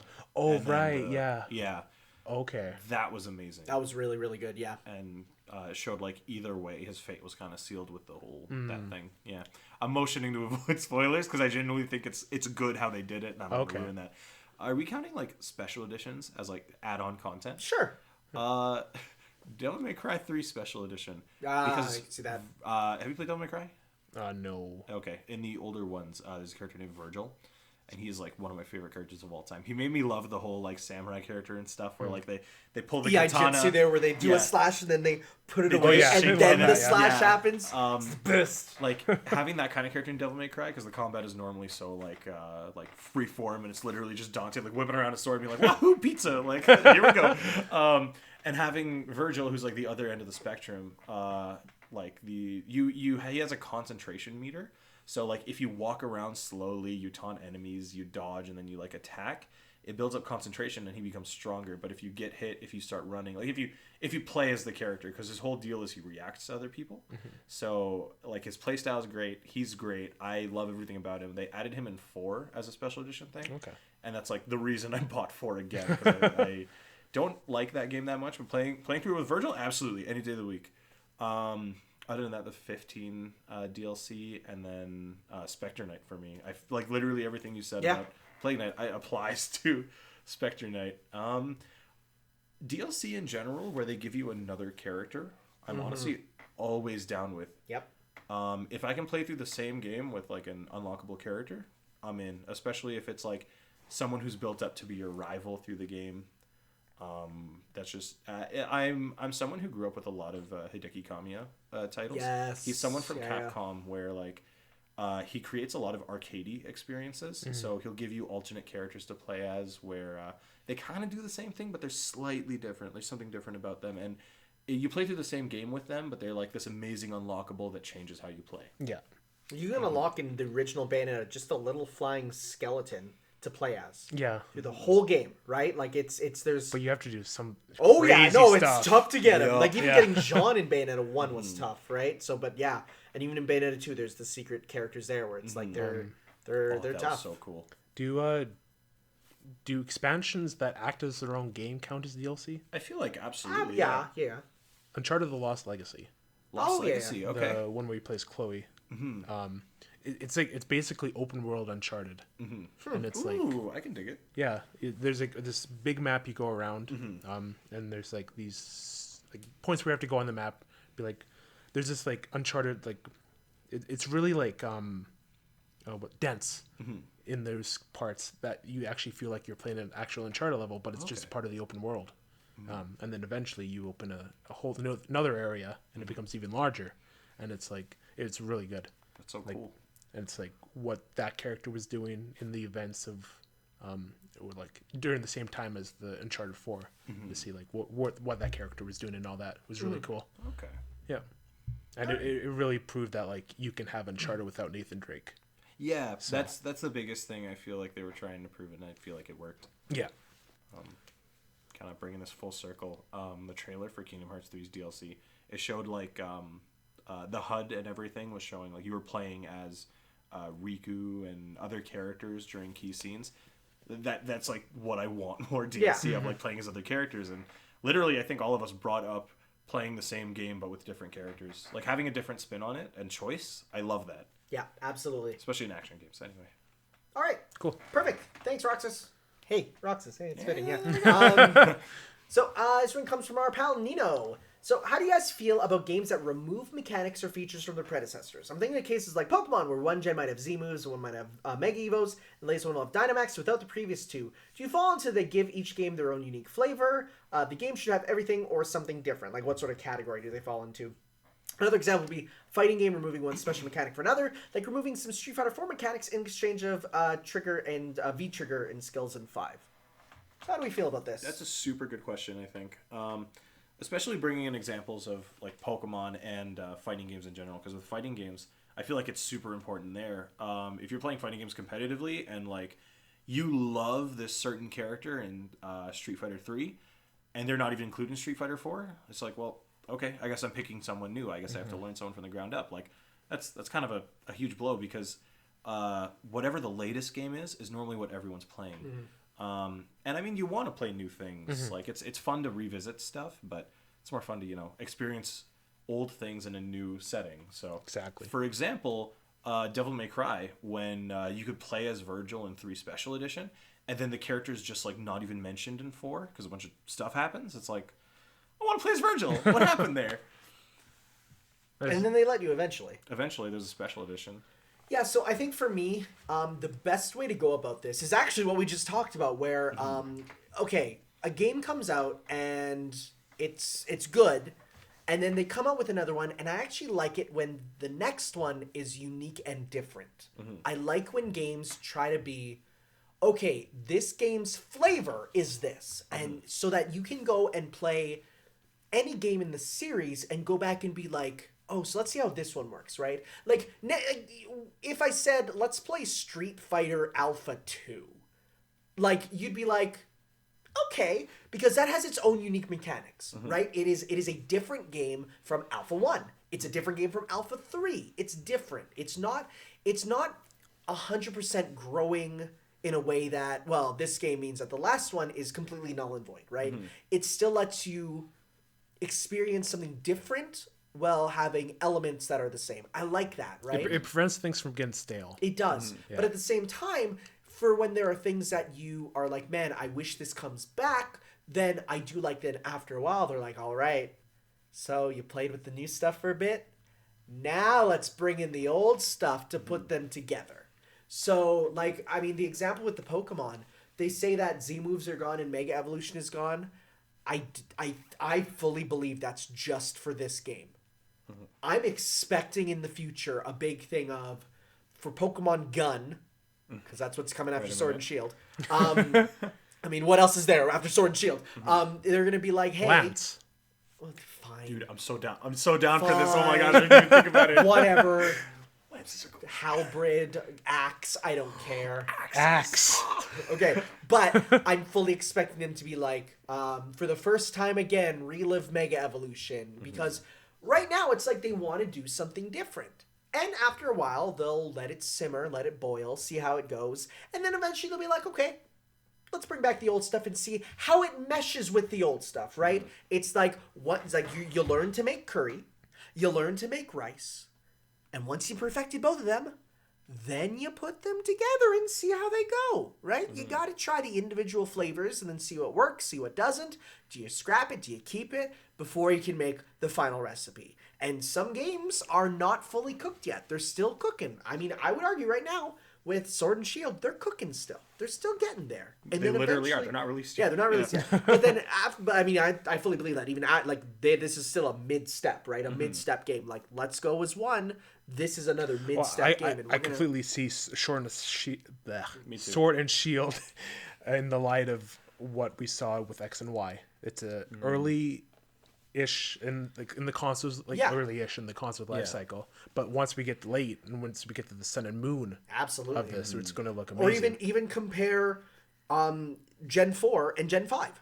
Right? Yeah, exactly. Both on the DS. The first one comes out, it's slow, it's, transferring is tough. Then as you go to 5, Gen 4 is not bad. Don't listen.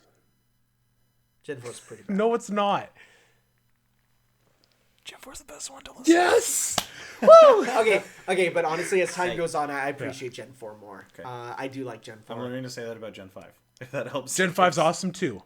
Gen 4 is my favorite. X and Y, though, do we all agree, Yes, is stinky poopy butts? Oh no. Oh, no! You like it? I really like a lot of things about it. It's definitely not the peak for me, but I just have fond memories of the That's time fine. it was available. Okay, As a game? The time, yes. The game, ooh. Like best anime, so many Pokemon. I love the spin-off stuff that happened during XY. Good spin-offs, yeah. I kind of that. In hindsight, as a game, I guess XY isn't that great. I never really thought about Incredibly it. easy. It was the start of ridiculously easy Pokemon.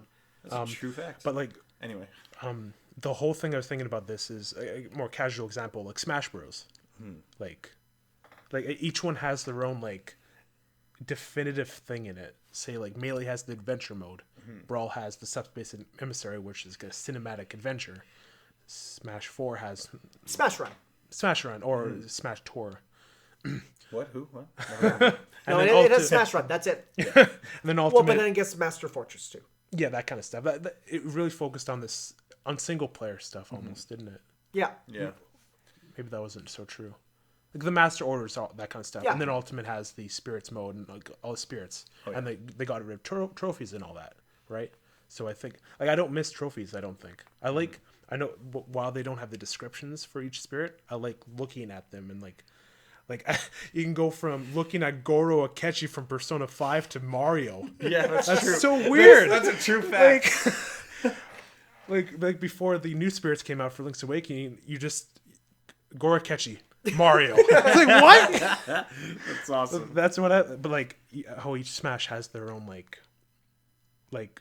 you think of Melee, you think of something unique to it. Yeah. Almost immediately, that type of Yeah. stuff. Not Well, 100%. for me, it's fighting on top of Majora's Mask. Oh yeah. Like that one Yeah. event, right? Like that for me is Yeah. that's Melee, Subspace. And then Smash 4, it's Smash Run, 100%. Smash 4 is weird because it's It did lack a little bit of it. Yeah. Yeah.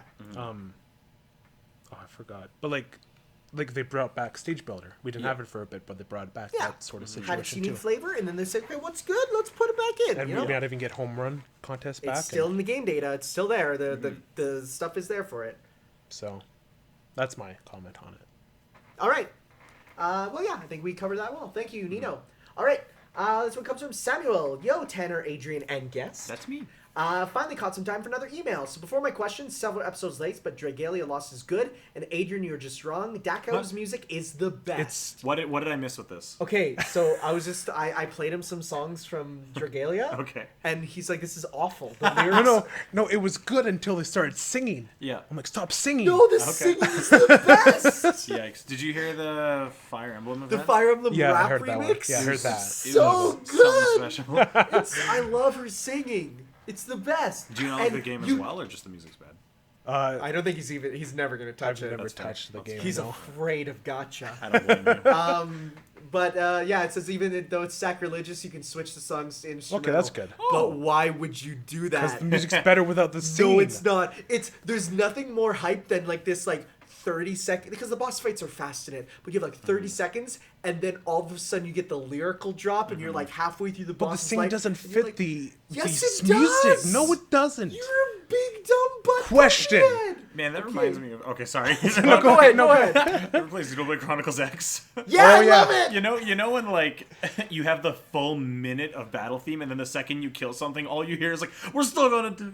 I love Then it transitions to violence. every single thing that Hiroyuki Sawano does has the same sound, and he does the same rap, and it's the best. But you know which song it is every time. Oh yeah, it's the best. Yeah. Well, the best example of music going into voice is Metal Gear Rising, bar none. Oh yeah, of course. Easy. Yeah, because it's reactive, right? You Yeah. get to a point and it turns on. It's good. Yeah. And the first time it happened while fighting the dog, I don't remember its name, but Blade Wolf.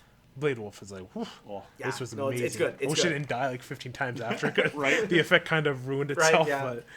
But Okay, here's the Question. actual question. Yeah, anyway. So E3 was good this year, but with Sony gone and it being big cost, I might die one day. So what would your dream E3 to be to end it? Doesn't have to be related. Anything current consoles and games don't have to exist. Just what would be your perfect E3? Enjoy the podcast. Keep up the goodness.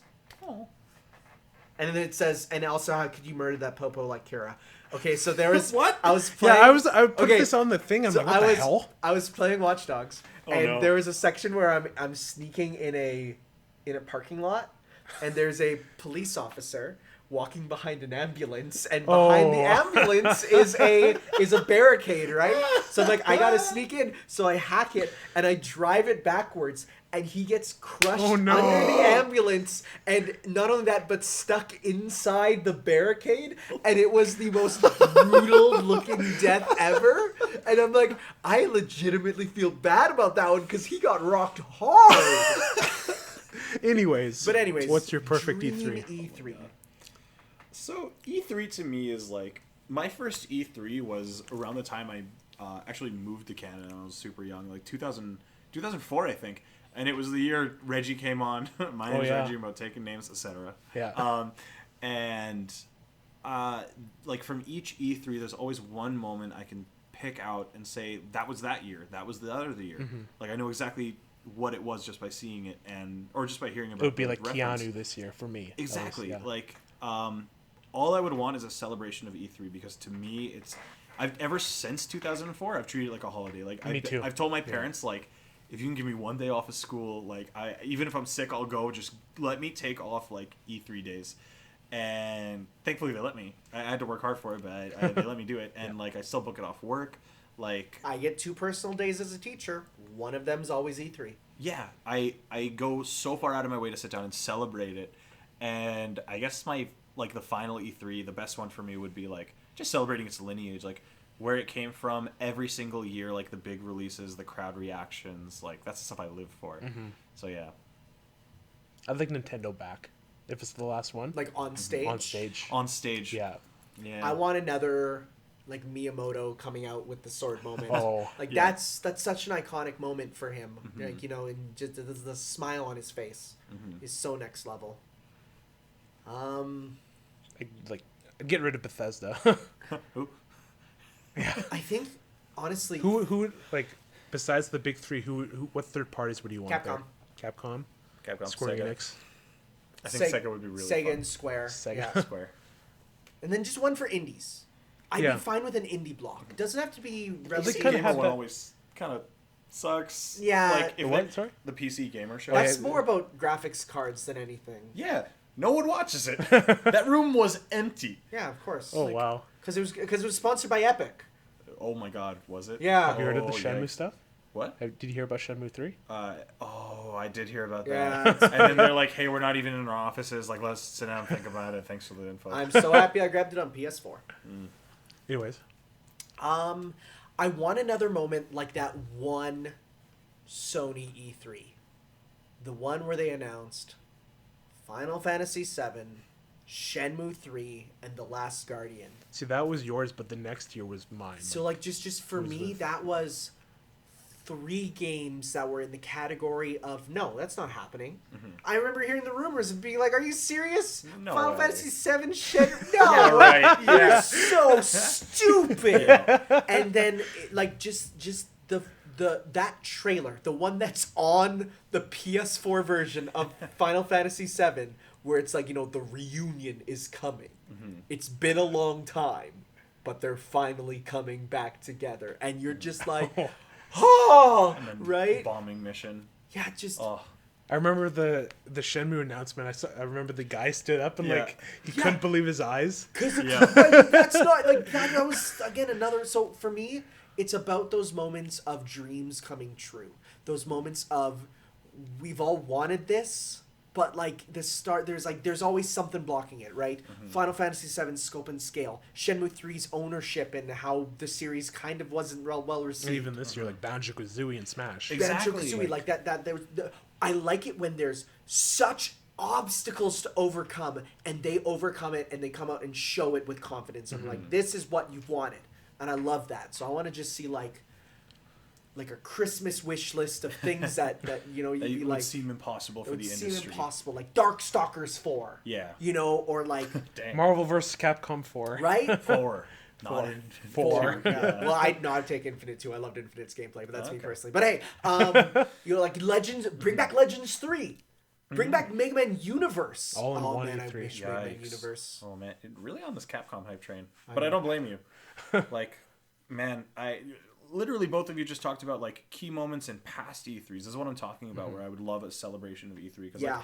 it's such a big deal for us because developers really do save what people want to see, and they like as much as it seems like they don't listen, they totally do. Social media is so prevalent, like Unavoidable. Yeah, they know what we want and will give it to us at one time of the year, one day of the year, and that's kind of insane. Like, imagine if Hollywood had something like this, where they were like, "Hey, here's a remake of a movie or a reimagining with original cast members or something like that." Like, imagine if they did that. That would make Hollywood much less scummy. Almost. I mean, if they gave us what we wanted, that'd be amazing. Yeah, but we're just getting like remakes and I mean, Disney's just outside of Disney's remakes. yeah.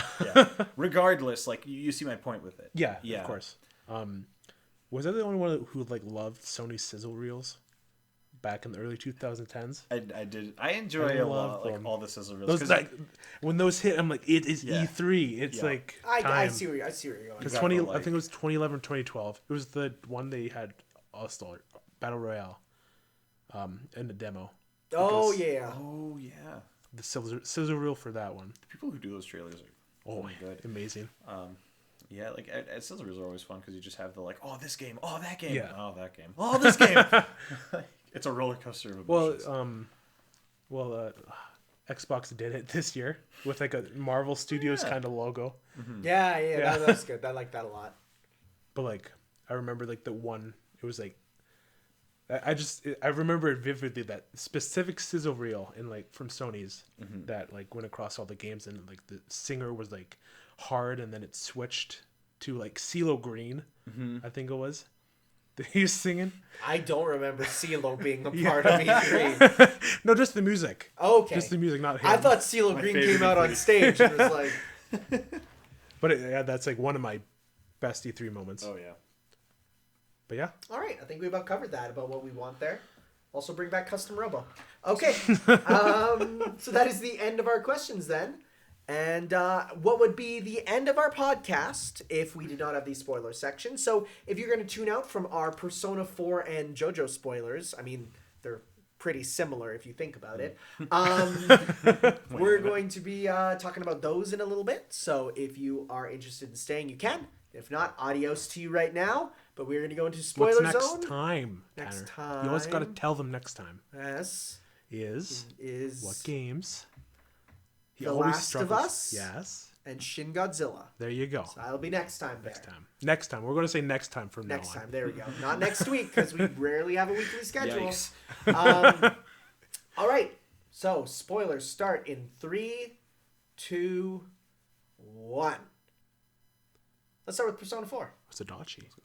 What? Yeah. Yeah. Yeah. I was Adachi all this time. Okay. What was going through your head during the moment where you're like at the hospital bed and everyone's like, something's not right? Oh, like The initial moment. with what's his name? What was his name? Noritame. Namatame. Namatame. yeah. In that scene. Well, I was told there's going to be a scene that comes up. You need to hit every single right one if you want to get the true ending. That's true. And I'm like, this is that scene.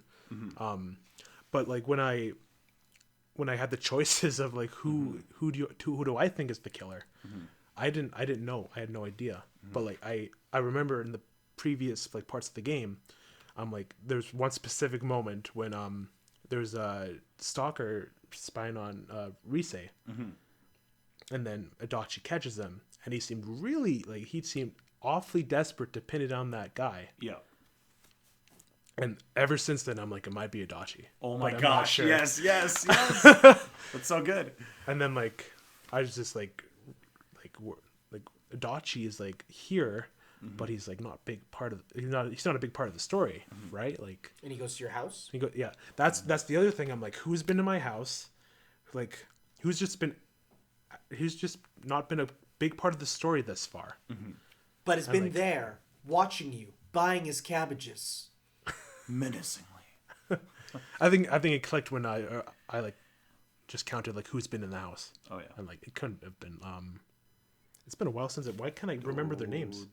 Not It Dojima. was Nanako. Nanako. I was like, it can't be Nanako. It was Nanako. She's at the hospital bed like didn't you? You see the door like creak open. yeah. Her shadow's there.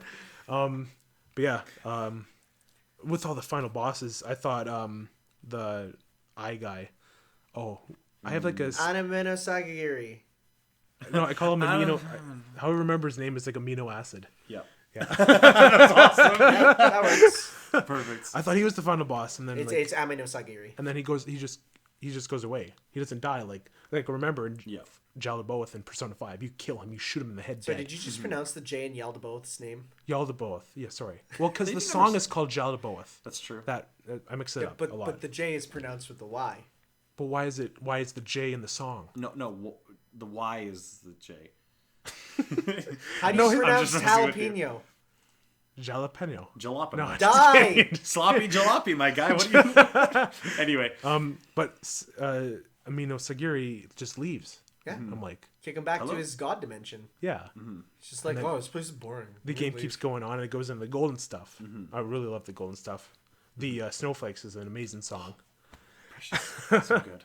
I actually have no experience with the golden stuff, so I'm There's gonna... a ski trip and all Really? that. Because I beat vanilla and then got golden right away, and then I tried to go to golden, I tried to play back to back. I'm like, oh no, I'm out. That's a lot. Yeah, it's a lot. Even skipping cutscenes, I'm like, no, I'm Yeah. good. All the winter stuff was awesome. Like them in the cabin. Yeah. The ghost stories. Yeah. That was awesome. And was then cute. the Marie stuff starts happening in the dungeon. And like I'm constantly being told like get ready. Yeah, Get ready. here I'm we like, go. oh, this might be difficult. And Yeah. it was pretty difficult. Like I was. Almost as difficult as listening to Marie. You hit Marie too? I don't. She's okay. Yeah, she's okay. I'm like indifferent to her. Yeah, me too. But I was really over leveled. I was like max level. Good. At the end of the work. game. But the Marie dungeon wasn't as hard as like once I realized like what I need to like have equipped, what I need to like keep on me at all times. Oh, yeah. It got there. And then the Marie fight wasn't even a full fight. It was kind of like half, and then she's like, "Oh, yeah, you're right." Yeah, it's true. And then afterwards, you come back. Does it go straight into the? It's all the goodbyes, but before you say goodbye, she is like, "So how did like the Midnight Channel even like be a thing?" Yeah. I'm like, "You're right." Yeah. There's Like- still mysteries. and like there's another thing here coming, and then you just get to the bottom of it, and like, like that's a rainy oddly day. specific too. Like at the final day, you need to go speak to Dojima here, and then leave, and then go talk to someone else, and It's then go talk to such Dojima again. Yeah, it's such a PS2 thing to do. Yeah. In like a when did that come out? 2012. Yeah, Yeah.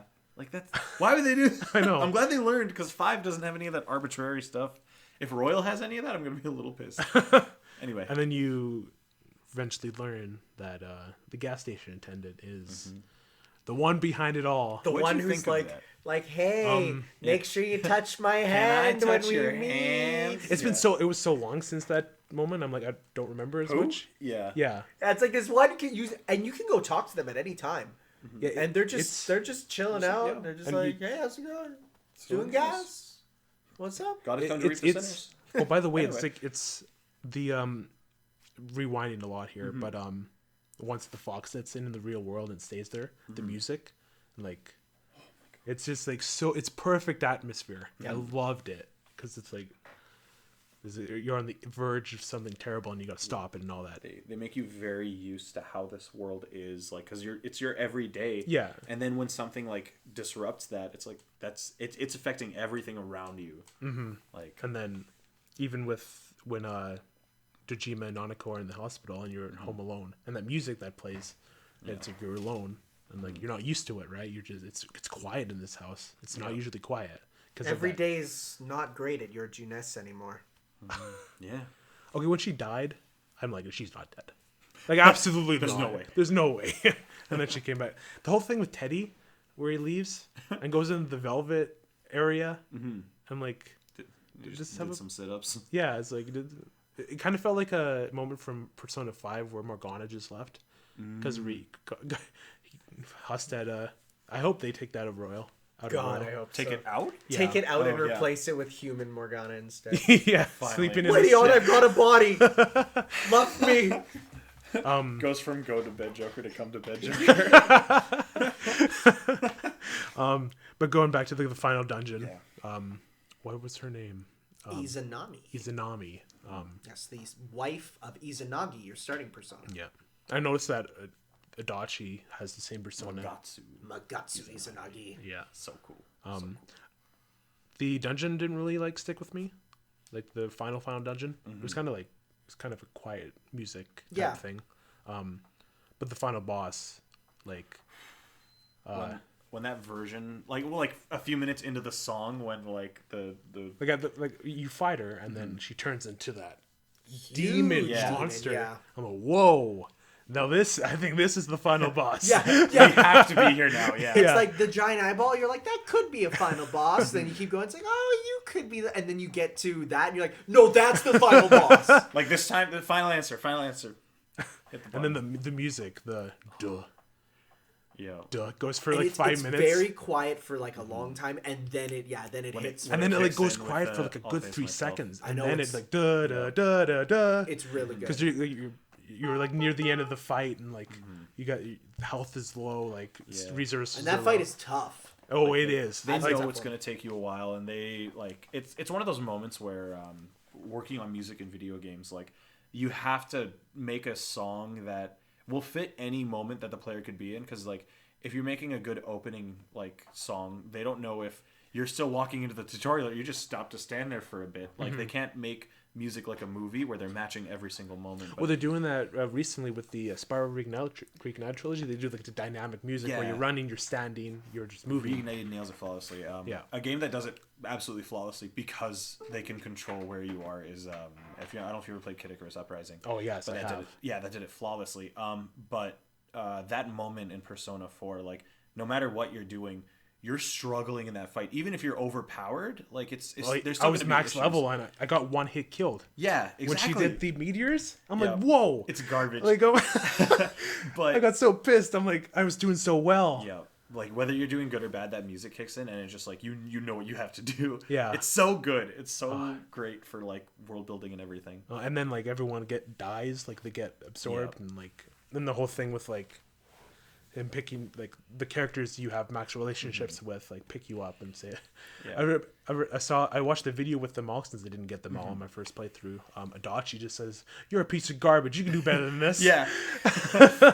The fact that Okay. Adachi too is just like Like come on, everyone man. else before, like these really heartfelt speeches Yeah. about themselves, and to you, and Adachi's like, "You're a piece of garbage." That's awesome. Yeah. But yeah, that was when everyone was dying, and like I'm like, am I literally gonna? Is it gonna get this difficult where I'm gonna have to like take you down just by myself? Yeah. But like no, it goes into a cutscene and all that, and like You get your cool super powered Izanagi yeah, you just there. yeah, You get the equivalent of the gun. yeah, pretty much, yeah, and it was Aggretusko phenomenal is final so boss. dope. Like final boss is so important to me in video games, and this I feel that. this nailed it. Yeah. Yeah. So, recently I actually got my sister to sit down and play Persona 4.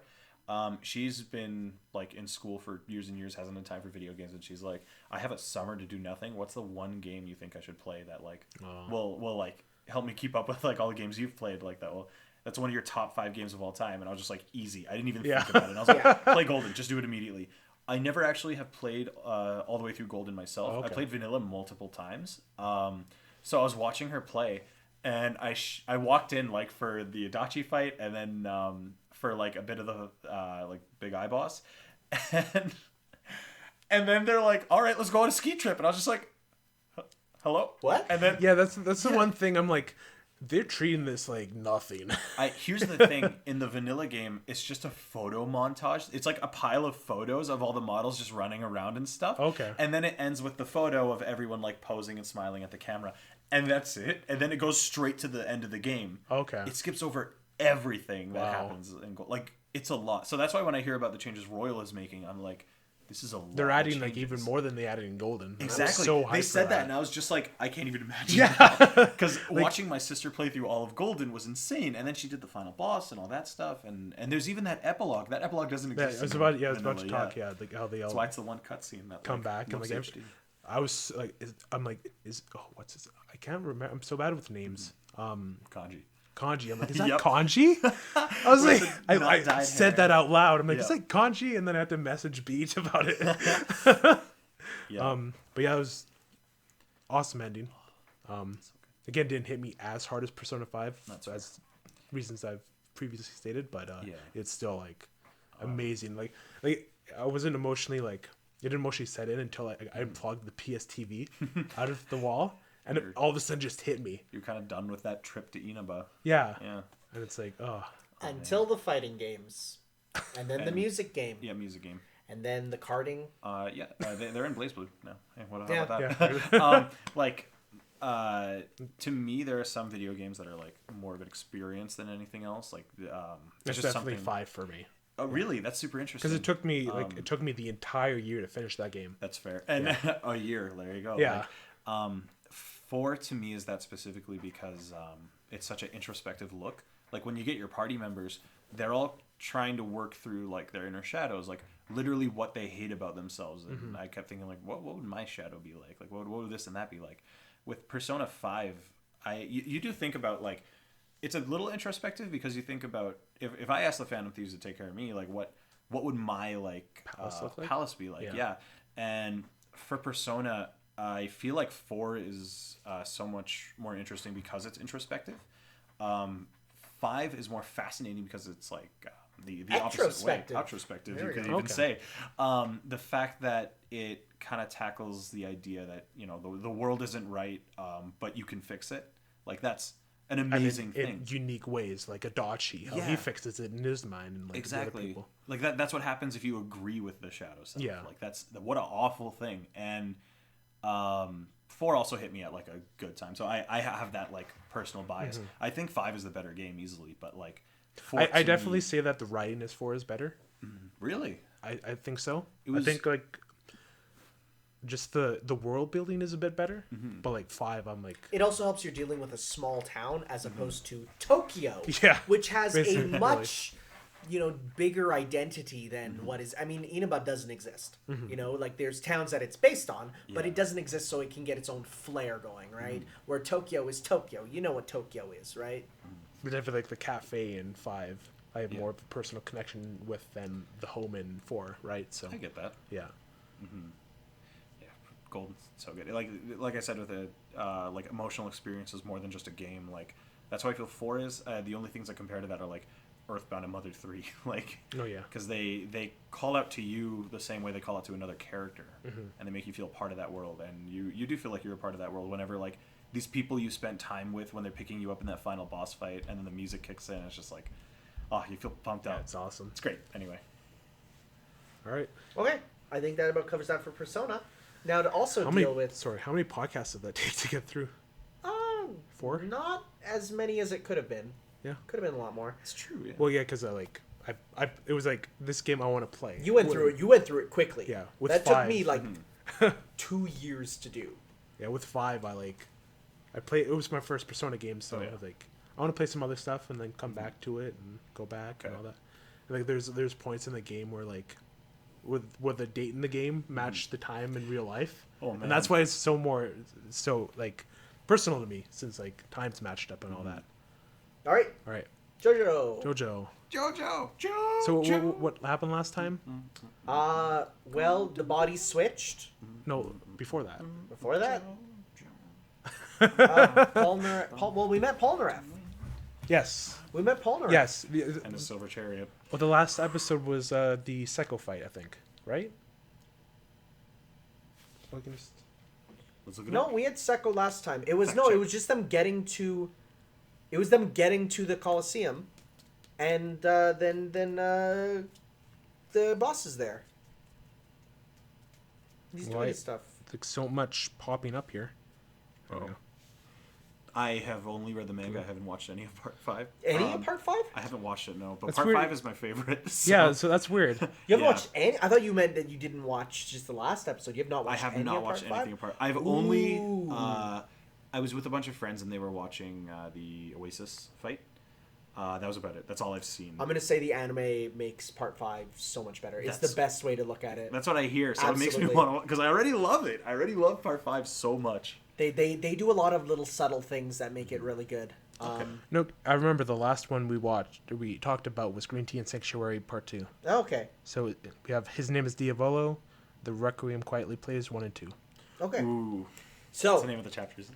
okay, so we get to see the actual boss's true form as Diavolo. That there. transition, oh, man, you haven't seen it. It's Oh, but so no, much it's iconic. It's the one where he takes off the shirt. Oh, yeah! And then like Okay, it's all right. it's and in the anime they do it really good. They, like, the place explodes from the sound effect as he like transforms. It's like amazing. and like all the budget goes into that because they Beautiful. know it's where it needs to The go. most I've seen it is in the games like All Star Battle. If you pick him, it's like he starts reaching for it and walks, and then there's a he manga walks into a panel. manga panel break, Yeah. and then in the next panel his shirt's already off, Yeah. and then he looks like that. Yeah, it's real good. yeah, you said he looks a little bit more like He looks minuscule. smaller in the anime. He's less buff looking, and he looks like he and Doppio could be the same person. Good, because Where that's the point. In like In the manga, he turns into like a 6 foot tall, like rich Street Fighter yeah, character. he looks like a pillar man. Yeah, Well, there was a point earlier in the anime where you saw him in the shadow, and he looked huge. And Yeah. he was like beating on the one oh, guy. so they changed it. Yeah, so Okay, it must that's have- cool. Yeah, no, it's he definitely looks a lot smaller, and it makes him look more normal, which is good because that's kind of the point. He's just supposed to be a regular guy, kind of who is the boss there. But yeah, we get to see Polnareff be like the connection where like he was at the bottom of the stairs with Dio, and now he's at the top with Diavolo. Yeah. I'm like, I love those Yeah. parallels. And then Polnareff dies. Polnareff dies. Yeah. The shot when he's on the ground dead, and it shows like the part 3 cast. Yeah. And I'm like, oh Jesus. And Iggy is drawn as poorly So as a Rocky bad. would. And then They draw Iggy looking as Does bad he as have a the Rocky dumb drew him. face? No, it's just like dot eyes Oh and my like gosh. like it looks like Beautiful. it looks perfect. Uh-huh. Which is because Iraqi can't draw dogs anymore, so he looks just as bad as he should. then he talked about like his previous experience with Diavolo, like how he got his like arms cut off. I'm like, no, that didn't happen. Yeah, you have your arms it's a back. bit strange. Yeah. They do show his arms and legs being cut off. And But then I've been it's told it's like if you reattach them quickly enough, they'll You go can, back. yeah, you But can. like he was on a rock in the middle of the ocean. How is he gonna? Yeah. Silver Chariot stitched him up. I don't know. When I got saved by Stamp powers. he got saved by the fishing village. Oh, people. right, yeah. Rocky forgot. Yeah, Rocky forgot. Those yeah. are my favorite. But the way Jotaro was drawn in Part 5 style was weird. He looks more like a 17-year-old than he Yeah. did in Part 3. And then like the whole thing with what I know now is Chariot Requiem. Requiem. I'm like, what the hell is going on? It's like this thing is like walking away with a stand arrow in its neck. What the hell? And I'm like, is that Chariot? I'm like, I don't know if it's Chariot or it's something completely like an outside force coming in or something. Yeah. And then like next episode happens and like the whole body switching thing. So do you remember when I said that the phenomenon of that thing has been seen in a previous part? I told you last time. You said, what is that thing? And I said, the phenomenon of it was in a previous part. Was it? Well, it was Part 4. So do you remember what But- happened but- when Kira Stabbed himself. stabbed himself? But like, what happens when you stab So- a stand? But here's the thing. Kira, by the end of part 4, totally had his Requiem stand. Oh, he did, didn't he? Bites the Dust is totally just Killer Queen Requiem. Because that's like super overpowered type It's thing. just oh, I need another power. Psh. Yeah. And he was worthy enough to have. Okay, so the this- body switching thing is exclusive to Chariot Requiem. Yes, Okay, yeah, that yeah. doesn't happen. Like, Yeah, it's just so basically it's you stab yourself, you get a new power. But why did Chariot Requiem look different, but Killer Queen didn't? Rocky forgot. Well, I think what it is different, like depending on how the stand evolves. Either it evolves kind of into a better form of what it was, like Killer Queen into Bites the Dust, or it will evolve into another form if you're either not worthy or worthy, right? Okay. So, and we'll see more of that later for sure. Okay. And then the body switching happens. Yeah. And like I didn't like they started the episode out with like them waking up from sleeping, and I'm like, what happened? Why did everyone fall asleep and all that? Yeah. And then like there's something that who was it? Oh yeah, Trish. She like kicks the gun from the Yeah. ground and grabs it. I'm like, how does Trish know how to do this? Yeah. But no, then like realize like, oh, it's Mista and So I just want you to see here. Which is crazy. So in the Capcom fighting game, he gets Polnareff gets Silver Chariot Requiem as That's cool. a super move that puts the opponent to sleep nearby. I want this game so bad to So- release. Oh, man, same. So like- here's the thing. This is a part 3 game With the Part 5 spoiler. with a part 5 spoiler in it. So that's why I said don't pick Polnareff when we were playing. Is that easy to do? It's just a super move. Oh. Yeah. Puts the opponent to sleep and you get some free damage off them. Interesting. But yeah, the body switching stuff was like A little bit of shenanigans with with realizing I don't have a penis. That sort of stuff. realizing Diavolo's in Bucciarati's body. Yeah. But it wasn't actually. We'll get to that. Anything else in Part 1 that happened? No, it's mostly just because them part 1 getting. ended- Oh, and then you had Turtle talking with Polnareff. Oh yeah. Yeah, I'm like, where did Polnareff go? And I'm like, oh, it's the turtle. There you go. I'm like, that's like this is peak JoJo right now happening. I was about to say the way Part 5 was described to me for the longest time was people would open with Polnareff's a turtle now. And it's just what? Wait, slow down. But yeah, then it ends with Dio's son, and Polnareff has a turtle, Yeah. and there's a guy who's actually a girl, and a girl who looks like a guy who looks like a girl in the body of Dio's son. Classic. yeah, but the episode ends with Bucciarati and Diavolo's body running towards Chariot Requiem. Yeah, and then head you off. see Diavolo running, and dang. they're like, God, don't attack him because then Zipper Man comes out. Sticky fingers, but Yeah, it's like, Zipper Man. that's what they call him. yeah, in the enemy.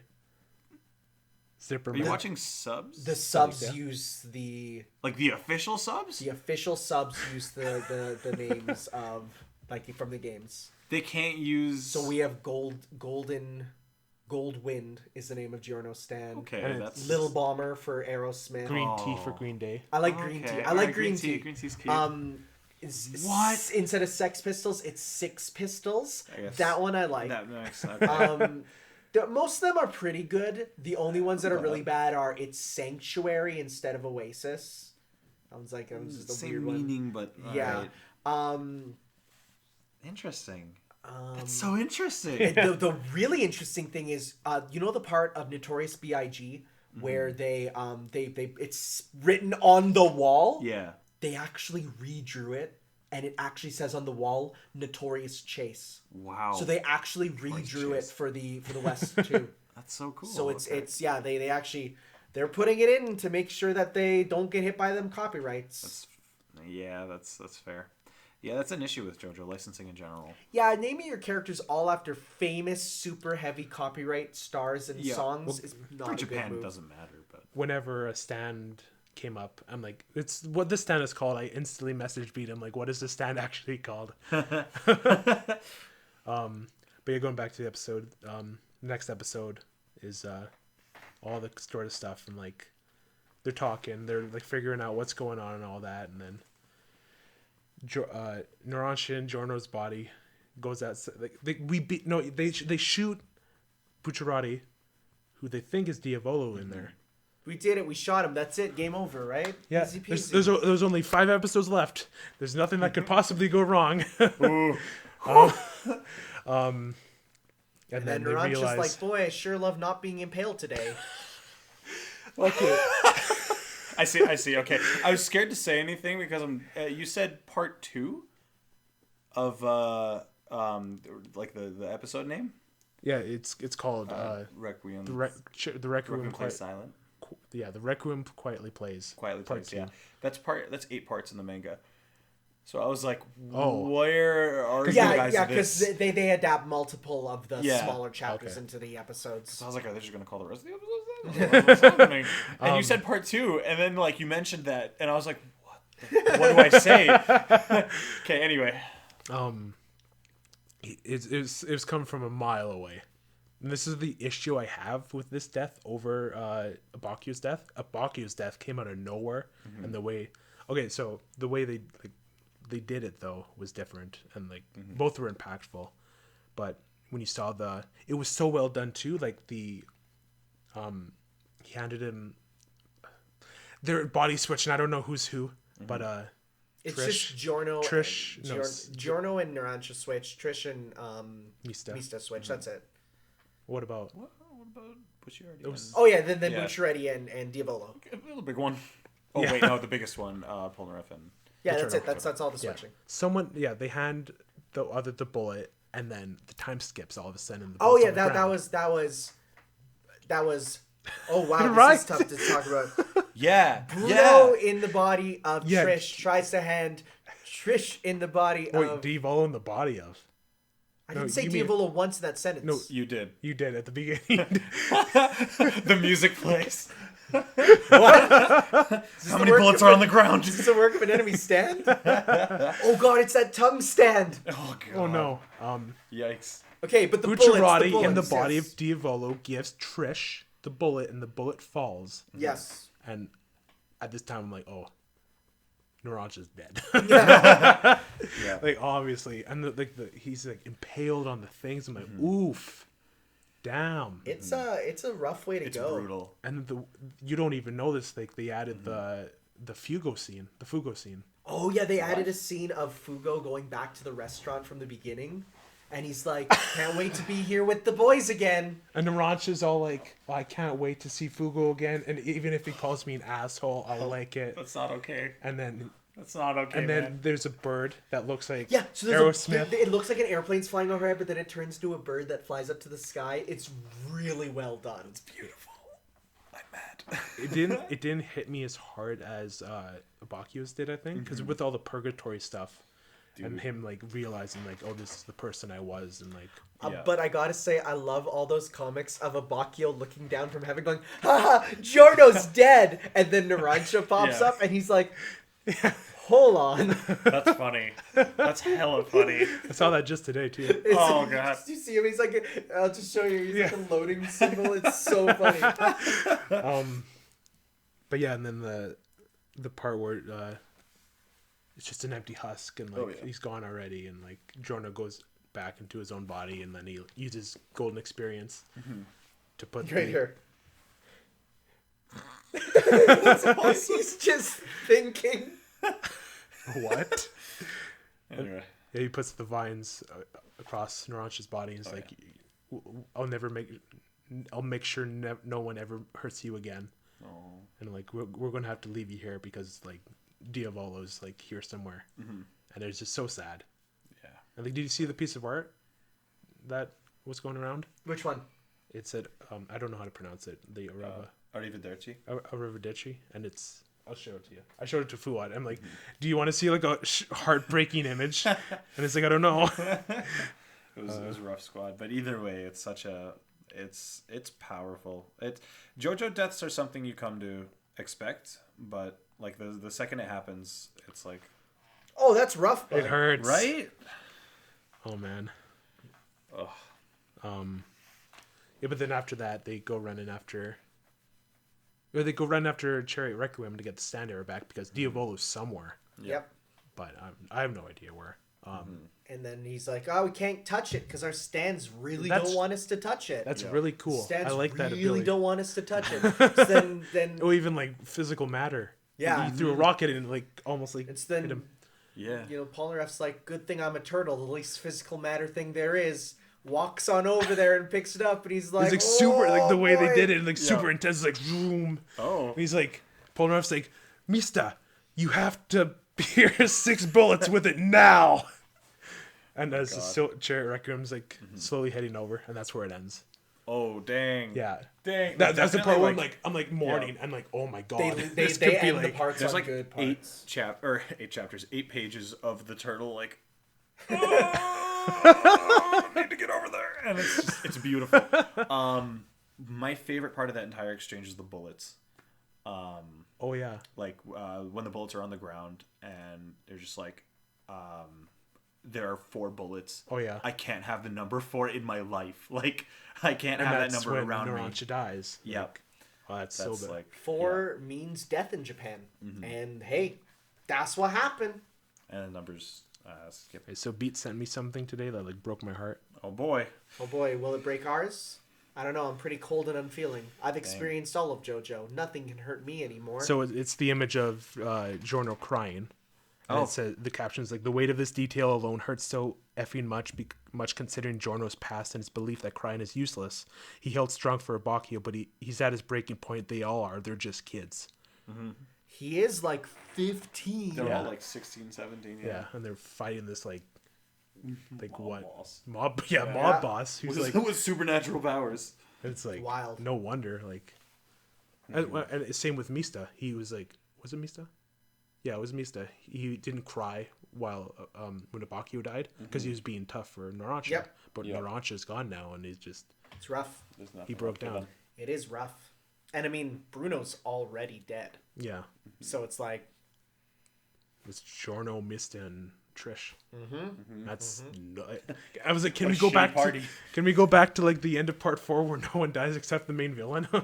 Like, and the ghost who did die Yeah. is like, now I can go to heaven and be happy with my dog. Yeah. yeah, this is such a happy ending, but this one is like, oh jeez. Part 5 is so. I love Part 5 so much for Yeah. this, I this alone. At first, like the first few episodes, I'm like, okay, this is good. This isn't like part 4 good. Yeah. And then now it's like, I think back on it, it's like I want to watch this part over again. It's so Yeah. good. Because parts 1 and 2 incredible Yeah. in every way. But Part 3 builds this like adventure setting. That's Or, what, like- whenever I see part 3, I'm like, I want to watch that again because of the Yeah, adventure. exactly. Yeah. Part 4, it almost feels like me and a very good friend of mine always compare it to Persona 4. where Yep. it's just like it's unraveling mysteries in a little hometown, like Yeah. a little corner of the world. And the way like And- the story progresses in part 4 is like amazing. Exactly. The Yeah. pacing's incredible Yeah. every stand fight. But part 5 feels like a mix of it because realistically they're not going too far in 5 until like halfway through, and then it starts feeling like that adventure from part 3. So it feels weirdly nostalgic, but at the same time you've got all these new feelings of like you're walking away from part 4. I've just breaking bad news for you. Breaking Bad. Not breaking bad news, but breaking news that is not good. Remember that Ape Escape Oh, teasers? okay, yeah. What is that? What's that about? It's for an anniversary PlayStation theme that will probably never be released outside Japan. Damn it. Bum, bum, ba-dum. Wow. I even tweeted like, please don't be toying with us. And they were they toying were. with us. Sucks. Maybe it was gauging interest. They do that stuff. Maybe. Someone says they say they hint that they might be developing something else, but Okay. but for now that's all it is. Were there have there been monkeys in JoJo? Dude, there was a stand that was Right. a monkey Right, on that a one. ship. Right, that happened. one. Well, it was the ship, but the monkey was there. Yeah, Maybe it was the gorilla. the ship gorilla. and the monkeys. Remember when the gorilla like perved on the little girl? That was a bit weird. That was a bit weird. That was a bit JoJo's weird. weird. JoJo's a bit It's weird. weird. Remember little Polnareff's little Polnareff? I said that earlier in the Part car. 3 is just the weirdest part.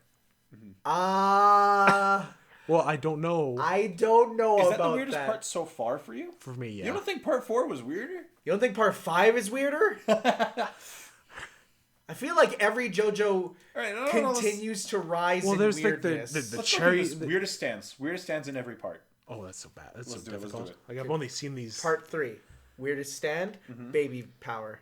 That is a bit weird. Yeah. Baby power is a bit weird. Wait, weird? I thought it was pretty cool. Well, no, it's cool. What's your definition of weird? Weird is anything that involves little baby Polnareff's little baby Polnareff. Oh, that power. Never mind. I thought you meant. Never mind. Go ahead. Oh, you mean Manish Boy in Death 13? Yeah. No, that's cool. I was like, that's- no, what I'm do you mean talking. that's weird? I'm talking about Alessi and I'm gonna turn you into a little boy, and then I would kill you with my axe, and that also was- you're going to be naked the whole time. That one's weird. Remember when he turns that woman into a fetus? Yeah. That was weird. That was that one was was weird. rough. We were talking in the car of like most forgettable or weirdest fights, and that definitely came up. That was up there. immediately. Okay, part 4. Okay, part 5 weirdest stand. Like just skipping ahead is the one. I still don't understand it. Like it was the ship, and he was like inside the ship, but it was another ship inside the ship. Oh.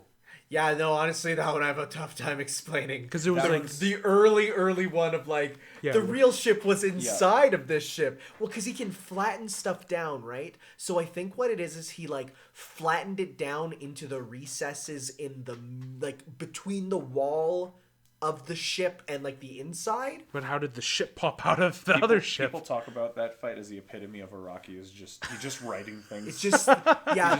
like he closed his eyes for that one, and he's like, "Take the wheel." And then he took like an acid trip and wrote the torture dance.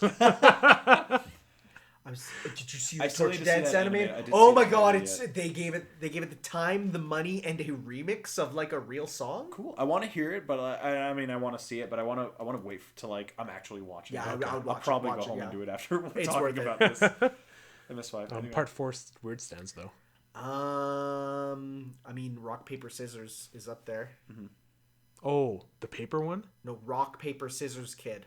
Oh, that I liked him though. That was so no, hype. it's When he cool. like launched in It's the cool, air but and they're doing giant like Dragon Ball jumping Yeah. in the air for rock paper scissors. Like his stand is not about the game itself; it's the Yeah. result of it. yeah. What did it do again? It's like remember it gives you a hole. Oh yeah, that's right. Yeah. It's sook. Sook. It's sook. Harvest is just No, but strange. there's the whole thing about Earth, Wind, and Fire, yeah, and how he's an alien.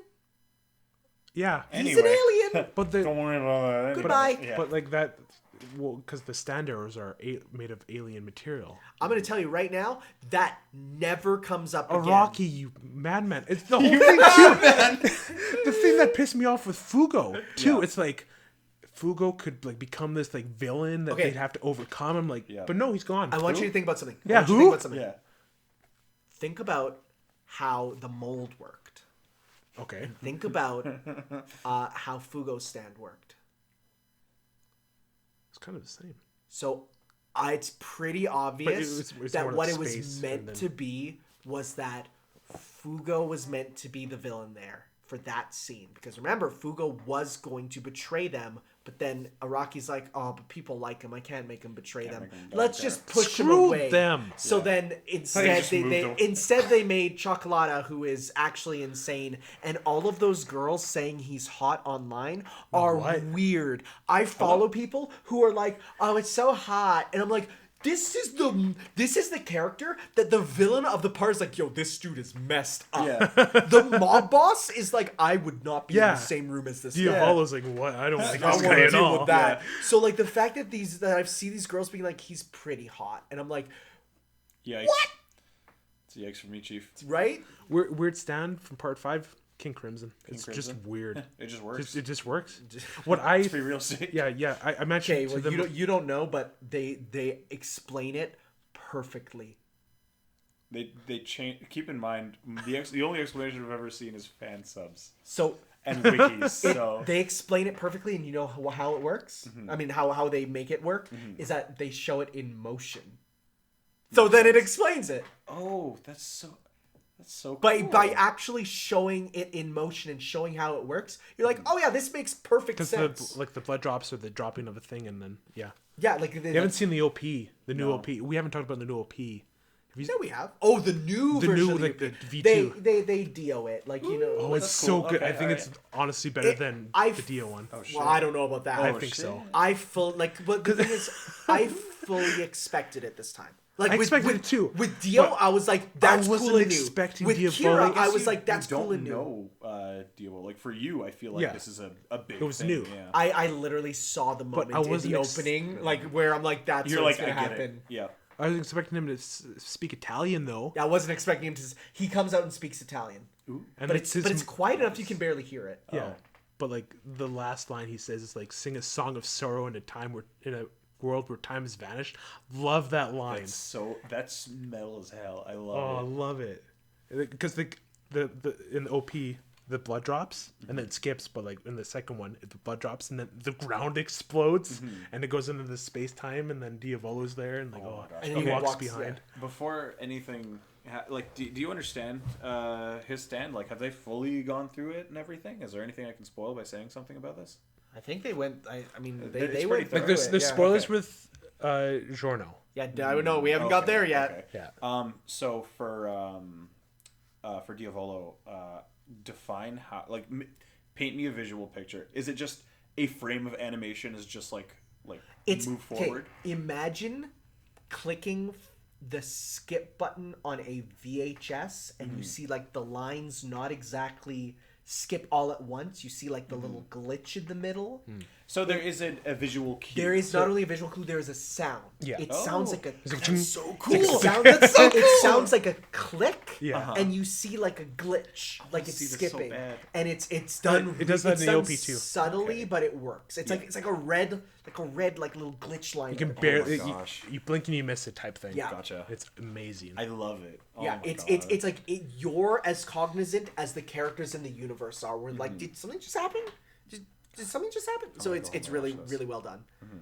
It'd be cool if they like did that in like an earlier part of the anime, or not earlier part, but like an earlier portion in the anime, Yeah. where Oh, yeah. time skips just a little bit. just to like tease. Yeah. Yeah, a I get little bit, yeah. But Araki didn't think of it then. Yeah, because I like that because in Part 3's anime, I remember thinking it was kind of weird, but I guess they couldn't give it away. Polnareff and the stairs, they never do the wow or anything. Like Polnareff blinks and then he's just back at the beginning and he's like, "Hello," and they get. Yeah. It's neat because like you even go into like his point of view, like they want to show you what he's seeing and not like show exactly how Yeah, the world. he doesn't works and understand stuff. it. And Yeah. I didn't understand it. I thought he was rewinding time Yeah, or something. Deal. Like that's not far off. That's yeah. he paused it. Yeah. Like, but then I'm sure you've seen the gif of like he like activates the world, picks up Polnareff, runs down Oh, the yeah, stairs, yeah, I've puts him seen down, that, yeah. runs back up. Like, He would do that though. He's vain enough. oh, to. absolutely. Hey, no one can see what you do in frozen time. But yeah, the JoJo villains are awesome. Then there's some good ones coming up, and then man. one that I don't even know exists. Part 8 is weird. I don't even know who the villain is, or if there is a villain. Is there even Are a we part the 8? villain? Yeah. Is society the villain? Is it Society might be the villain. It'd be like- 5. Yeah, that's what I was Yeah, about to yeah. say. Yeah. All right. All right, I think we're about done here. We covered all we have for this. So thank you, Fuad, for joining us as our first guest here. Yes. Thank you so much for having me. We as a went guest. on a little bit longer than honestly I expected. But this was a big new age Yeah. of the podcast with the new background, the new logo, by the way, made by Logos Lab. Yep. Thank you, Locals Lab. So we'll get to you'll see that if you're on the YouTube. I might see about updating it on the other services as well. I'd have to go through and do that separately though. So yeah, thank you all for watching though, and we'll see you next time. For Shin Godzilla and The Last of Us. Yes. I keep having to think about it. okay. Yeah. Actually wait. I need to look at the dates. Ooh. Yeah, I was going to ask you. So What- if we look here, Running the numbers real quick. I'm ready. Yeah, carry So on 3. the next, okay, so we have the 30th. Mm-hmm. That's next Sunday. Oh, It's yeah. 2 weeks from now. Okay, the 7th, I will be here. Okay. I leave on the 10th.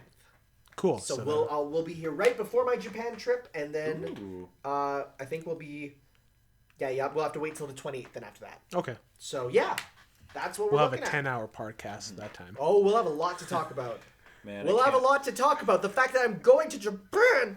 I can't believe you have to delay the podcast because he has to go to Japan. I know. What a monster. Yeah. What if I just do it there? Thanks What for if the I just do it myself? Entirely in Japanese. Watashi wa Tanner des. Hadoken Shoryuken. Tatsumaki. Okay.